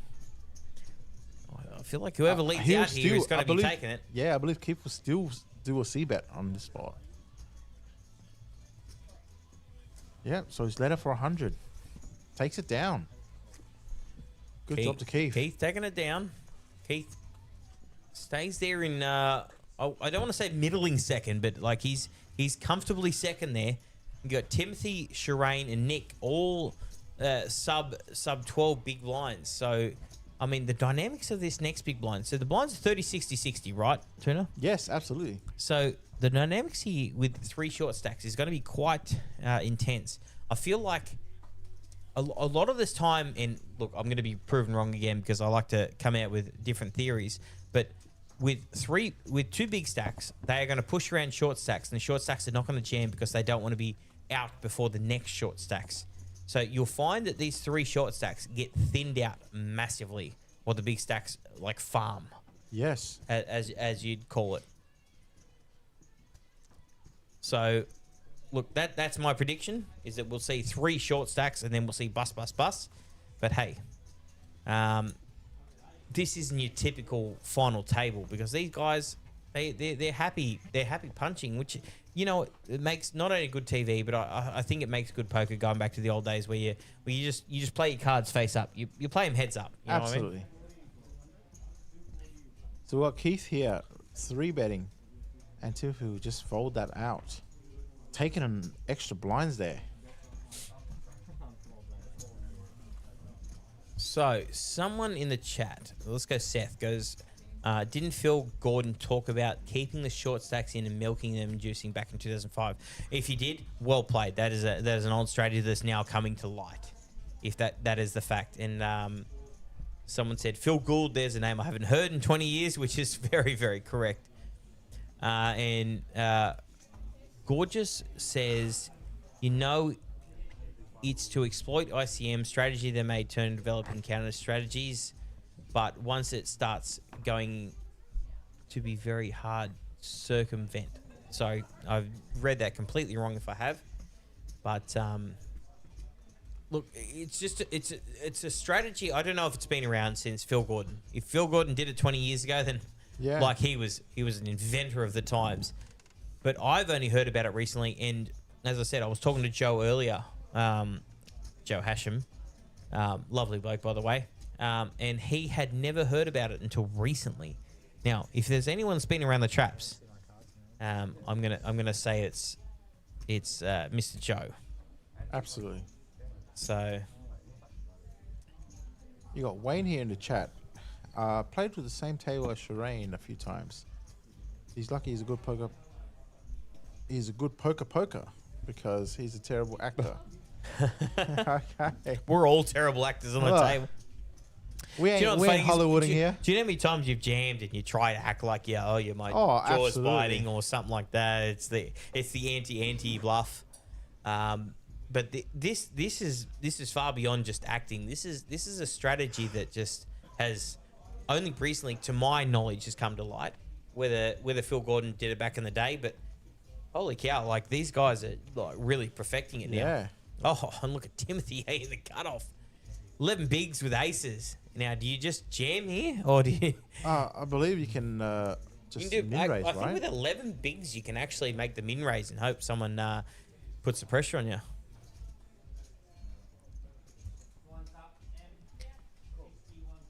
And that's exactly what he does, I believe. So he's got 11 bigs, and he Oh, raised. so he Yeah, calls. did he call? So he put a raise in. It wasn't enough to make the count as a raise. Oh, okay. So it was a accidental. Was it a fake? Was it Yeah. Well, I don't know about this. Ah. But he got Shireen in with the 5 deuce suited. Oh, so many things can happen here, isn't it?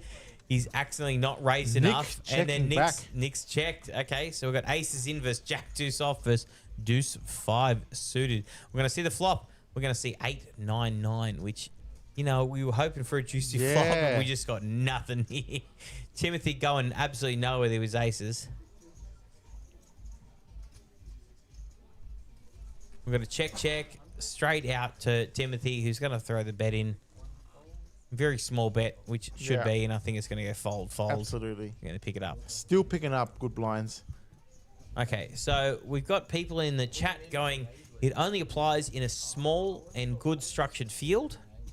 Okay, I'm curious on how that works on a small and good structured field. If you could elaborate on that, that'd be great. And when you know it has a big stack open and range against you, has a middle stack, you play accordingly. Look, this is a strategy that's only new. A lot of people are trying to figure it out, but there's certain players who I know I've watched recently who have exploited it crazily. And you know what? If you've got the... My opinion is I've seen people go 50-50. We should stop this. We should stop the one chip hold back. We should stop all that.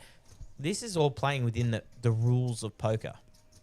If you're playing within the rules and you found a new... Not angle. Angle is a bad word for it. If you found a new... Edge.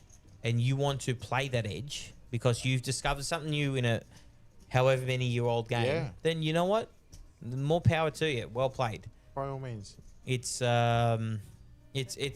phenomenal how the new players are thinking with new areas of Hold'em, man. And everyone likes to keep saying that Hold'em has been solved. It is far from, man. This is a game that there's new strategies every week about this. Never ending. That's what I love about poker. Oh, I mean, you have to. Yeah. Got no choice. Some of us are just punching uphill and we just keep punching. That's it. So you got Nick sitting here with 5 left, and he's sitting at 1.8 bigs. But he's got an orbit. He's on the button at the moment. Keith wakes up with 10s under the gun. That's in.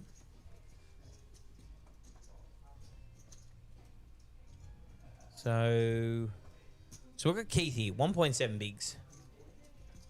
1.7 bigs? 1.7 mil. Oh, Yeah. I read that completely wrong. Apologies. That's all right. I was like, what is happening here? So James, 2.6. Oh, 2 big stacks here. Decent sized stacks here. James is not going to go anywhere with that. He's been a bit smarter than that today. James. Well played to James, by the way. He's actually grinded this out. Yeah. Really well. So we're going to go to a flop. We're going to A6 versus 10s. Now, still decent sized stacks here with these two. We're going to flop King 9-8. A6 is way behind here. It's absolutely missed a flop. Keith, second pair. And Keith, look, every time I talk about Keith at the moment, I still don't know the bloke, but I'll reserve to everything he's done so far, because I'll tell you what, if there's anyone who's owned the table more than anyone, regardless of getting the cards or not, it's been Keith. Yeah. So absolute solid player.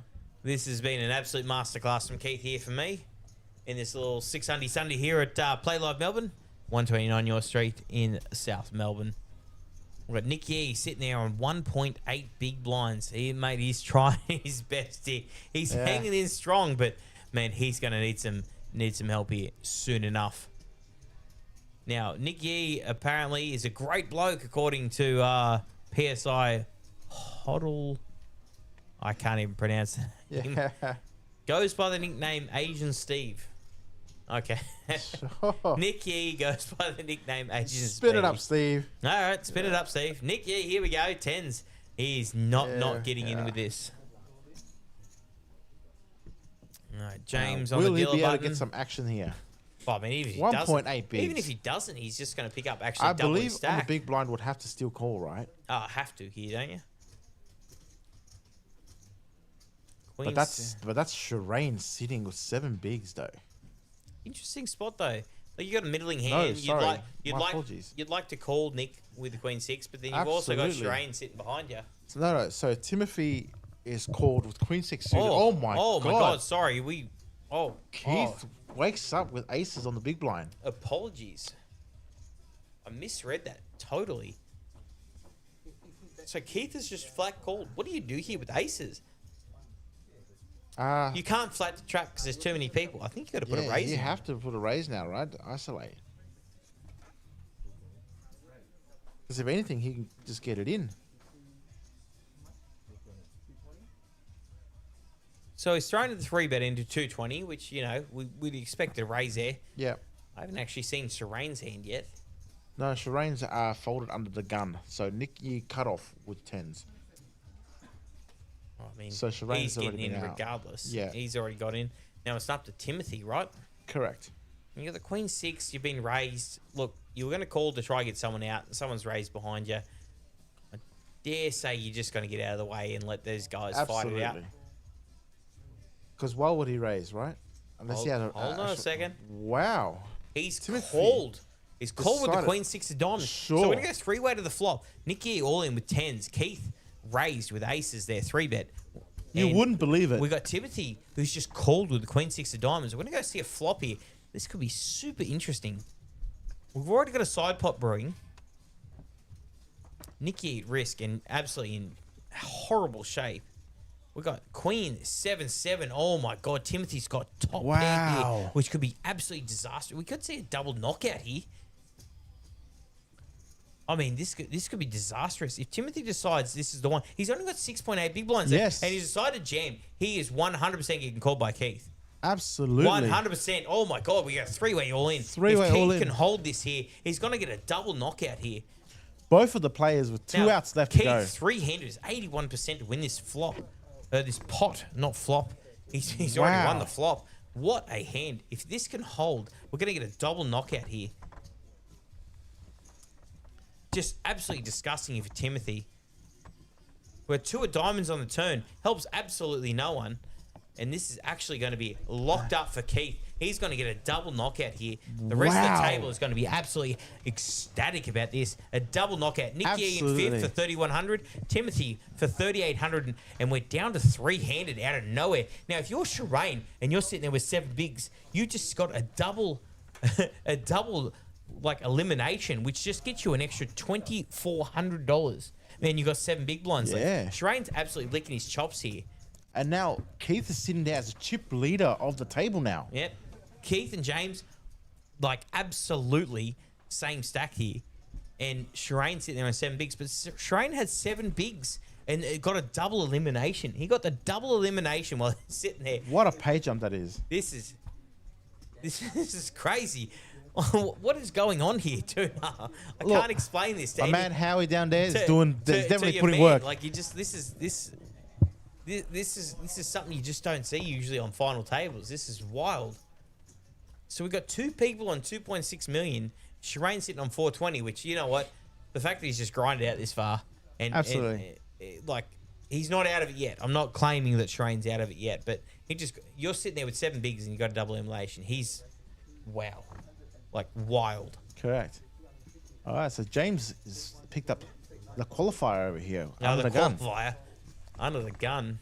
Like, these two. All right, Shireen has called King Queen on the big blind. Yeah. So we're going to Here the we races go. here. We could see a 3rd elimination in 2 hands. We've got 7s versus King Queen. Oh my, My God. God. It's a Queen on the flop. James looking for a 7 and a 7 only. Oh my wow. God. King Queen. Shireen has got the double up. We're going to see Shireen get like, what is going on here with these hands too now? This Shireen is gets a full double up here. absolutely- Now, he's definitely not out of it now. He's got 14 bigs. He's in got the there to go over contention, 7. Like, for sure. Oh, just, what is happening here tonight? I can't explain this. This is wild. 3-way, like free-handed. Like, CK in the chat, It rare will for the qualifier to miss. the qualifying hand is pocket 7s, by the Yeah. way, if anyone's asking. But just like sit there and just like they have a chance to go heads up there, and just Shireen just with a King Queen just absolutely nuts the board. Absolutely. Oh, just the action is non-stop here. It doesn't matter how many pay jumps there is. There's no ICM involved in here. There is just, hey, who's winning what here? It's just Who's winning what flipping flips? for everything. We are flipping for all of it. This is crazy. Dilla Button.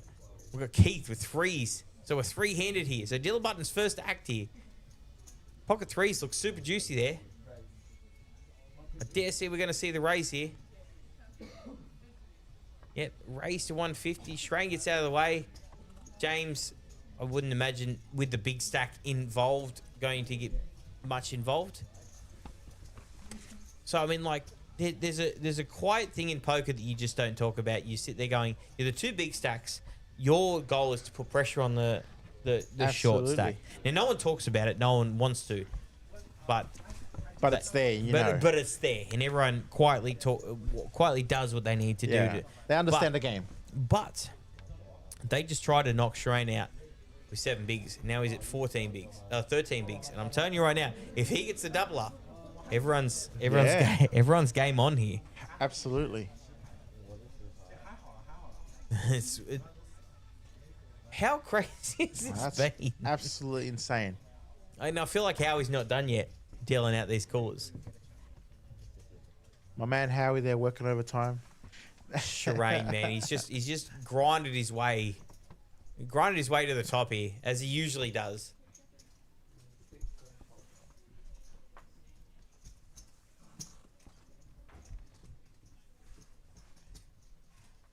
All right. So we've got PSI, Hoddle in chat goes, there was talks of moving the final table of this tournament to the Monday. Is it still an option? As it gets more numbers, the finishing time gets pushed back further and further. Now, with tournaments the way they're structured, it doesn't matter how many runners you get because the tournament structure designs it to finish at a certain time between a certain time. Now, it is a late one. Which what they expect a lot of the times. And if the numbers get bigger and bigger, I expect something to be moved or adjusted. But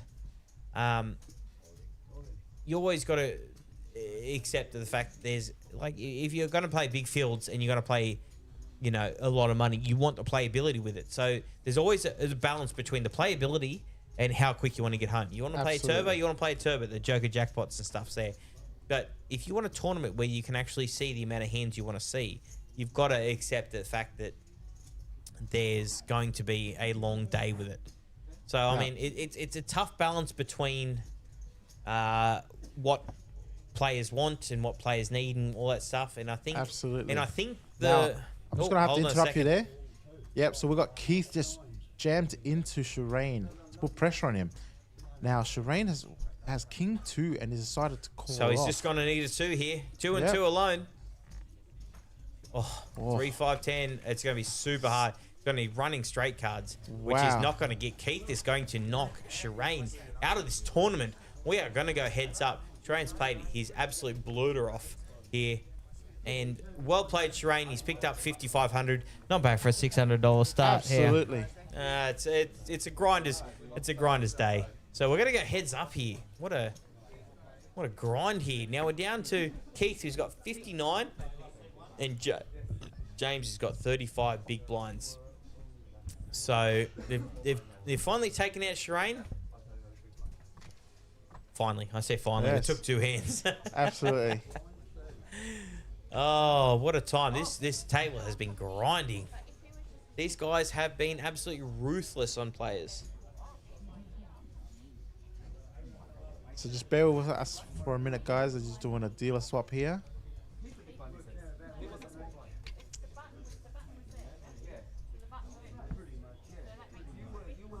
PSI in the chat. Who's this Keith bloke? Now, I don't know either. But if he does take off the mask, we'll be able to recognize him as a player. But look, as it stands, he's been playing absolutely phenomenal. Mate, he's played phenomenal. Yeah. Fantastic poker. And now we're down to heads up. How quick did that come? Yeah. So we were talking back to the structures and stuff like that earlier. I mean, like, look, I know it's 2 a.m. and I know everyone's grinding and trying their best. But if you're playing for 14,000 up top and it's 2 a.m., you might deal with a little bit of lack of sleep. Absolutely. For a good structured tournament. Like, I mean, you could always go out and play tournaments that, give you an average of 10 big blind per hands and you're sitting there flipping constantly. Yeah. But if you actually want to play some actual poker and get enough of a day in to play for a big stack up top, I think this is the perfect balance of tournaments. So, I mean, Some would say yes, some would say no. There's always Absolutely. controversy in poker. That's what makes poker so good. So And, just in the chat here, we've got Annie going, go Howie, dealing massive hands. Oh, massive. Indeed, he was. Oh, he's dealing some absolute callers to people. And you know what? They just decided, look, we want this final table to go for a longer. Let's get a dealer change in. Yeah. All right, so we've got Emma in the box dealing for the heads up. Blinds All at right. 30, 60, 60. All right. Play's going to continue. Let's keep Yeah. going. Let's do it. All right. Howie's out. Coolers no more. Let's keep going. It's funny because I swear to God, you've taught every person here how to deal some coolers here, Tuna. Yeah. Now we're playing for a fair bit of money up top here. So it's 14 large up top. 14 large. Can you imagine doing that on a Sunday afternoon? Hey, look, I'm just going to play a $600 tournament. Let me Absolutely. go on to play 16 large. Keith here on the dealer button. Which, now, the dealer button for those at home is a small blind. So the dealer button is first to act and last to act post-flop. So just quietly here, Keith has just chucked in a massive raise. I think he's just putting the pressure on now. I think he's either, he's chucked a massive raise into James. King 8 in the big blind. Heads up. Okay, James So now, decided to let it go. For those listening, in the chat, someone goes, are you guys allowed to talk about deals? Absolutely. We are a deal-friendly place. If they want to do a deal, they can do a deal, and we are happy doing deals. There's always controversy, once again, 50-50 on either side, whether people want to do deals. But in the chat, PSI, yes, deals are allowed. But these guys so far have obviously not talked about deals. We are playing on. Keith, James, these two have been grinding it out massively. Good on them. Absolutely. Wayne in the chat going, yes, they can hear. I'm not going to repeat the rest of that. Well played. Good on you, Wayne. Good on you, Wade. Everyone joining us in the chat, we appreciate you sticking with us here. The 600 Sunday, we are down to our final two. This has been an absolute smashing final table. There's been no short of action. These guys have absolutely not cared. They want to play for the win. You know, this is a 95-person tournament, 47,700 in the pot, and they are playing for 14,500 up top. And there could be deals done, but they have not done one. These guys are trying to play it out at the moment. They want to take the week off when they come first. You know, look, everyone says, why does the tournament go so long? I said, it only goes so long if you're massively in the cash. So, I mean, if you're in the cash, you're more than happy to, you know, take a day off or something. Absolutely. So we're playing for 14, 410 up top, 8, 9 for second. And so for, oh my God, look at this. Keith has just called and James has woken up with aces. How sick is it when you wake up with aces? You just you don't know how to play your hand. Absolutely. Do I raise? Do I call? Do I trap? I mean, it's just I don't know heads up play too well. So he's raised. Keith is sitting there with 6-3 and he's going to make the call. Here we go. So we're going to go to a flop. We've got 6-3 suited versus aces. Now, I don't know if you're a fan of sick beats, but I am. So let's see what happens. We've got a natural 9 going over here. And that is not a natural 9. Not a natural 9 at all. 6-3 is not happy about that. So sorry, I'm just going to check. I'm just reading some of these chat things. And what are we going to get here? We're going to get a bet. Yep. Going to get a bet from James and a 100% fold. Absolutely. PSI. Poor Jackson had to act dumb, pretend he couldn't believe how light they are getting in for massive pay jumps. I'll let you be the expert of that. CK, but Berkey, what about the people who have been up since 9 a.m.? Yeah. Good on you, CK. Oh, no, CK. Stop it. It's a tough gig if you have to be up at 9 a.m. But I'll tell you what, I'd be up for many, many more than 24 hours if I was playing for this kind of money. Absolutely. Because look, you can't earn this money in kind of weeks, but you know, if you sit there in the poker table and you're the best player on the night, then you make this kind of money. So people always go, you know, I've had a lot of people come up and go, man, why does the tournament go to 2 a.m.? And I've looked at them going, man, you'll never survive till 2 a.m. Why are you talking to me about this? Yeah. So, I mean, and I'm one of them. That's why I'm here commentating it. Sure. All right, so what do we have looking at on this table here? Looks like they're talking it out. Maybe we see something happening over here. Let's keep an eye on it. Now, remember, guys, we know as much as you guys do. We don't get any information from downstairs. So we're reading it on the screen as you read it. But Shano seems to be getting some numbers. What the chips are worth and the value of chips are worth. Wayne in the chat. Keith crazy if he does a deal. He's sun running. Now, Oh, you know what? I don't disagree with that at all. he has every right not to, but we'll have to see what comes to light over here. Sorry, I'm just messaging downstairs. I'm trying to get some information to see what's going on. Yep, happy to chop. No worries. All right. 11,247 and 95. All right, I've been told they're trying to do a deal. Oh, they've done a deal. Okay, let's see if we can get what the deal is.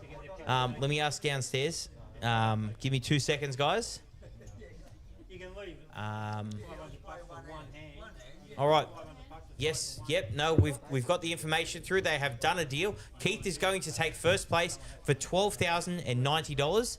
James going to take second place for $11,220. They've done a deal. Keith is going to take the win. He's going to take the extra $800 on top, and we are going to finish up here with this 600 Sunday yet again. Tuna, it has been an absolute pleasure, mate. I believe what I've been told is they're flipping for the win. They're actually going to flip the cards for the win. They want the imaginary trophy and they want the win. So they've just said downstairs they're going to flip for the win. So we got Keith with the King Jack and James with the 7-6. Wow. 6-7 gets the open ender. Okay. Needs to hit. Needs To hit. It does not hit. We are going to get a winner with Keith. Keith has taken $12,090. James is going to be second with $11,220. Guys, welcome to everyone to Play Live. We appreciate it. We have our winter series coming up June 4th to June 23rd. Check out it at playlive.melbourne. Thank you, everyone, for being with myself and Mr. Tuna. We appreciate everyone being here, and Thanks, guys. thank everyone. Appreciate it.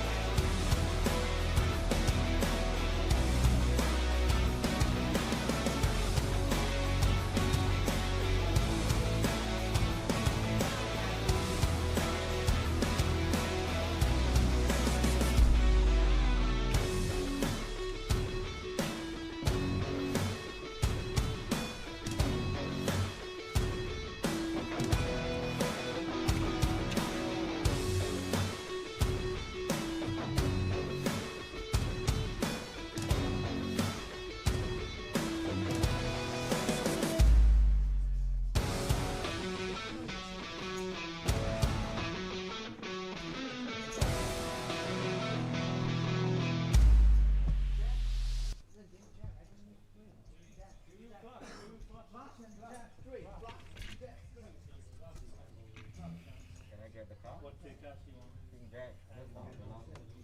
King Jack?